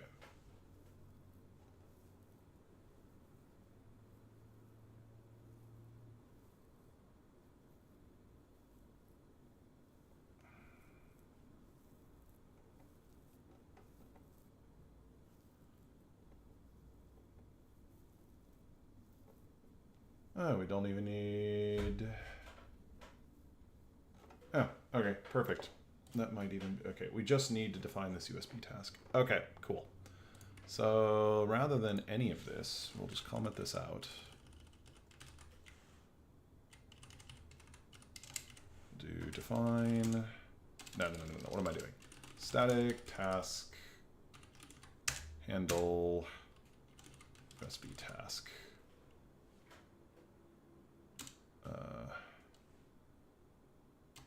Actually, we'll only do that from in here. We just... Wow. Okay, hold on.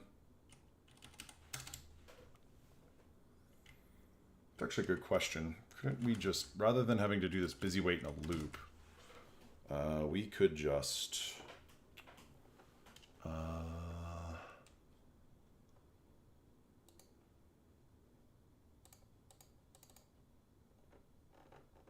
could also do that, return true. Why is that an error?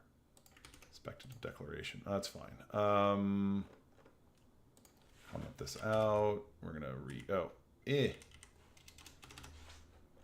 to repurpose this as well.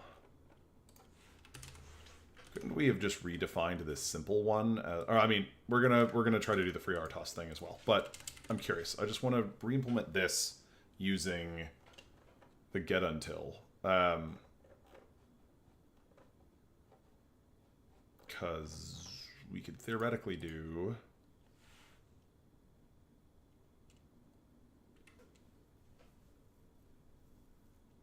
is what we could also do here is RC equals stdio get until char buff, that's buff, len make timeout milliseconds in timeout.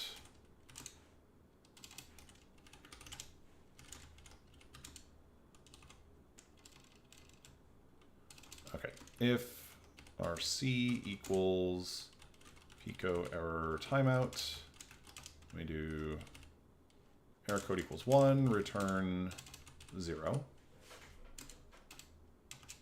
If RC not equals length, then error code equals 1, then return RC. Theoretically, that's fine, right? Absolute time delayed by millisecond. Get absolute time.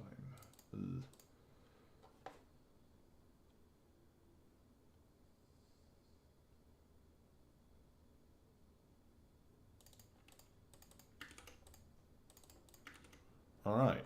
Well, wouldn't this work theoretically?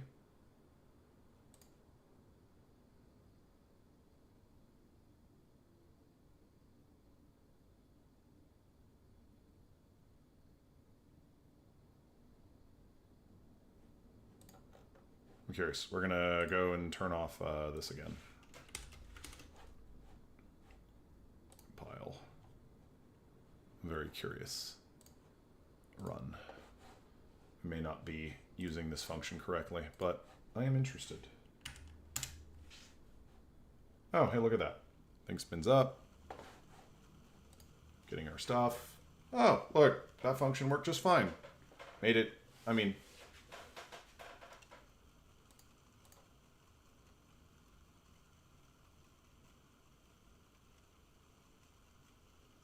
well, not, maybe not just fine, but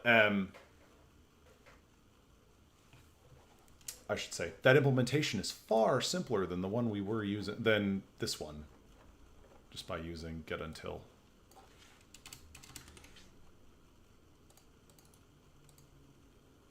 Get until.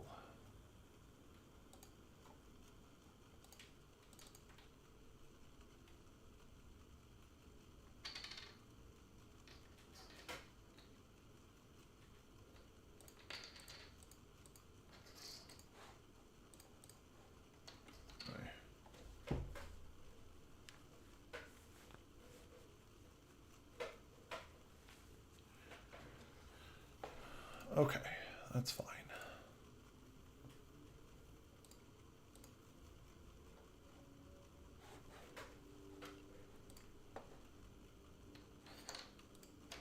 Okay, sorry. I'm still seeing 41% CPU usage by the executor, which I guess is better than we were at. Well, actually, let's look at the idle threads. Okay. Better CPU usage, but not great. Not great, not terrible. Hey, no. Stop that. Stop that. Don't eat me wires. Here you go. Look at this. Look at this thing. Go over there. Woo. Okay. They just need to be distracted with toys. All right, so now let's try to do the tiny USB task thing. So what we're gonna come in here. I'm gonna leave this implementation because theoretically that's all we need. And then we're gonna enable in CMake lists tiny USB FreeRTOS. And then what we can do is, yeah, we'll just start up this tiny little TUD task, the USB task here, which we can come back into our main CPP, come back to the bottom.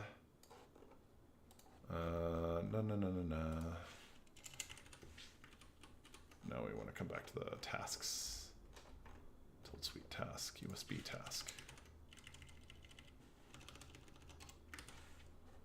We're going to include TUD.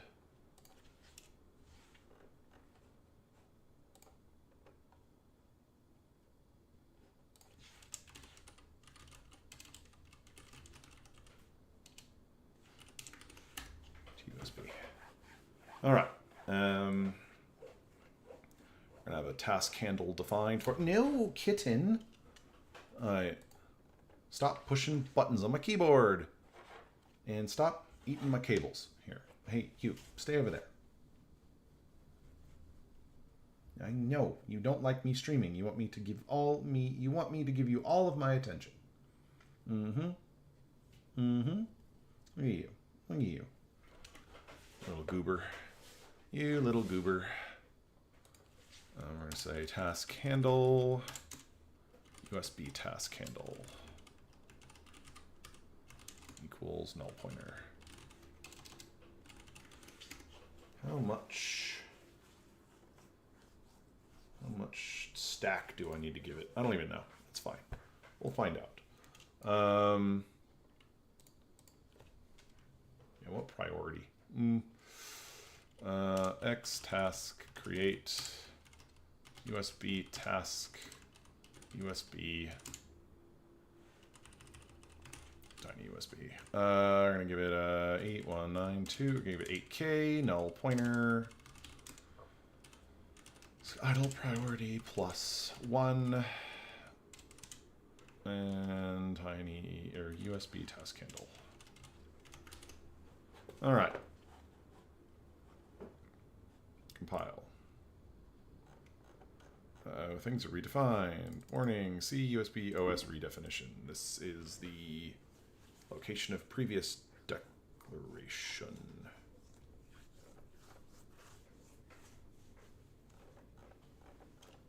Oh dear Lord, it's not happy.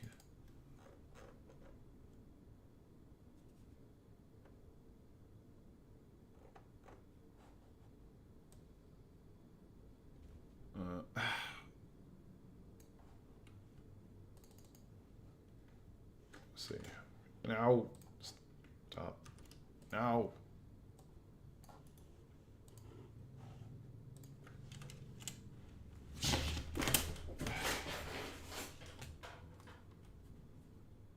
You deserve that. All right.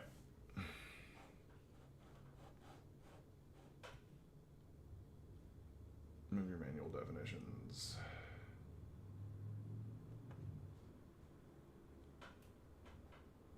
Does it? Does it now? Does it really? I don't believe you. But we can try. We can see what it says. I mean, we're using Ninja to build, so I'm going to... we're going to go to ZSH, we're going to go to build, and we're going to look for CFG TUSB OS.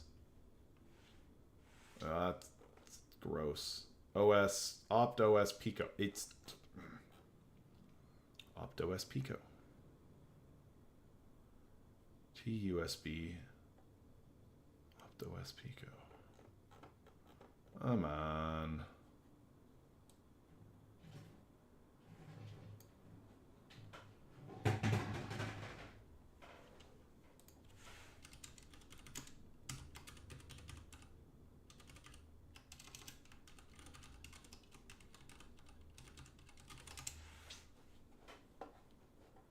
doesn't look right.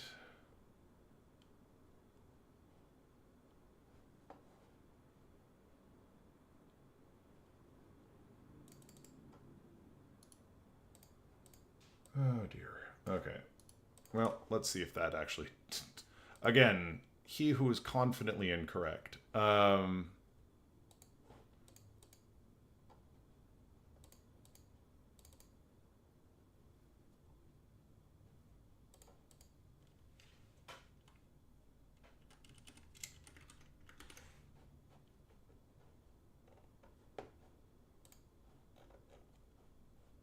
Yeah, I figured that.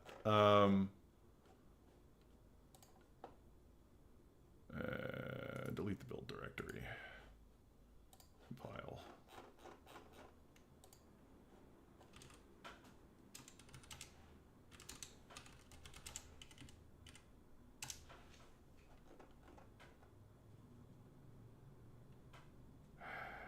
Hi, baby. Hi, baby. Hi. Hi. You. Yes.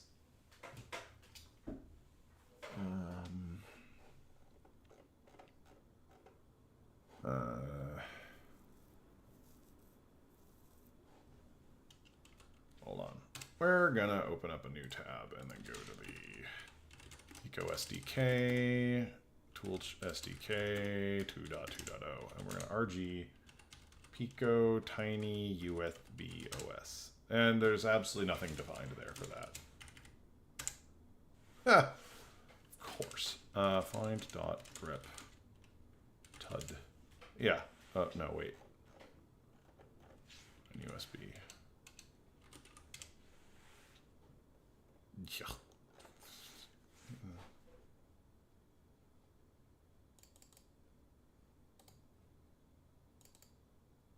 I can't find any references to Pico Tiny USB. It's very confidently incorrect in the SDK.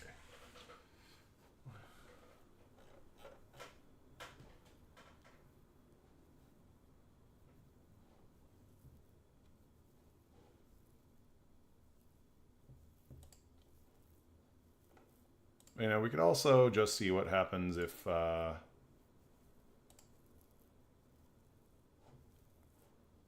we don't. If we just let this happen. Compile.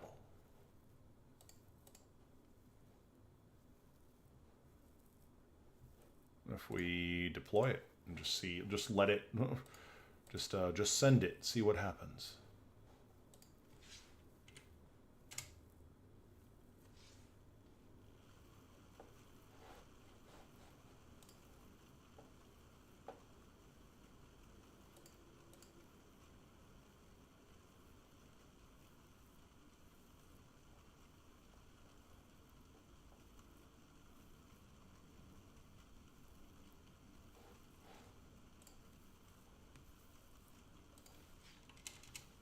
Executor is showing 55% load.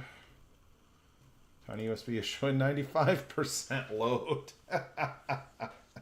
Not any better.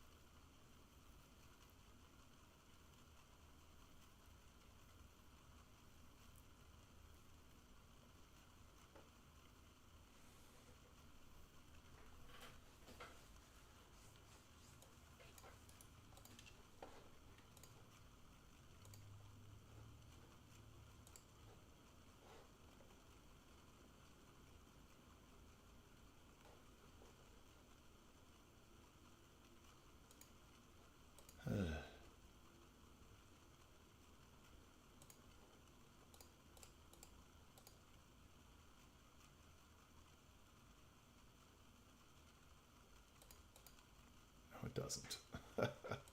This is completely wrong. This is completely not working. Probably have to do my own tiny USB thing. But yeah. Yeah, pulling tiny USB is not making life better.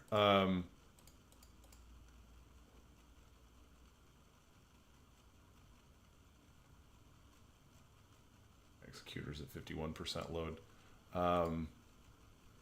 So go transport.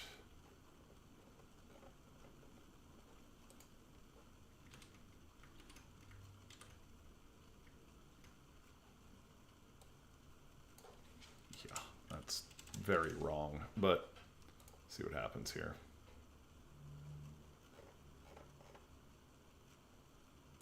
Terminal RG.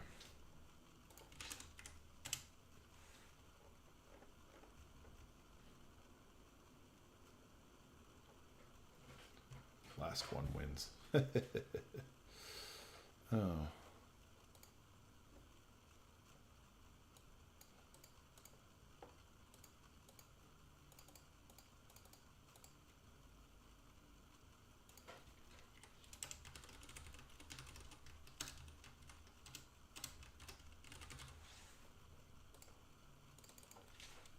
Well, maybe. We'll see.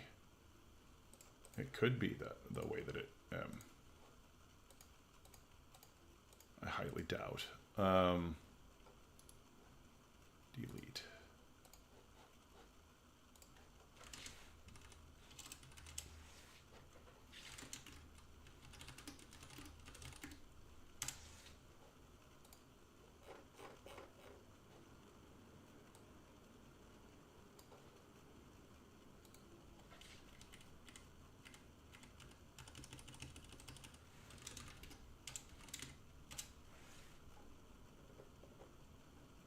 Yeah, OptoS Pico. It's... Yeah, it's not. It's... That's not how that works. That's not how that works at all. Oh, well. So if we manually muck with the... That's not the...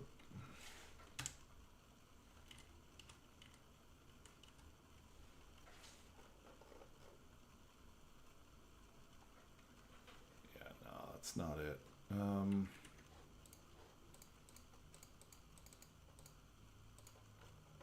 What if we, yeah, the transport thing is now still busted, because it's not using.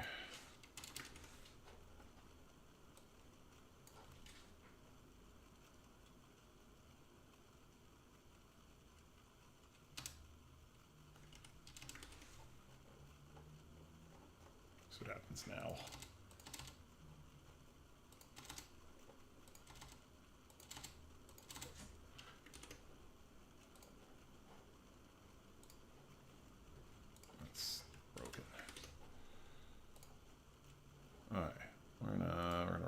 This.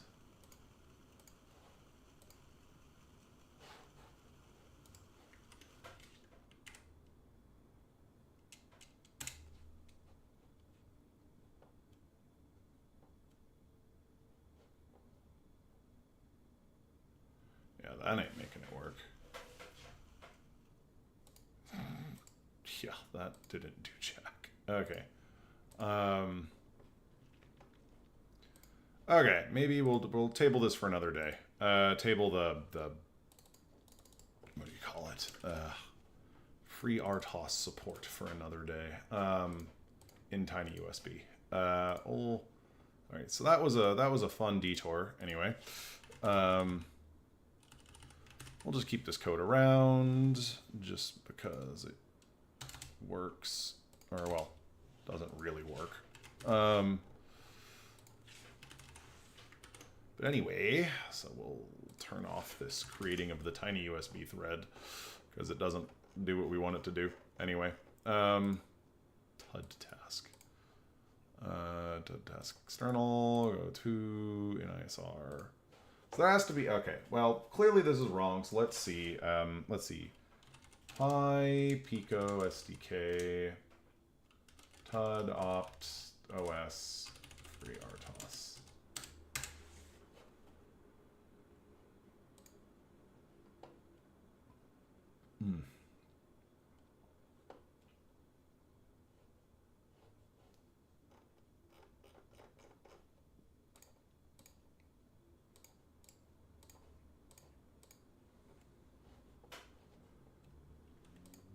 How about we could also just be a memer and say add compile definitions. Config TUSB OS equals opt OS FreeRTOS. See what happens. It's gonna freak out at me for redefinitions, but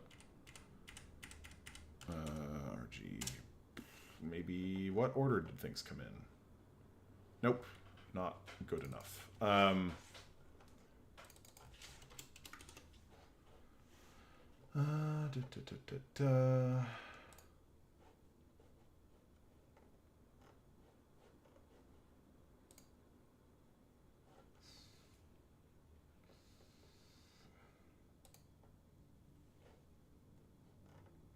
Somebody's figured this out.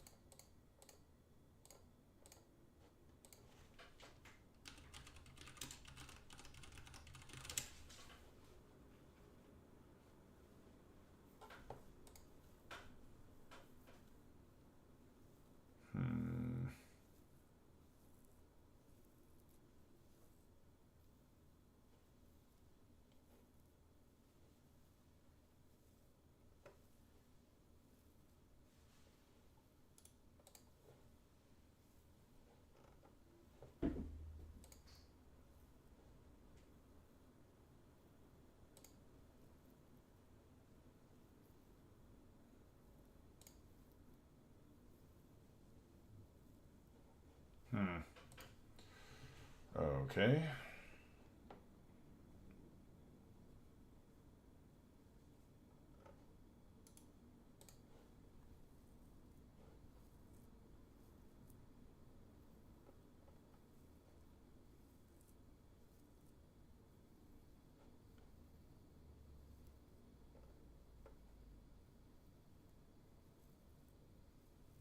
Ah, glorious. It just doesn't, the Pico SDK, they just don't care.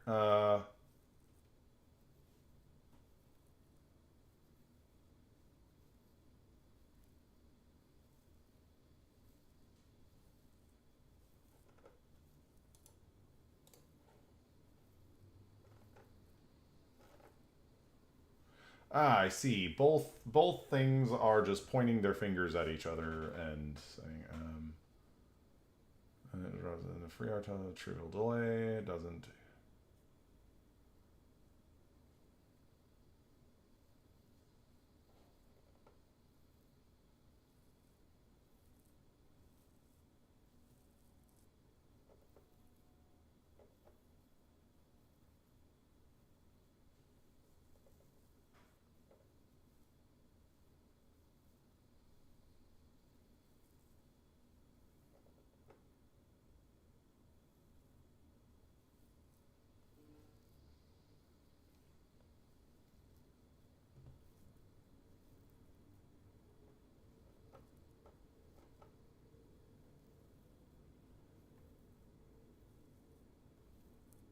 Okay, they just left it. Okay, great. Alright, well, what if we just to be a meme, just for memes, what if we hacked up the SDK?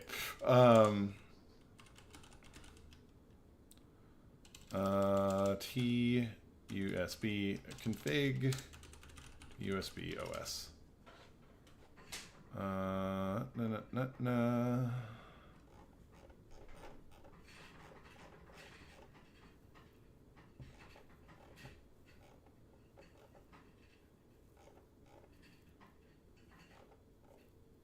RG opt OS Pico.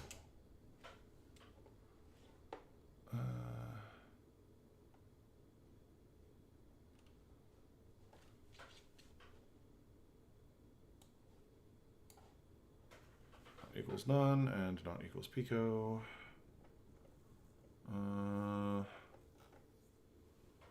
Elif.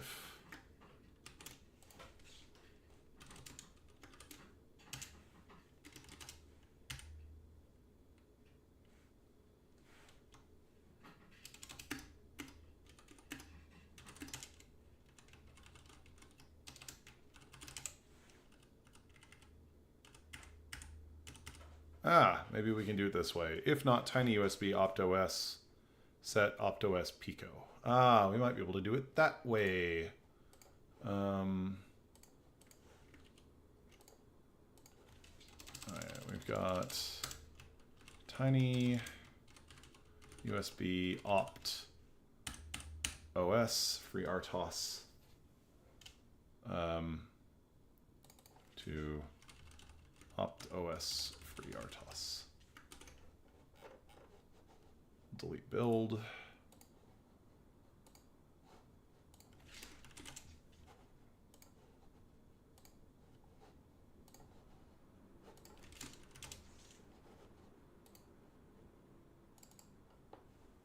Oh, great. All right. Great. All right. No, it doesn't build correctly. Critical section T is undefined. If enable IRQ background task. This critical section is initialized. We're not in periodic timer mode.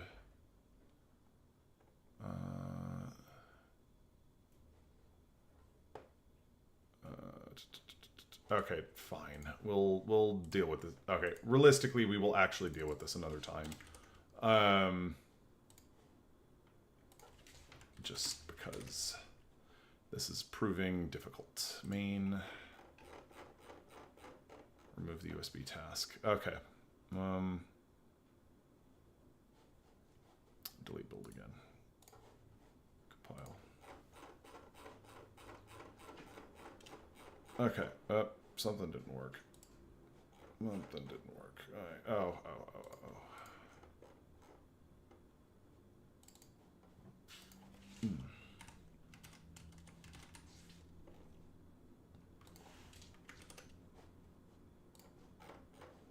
Okie doke, and then we shall run this debug.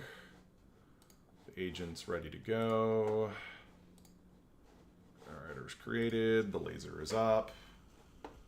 The cats are eating something. No, stop. Don't attack my wires. All right. Well, fine. Okay, let's actually just...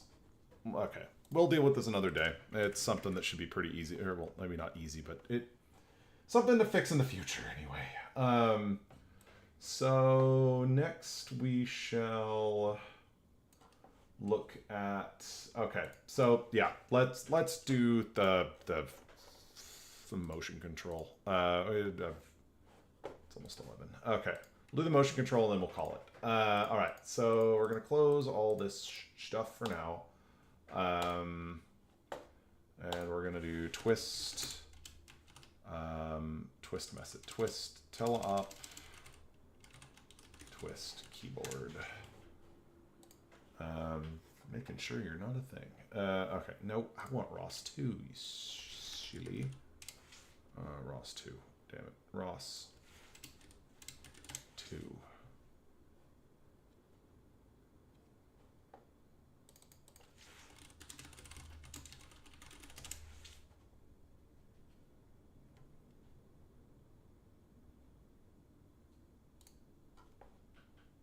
I'm on ROS index. Driving a robot.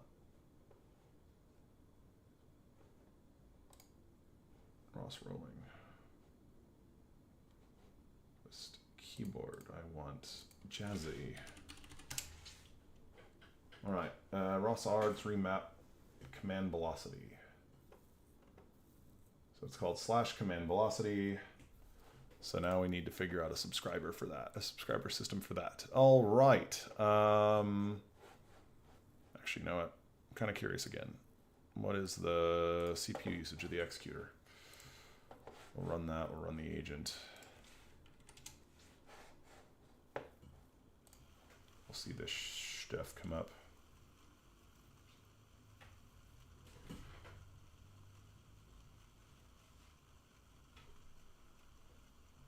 No wire assault. Get out of there. 44%.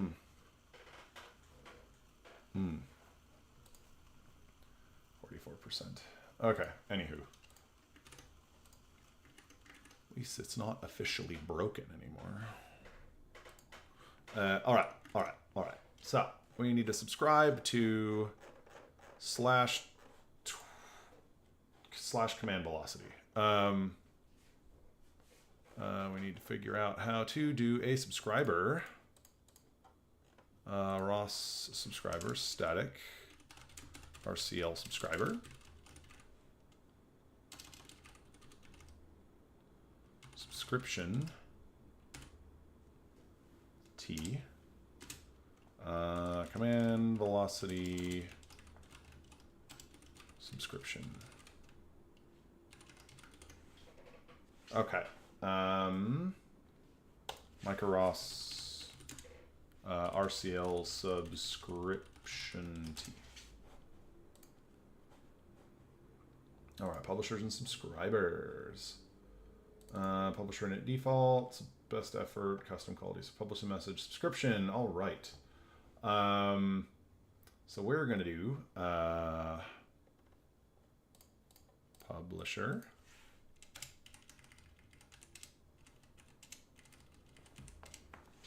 Just cut these into individual sections, you know. Add timer, guard conditions. Okay, perfect. And then we shall use publisher init. We'll then do a. What are you doing? What are you doing? What are you doing, kitten? What are you doing? All right, so we got RCLC subscription init default.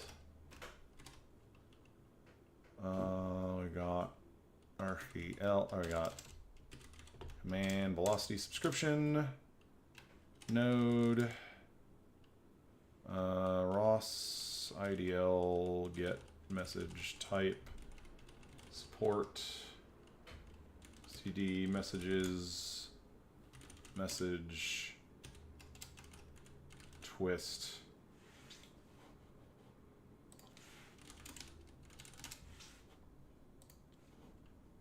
actually it's geometry messages message twist.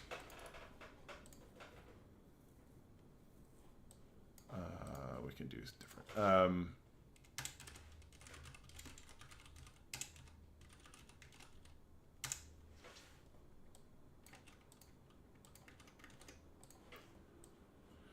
Geometry message, messages twist.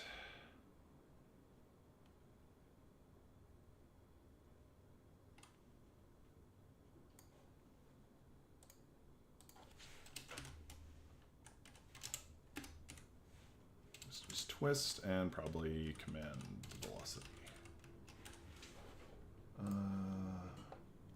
Type support.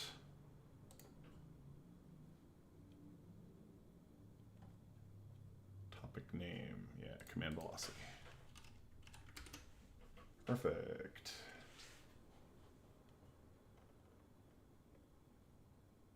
A subscription callback. All right, and then we're gonna do now we gotta add the publisher.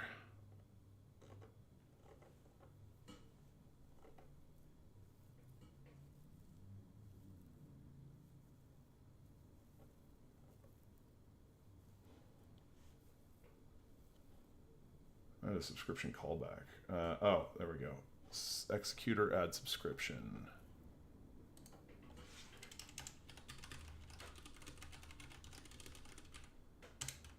Script with controller with context. Subscription executor command velocity subscription message. Okay. Interesting.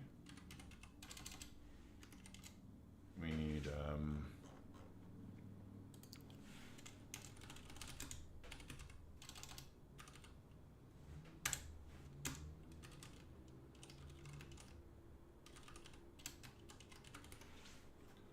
okay, command velocity message.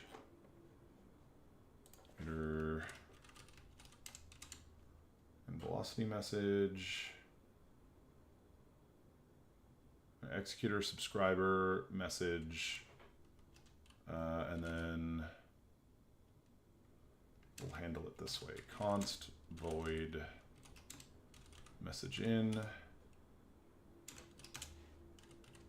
And then on new data.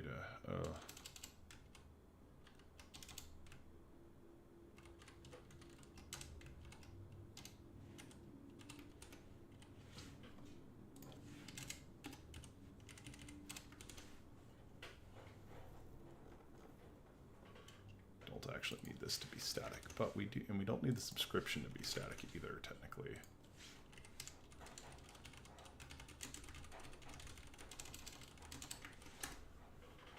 Okay.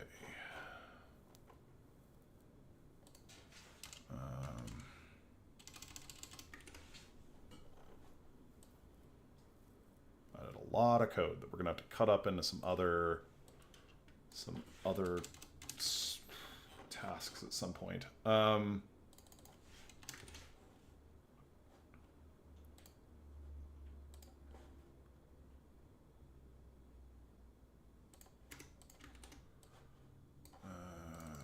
Kill to USB.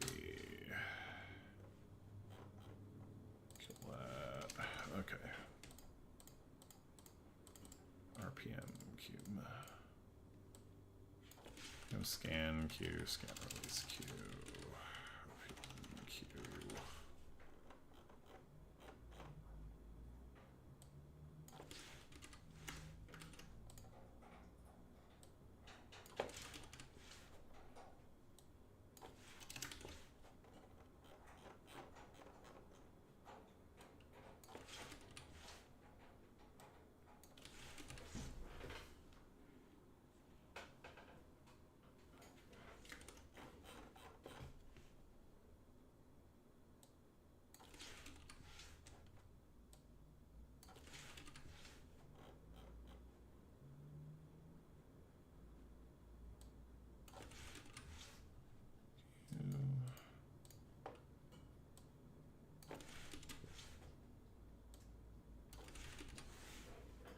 Hey, no. Don't eat the robot. Don't eat the... Hey. Scan, RPM Q. LiDAR scan condition, LiDAR RPM condition. No, fuck. Alright, hold on. Have to move the kitten. Okay, no, they're chilling out. Okay. LiDAR scan Q. LiDAR scan release Q. LiDAR RPM Q. We just gotta make some of these a little.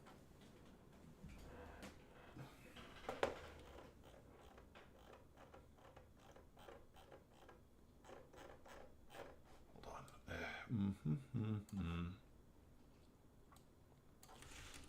Scan condition, LiDAR scan condition. LiDAR scan condition. LiDAR scan condition. All right, there we go. All right, drain the LiDAR cues. Okay, perfect. So then we're gonna do our twist geometry twist. Message.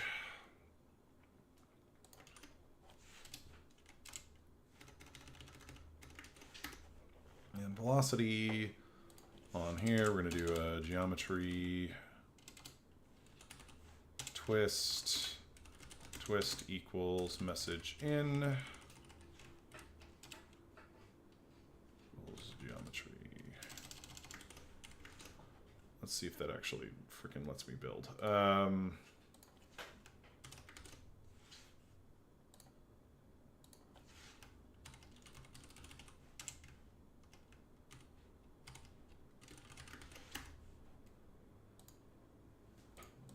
right. And then we can to-do stuff with twist.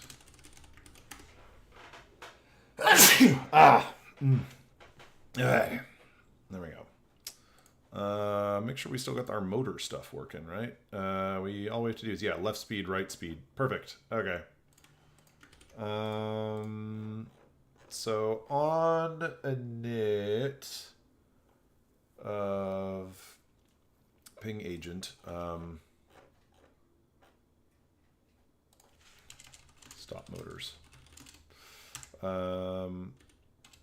Set left motor speed, 0. Set right motor speed.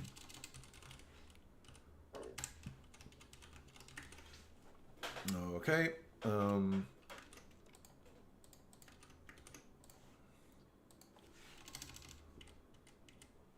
Stop LiDAR, drain LiDAR cues. Okay.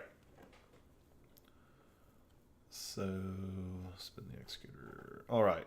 So in here, we're going to do, so on twist message, we shall,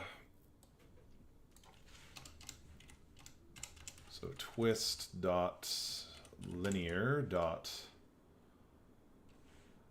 x. Okay, hold on. What is the coordinate space of ROS? Vector 3. So therefore, it does not make so x, y, z. So what is the ROS2 coordinate system?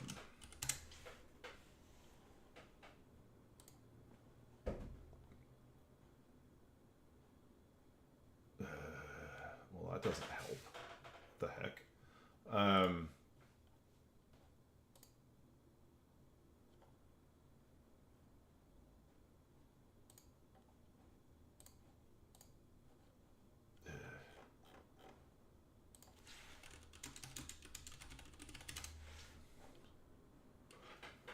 So plus x forward, plus y left, plus z up. Okay, right-handed coordinate system. Right, because it's physics. Okay, so twist, linear, x is forward and backward. And based on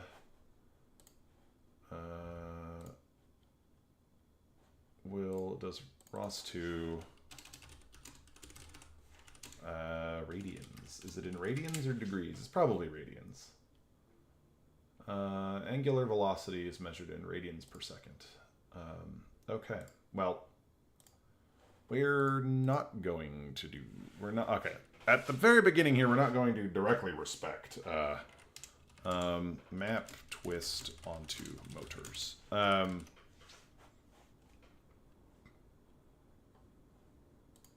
No more. Oh.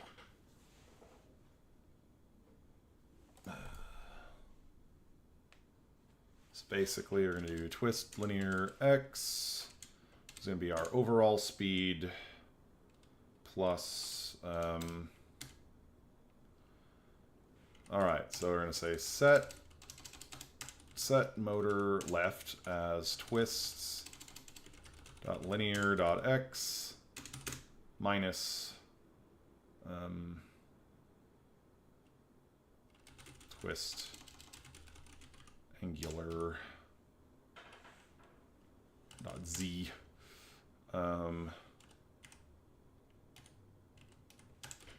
Set motor write speed as twist.linear.x plus twist.angular.z.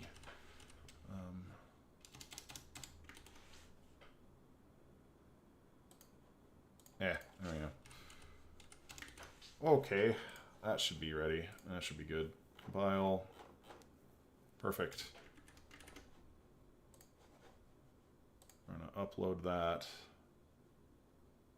We'll do that. Build. Sorry, we're just going to run debug here. All right. Running. Perfect. Bring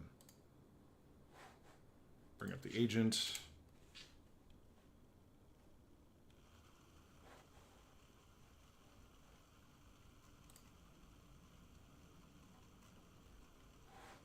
Do something really silly. Okay, so ROS2 tele-op. All right. Well, we're gonna have to run this on here. Oh, that's not what I wanted to do. Change directory to micro-ROS workspace. Docker run.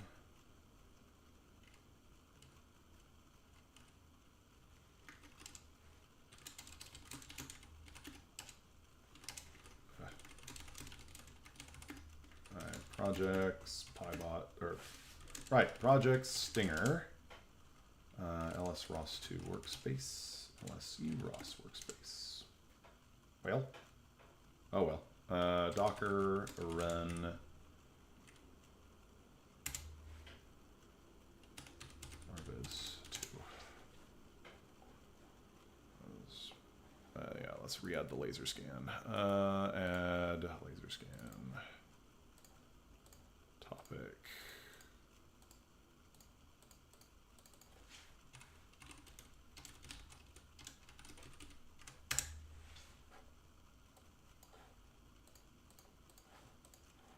Of course, it's not working for the moment.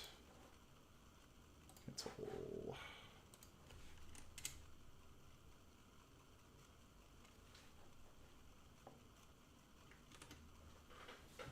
Okay, laser scan, no TF data. It's fine, it's fine, it's fine. All right, we can see it on the robot directly. ROS2 topic list.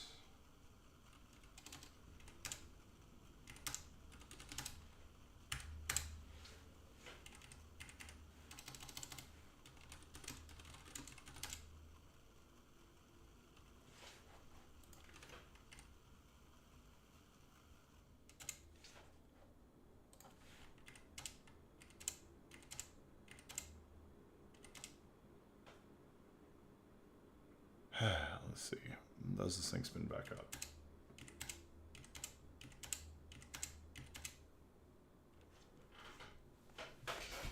Let's see. There it goes. I'm not seeing Jazzy.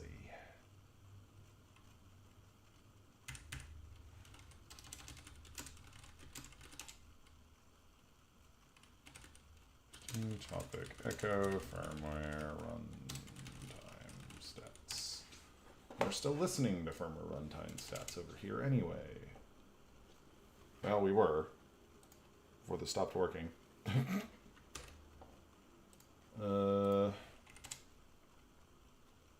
Subscribe to laser scans. Laser RPM.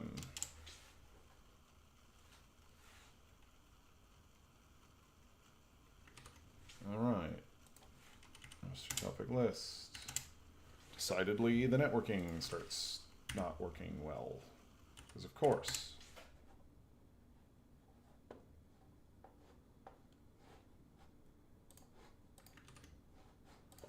Reboot the Stinger here. Let's figure out how to get twist tele-op keyboard up. Let's see, twist tele-op keyboard ROS2.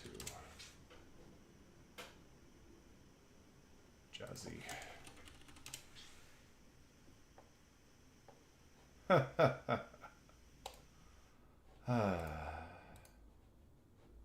Knocking things off and scuttling away. Yeah. Jazzy.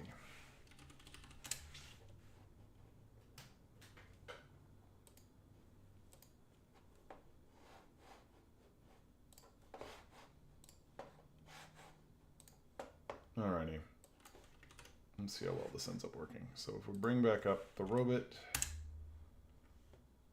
that still looks like it. Okay, source, ROS Jazzy, micro ROS workspace, source install local, ROS2 run, micro ROS agent. Waiting for connection. We need to bring up the Pico. Run.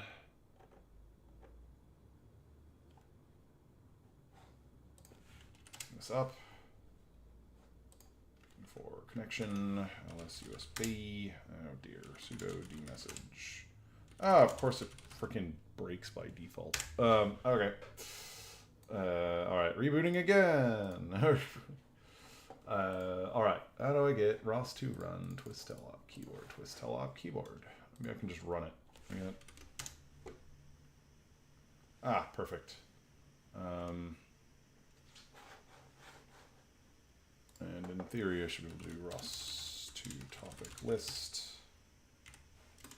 topic echo, command velocity. If I do moving around is U.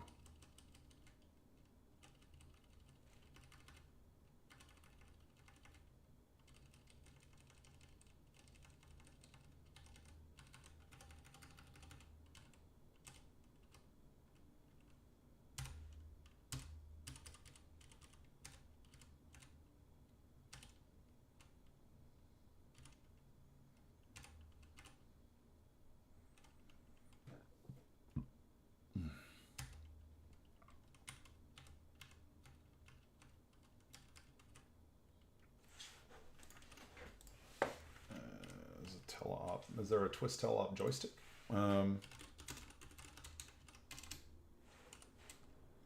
Twist joy.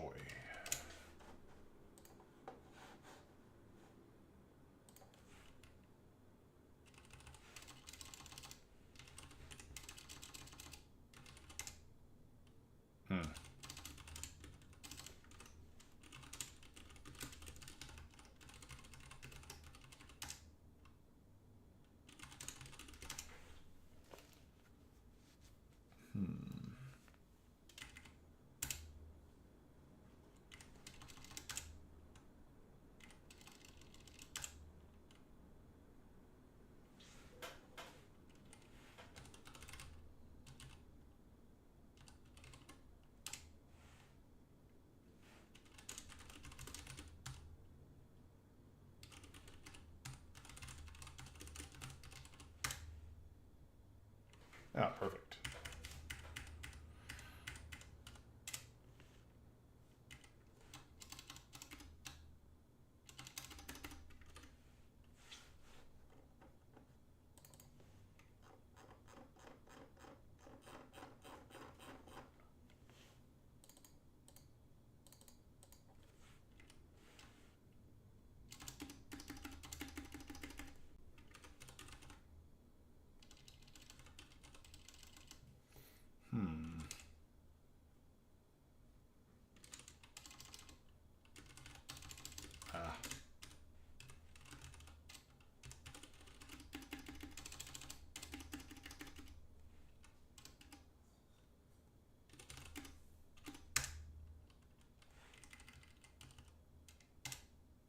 What?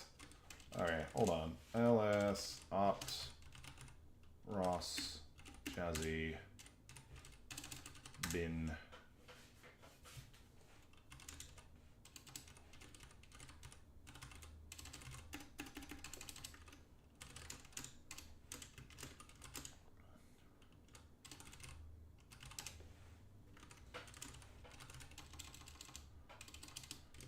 Opt, ROS, Jazzy, share.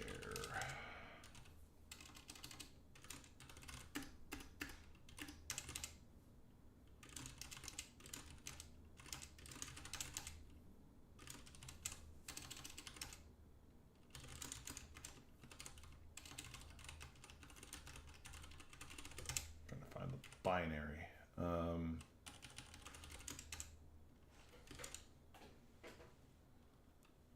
Twist keyboard, twist joy.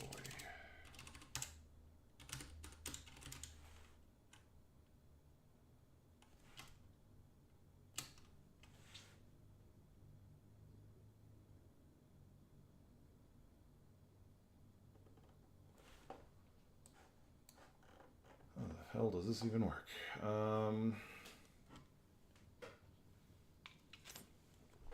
Are scaled. Okay, how does this work? Tell op, twist, joy, jazzy. Executables comes with a teleop node. Are you freaking kidding me? Teleop twist keyboard works on its own, but joy needs something else. Arguments joy dev. Oh, joy dev. How do I freaking ROS? Joy config.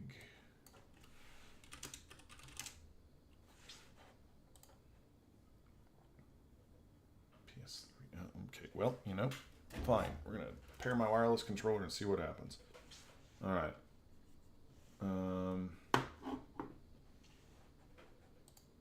Got ROS2 launch. Teleop. Twist joy. Teleop launch.py. Joy config equals Xbox.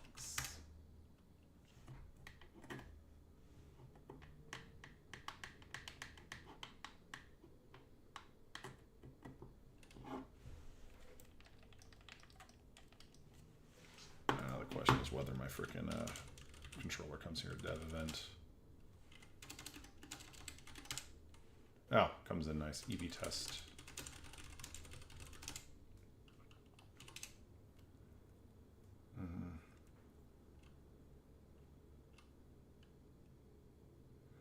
Oh, does oh no, does this only break out dev joystick note? Oh no.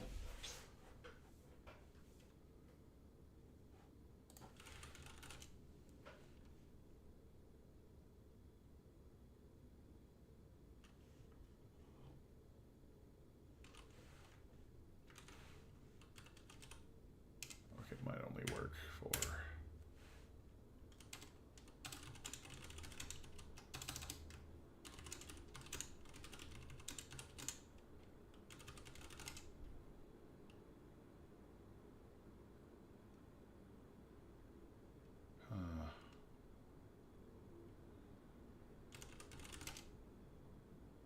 there we go. Wireless controller 26.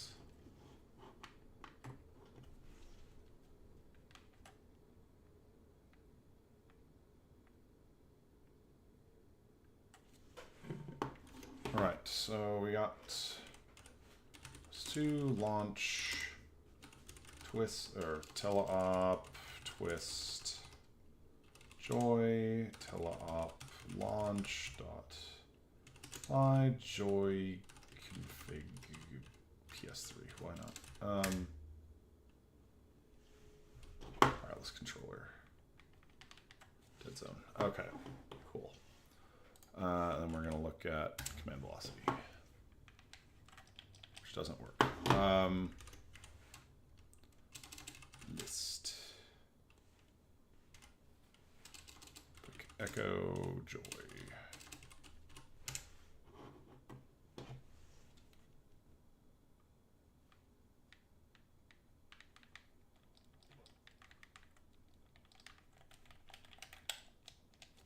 All right, perfect.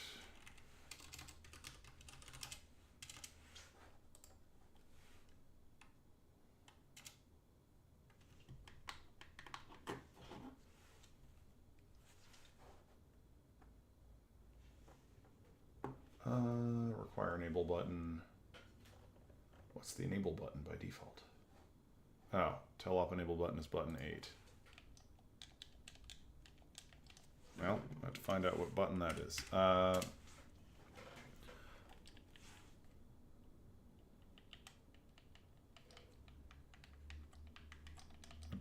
Probably the joystick buttons.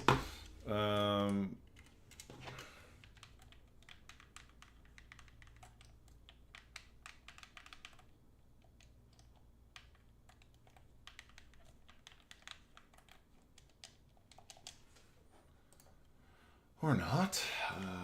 Command velocity. File path. Public stamped twist.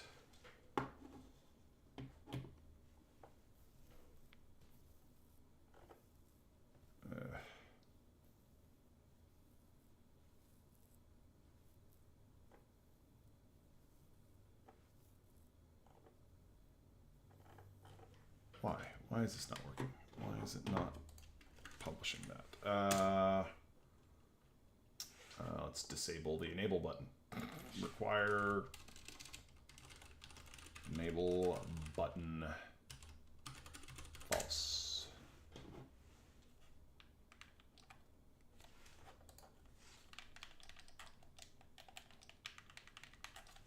Come on. Oh, maybe I have to map it. Okay, hold on.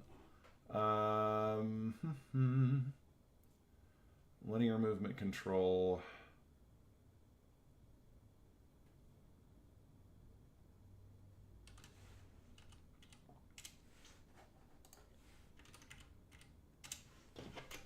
All right, so I got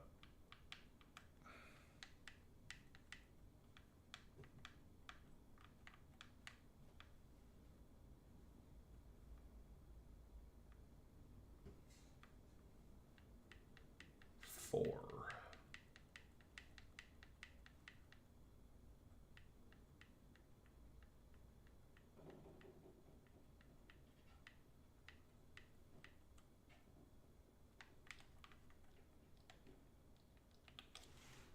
Okay.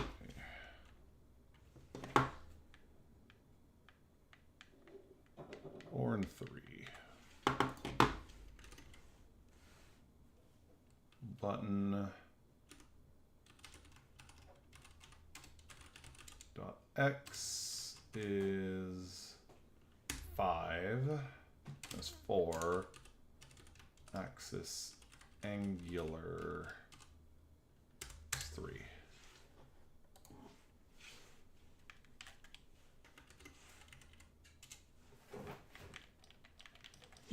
What are you doing?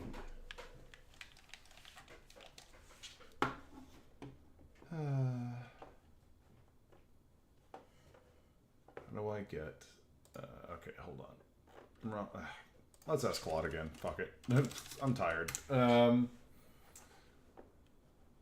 right. Give me a one-liner, ROS2 launch, command to output command velocity as geometry messages twist from a dual shock 4.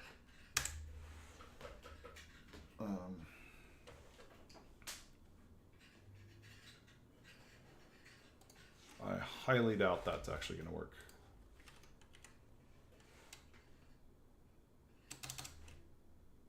Let's see.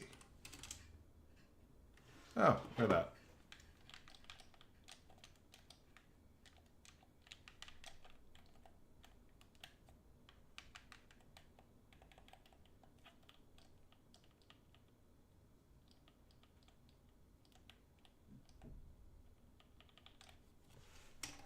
Require enable button false, but it's still requiring the enable button. So require enable button out, in, out, whatever. Must to command velocity.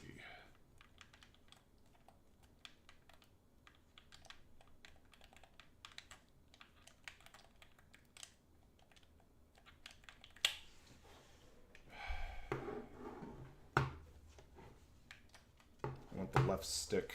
I want the right stick.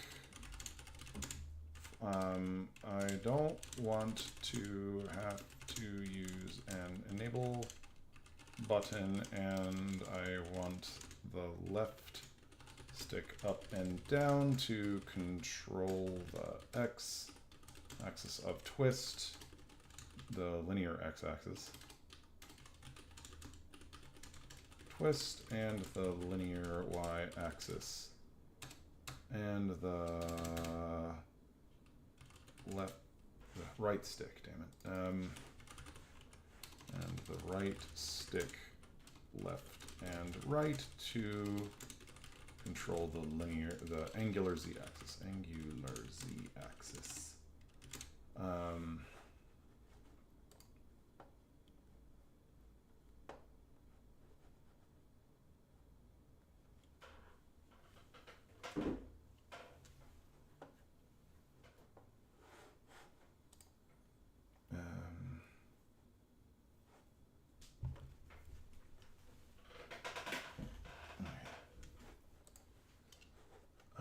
Angular Z axis.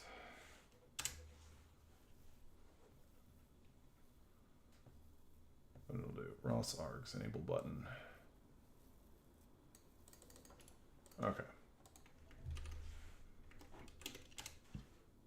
No.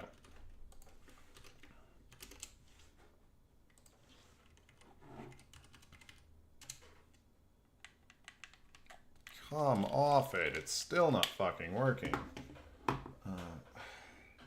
My baby.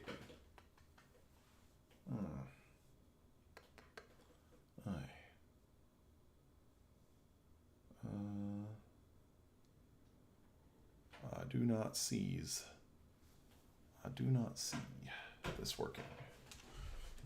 Enable button.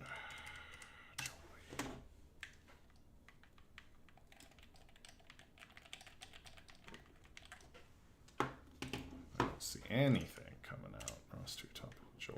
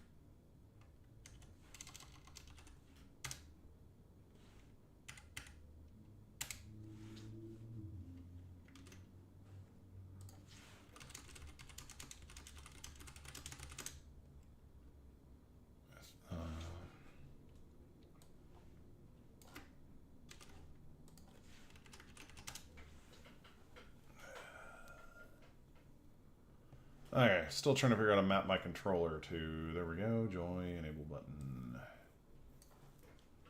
Enable button, joy config. Here.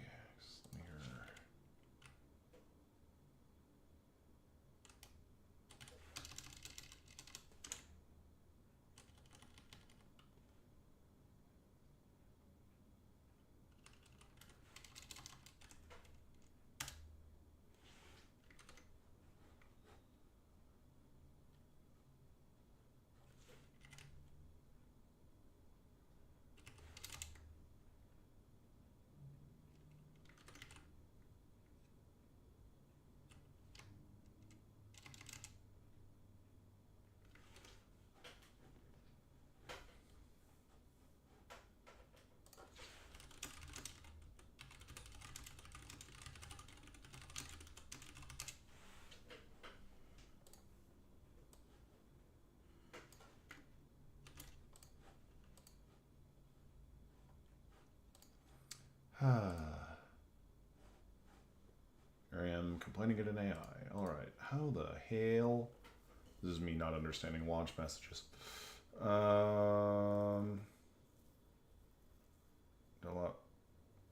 Run file has been provided by...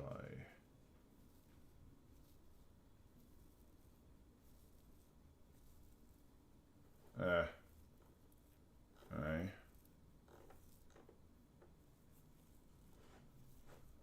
Kill op node.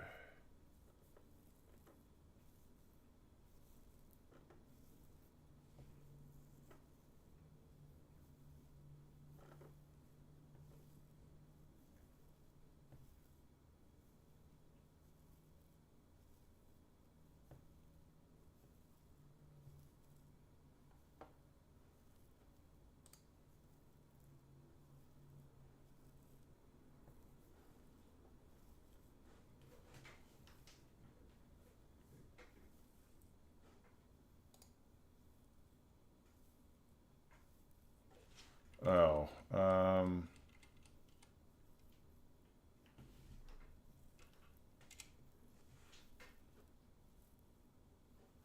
but now we also need to,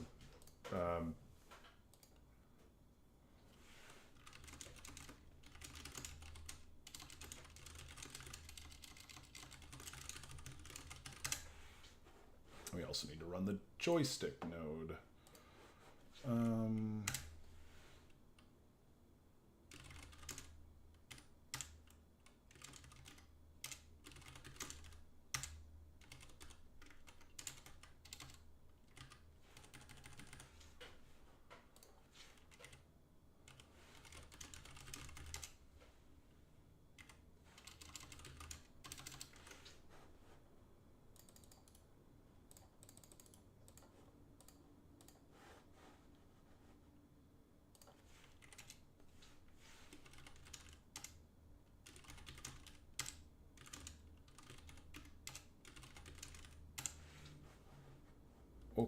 Okay, I guess I need another terminal to run the joystick node. Projects. Tired. Stinger. Docker run. I'm gonna do, yeah. There we go.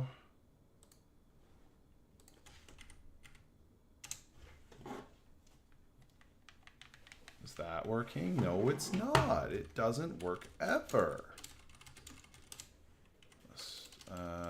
Topic, echo, joy. Okay, those are all running now. But does it publish command velocity? It does not.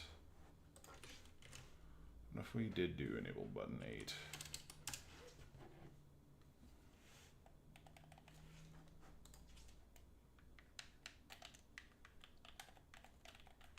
So not publishing command velocity.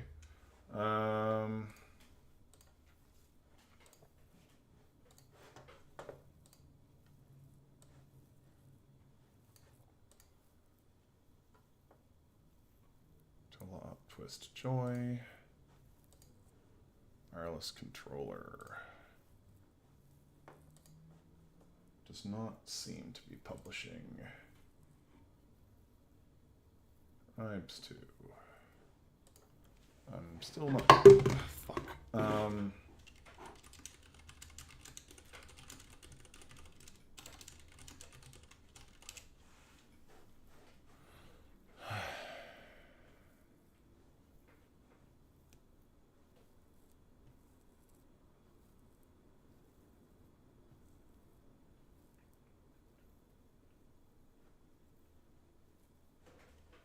Okay.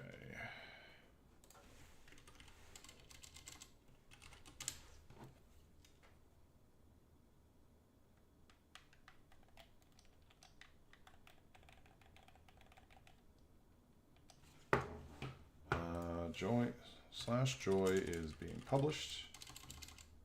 Being published just fine.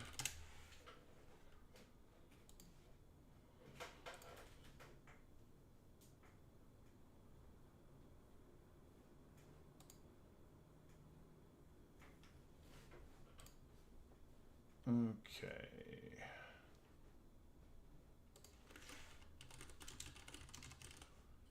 List teleop.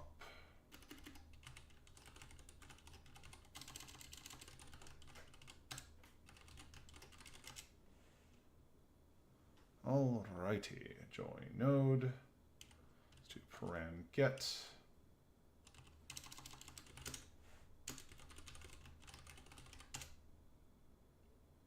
Integer value is 8.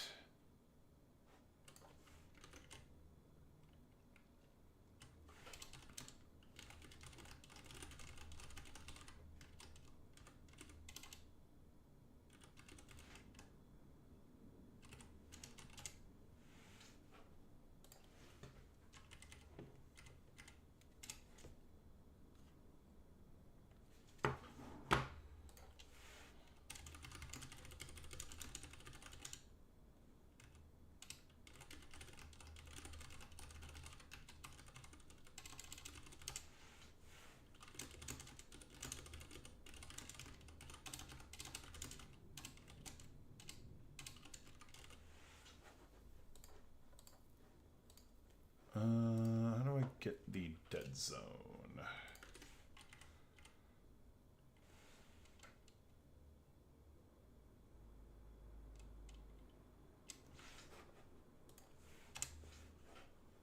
All right, how do I get the dead zone?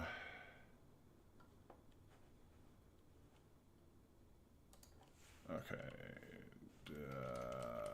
command velocity.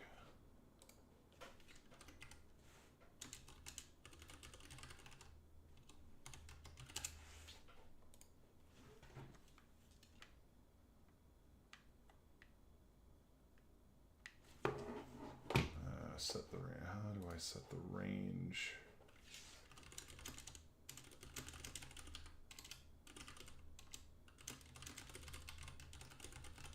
Only to plus minus 1.0.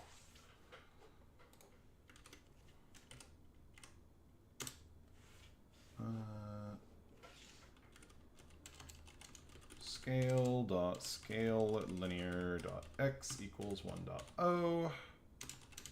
Scale angular dot yaw equals 1.0. Oh.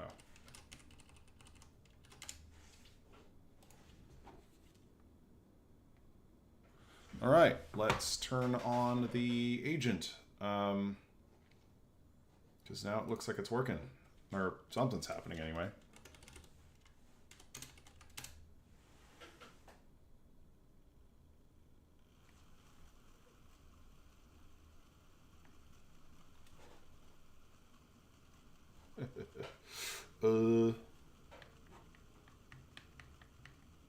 Very scared of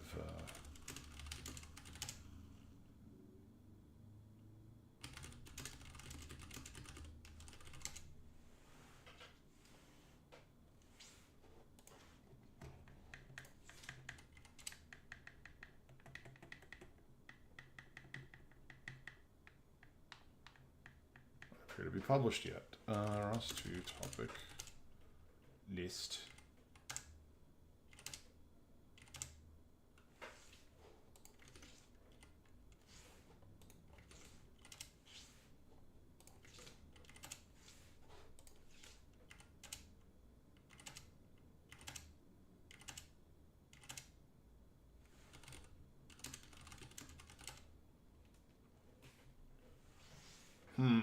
Okay, so the nodes aren't coming over to the stinger. Let's set up the ROS2 discovery node. Discovery server. Okay. Fast DDS discovery server ID is open a new terminal and run. So we got another terminal, Docker run, project stinger, Docker run, DDS, put that up there, and we gotta do discovery server.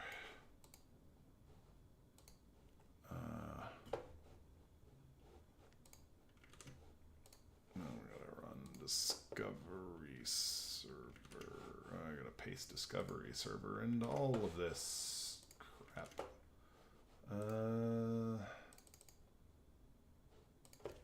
Export ROS discovery server equals 10.0010 and 1.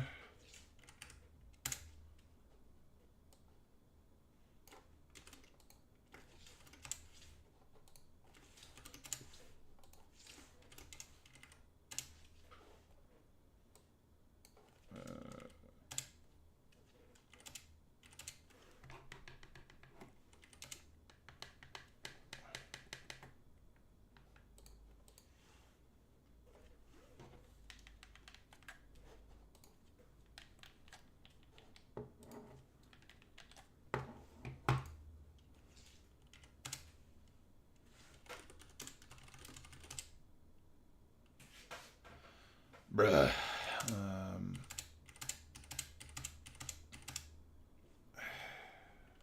server.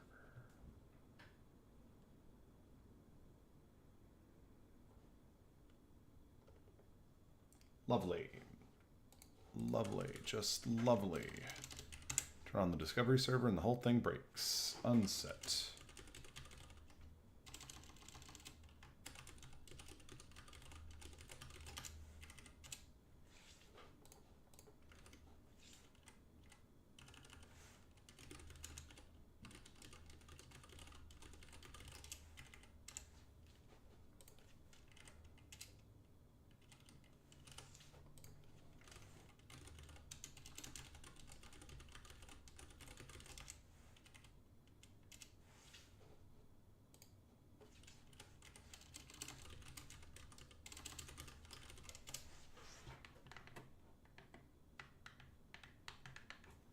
Alright, so that's running. Now we got a list, but yet it's not going to work because it's never going to be working. Like, alright. How do I get it to discover my desktop? I mean, I thought I've done this the other way around.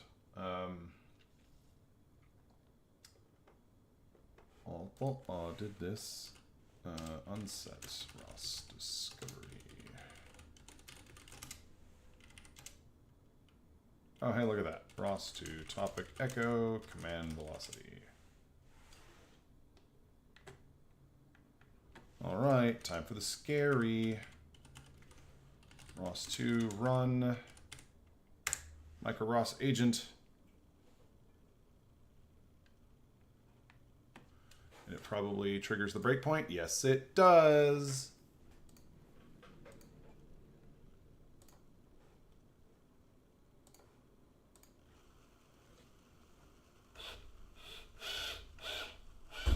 Ooh, the motors are turning. The motors are turning.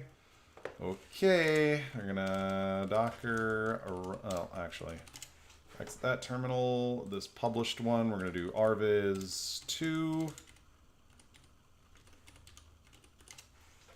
Alrighty. We're gonna add a laser scan. We're gonna read laser scan. We're gonna get, yep, we're gonna get our published laser scan. Why is it all rotated on me? I don't freaking know, man. All right.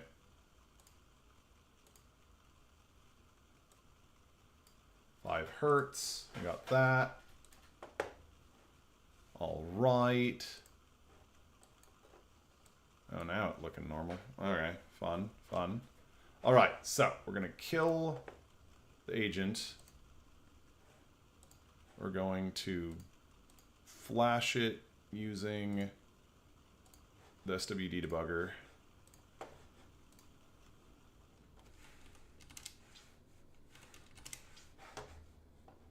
We got all this, we got these things running, got teleop running. I'm gonna run, do LSUSB.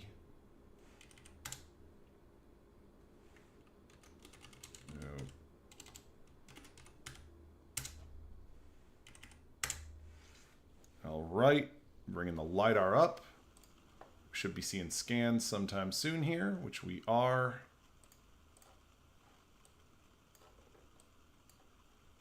Alrighty. There we go. Seeing some scans. All right. Perfect. And if I unplug the debugger, it should be able to drive. Hypothetically, it should be able to drive. All right. I don't have my droid cam with me, but there we go. ROS2 driving the robot. This is teleop, but there we go. We can look at our laser scan to see what kinds of things are in our way. We should see a wall in front of us, essentially. So this is the front of the robot. Basically, we're looking forward.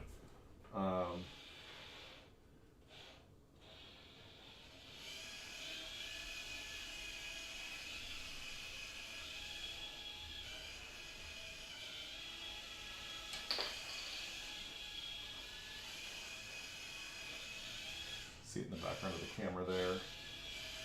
But yes, we now have a micro-ROS. Listening about this .NET 10 breaking, only for it to be a stupid typo. That's how I feel half the time about my shit that breaks. All right, but here we are. We've got a micro-ROS where we got a... Sorry, wow, I'm tripping over myself because I am kind of excited here. So, we've got micro-ROS firmware running on the Pi Pico. It is communicating with a ROS2 agent running on the Raspberry Pi. And then we're running the joystick control teleop twist joystick node on my desktop that talks to my controller, Bluetooth to my desktop. It's doing the processing there, publishing a command velocity packet to the ROS2 data distribution system, which discovers itself on my local network somehow. And then the robot, the micro-ROS firmware running on the Pi Pico in the robot tells the agent running on the Raspberry Pi that it wants to subscribe to that command velocity topic, and then whenever I push my joystick or my gamepad, the robot moves. And we're also sending laser scans from the Pi Pico to the Raspberry Pi.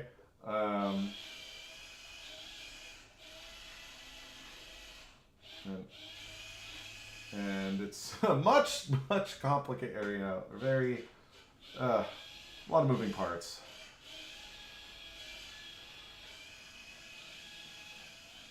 See if we can navigate around my house using this. Or yeah, without looking at the robot, we're looking forward, theoretically.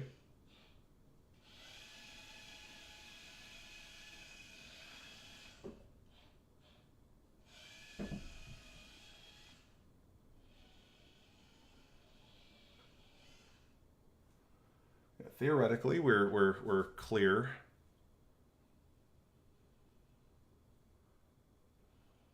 Oh, we got stuff in front of us. Well, that's moving. That's a cat. That's a creature that is standing in front of our robot now. We can see it moving.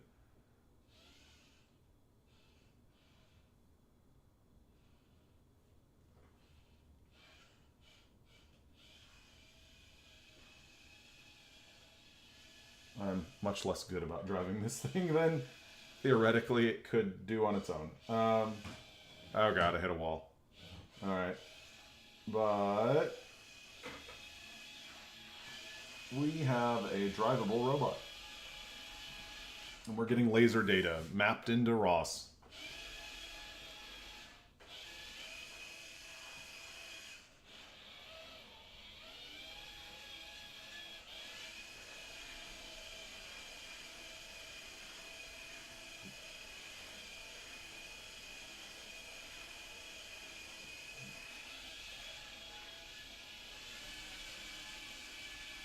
Alright, we pull it up to me. And if we shut the agent down, we lose that, and the LiDAR should power off, which it does. If we bring the agent back up, theoretically it might reconnect. It'd be nice if it does. I'm gonna have to work on that disconnect logic. Alright. Oh, it reconnected. LiDAR powered back up. We see our scan again. Let me drive around some more.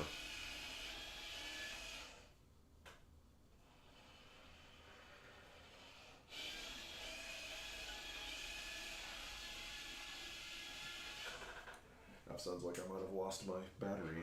It might be dragging. Oh, yeah, it is. Okay. Sorry, the battery cable is dragging because the tape is dying. But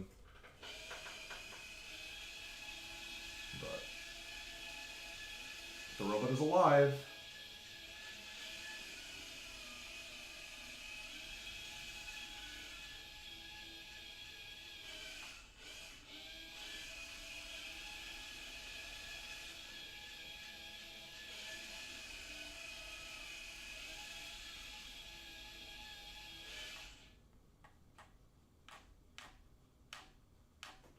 But honestly, it is quite amazing at the responsiveness over Wi-Fi, because it's going into my desktop over Bluetooth, over my network, back out to the Pi.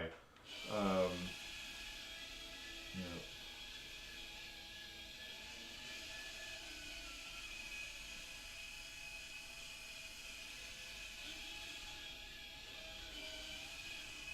All right, cool. Well, it is just about midnight, which means I have been streaming for almost 6 hours, so I think this is a perfect place to call this for the evening, because it's driving, it's sending laser data over the network, it's driving, we fixed the code, it's now no longer broken, it's respecting the threading model. Like, realistically, I would love, actually, you know what, we can bring up the firmware performance thing, Docker run, Project Stinger, Docker run. We can do a ROS2 topic, echo firmware, runtime stats. I think, yeah, or field data, or firmware runtime stats, and we can see the performance usage of each thread, and we can see that the executor indeed is eating up 93% of a core, because it's running 10 milliseconds out of every, it's running 10 out of every 11 milliseconds. So one way we can reduce this is by, in the is figuring out that tiny USB layer, making it block until timeout whenever. Block until timeout whenever it gets data. So that's kind of possibly the next thing to look at, just so we don't sit in busy loops perpetually. But other than that, we're pretty much good to go. Or not good to go. We have a good model, or we have the model working, because clearly we're driving it around. We're getting data from the laser. So what's next, essentially, in order to get this to work, is we've got to, we have to, rather than using just this fudged twist velocity thing that I've done, we need to actually map this onto real units, because it's supposed to be meters per second and also radians per second turning. So we actually have to come in and figure out the physical geometry of the robot in order to actually be using real world units rather than just some fake units. We also need to we need to read the encoders on the motors, and we also need to bring the IMU data up into ROS as well.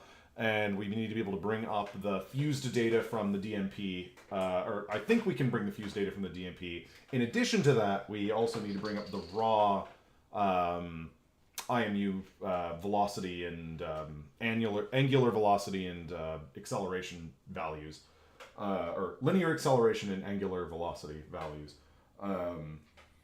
And that will give us, that would actually, once we get we also need to publish an estimated odometry value from the micro-ROS firmware too, and so we'll be doing that next time.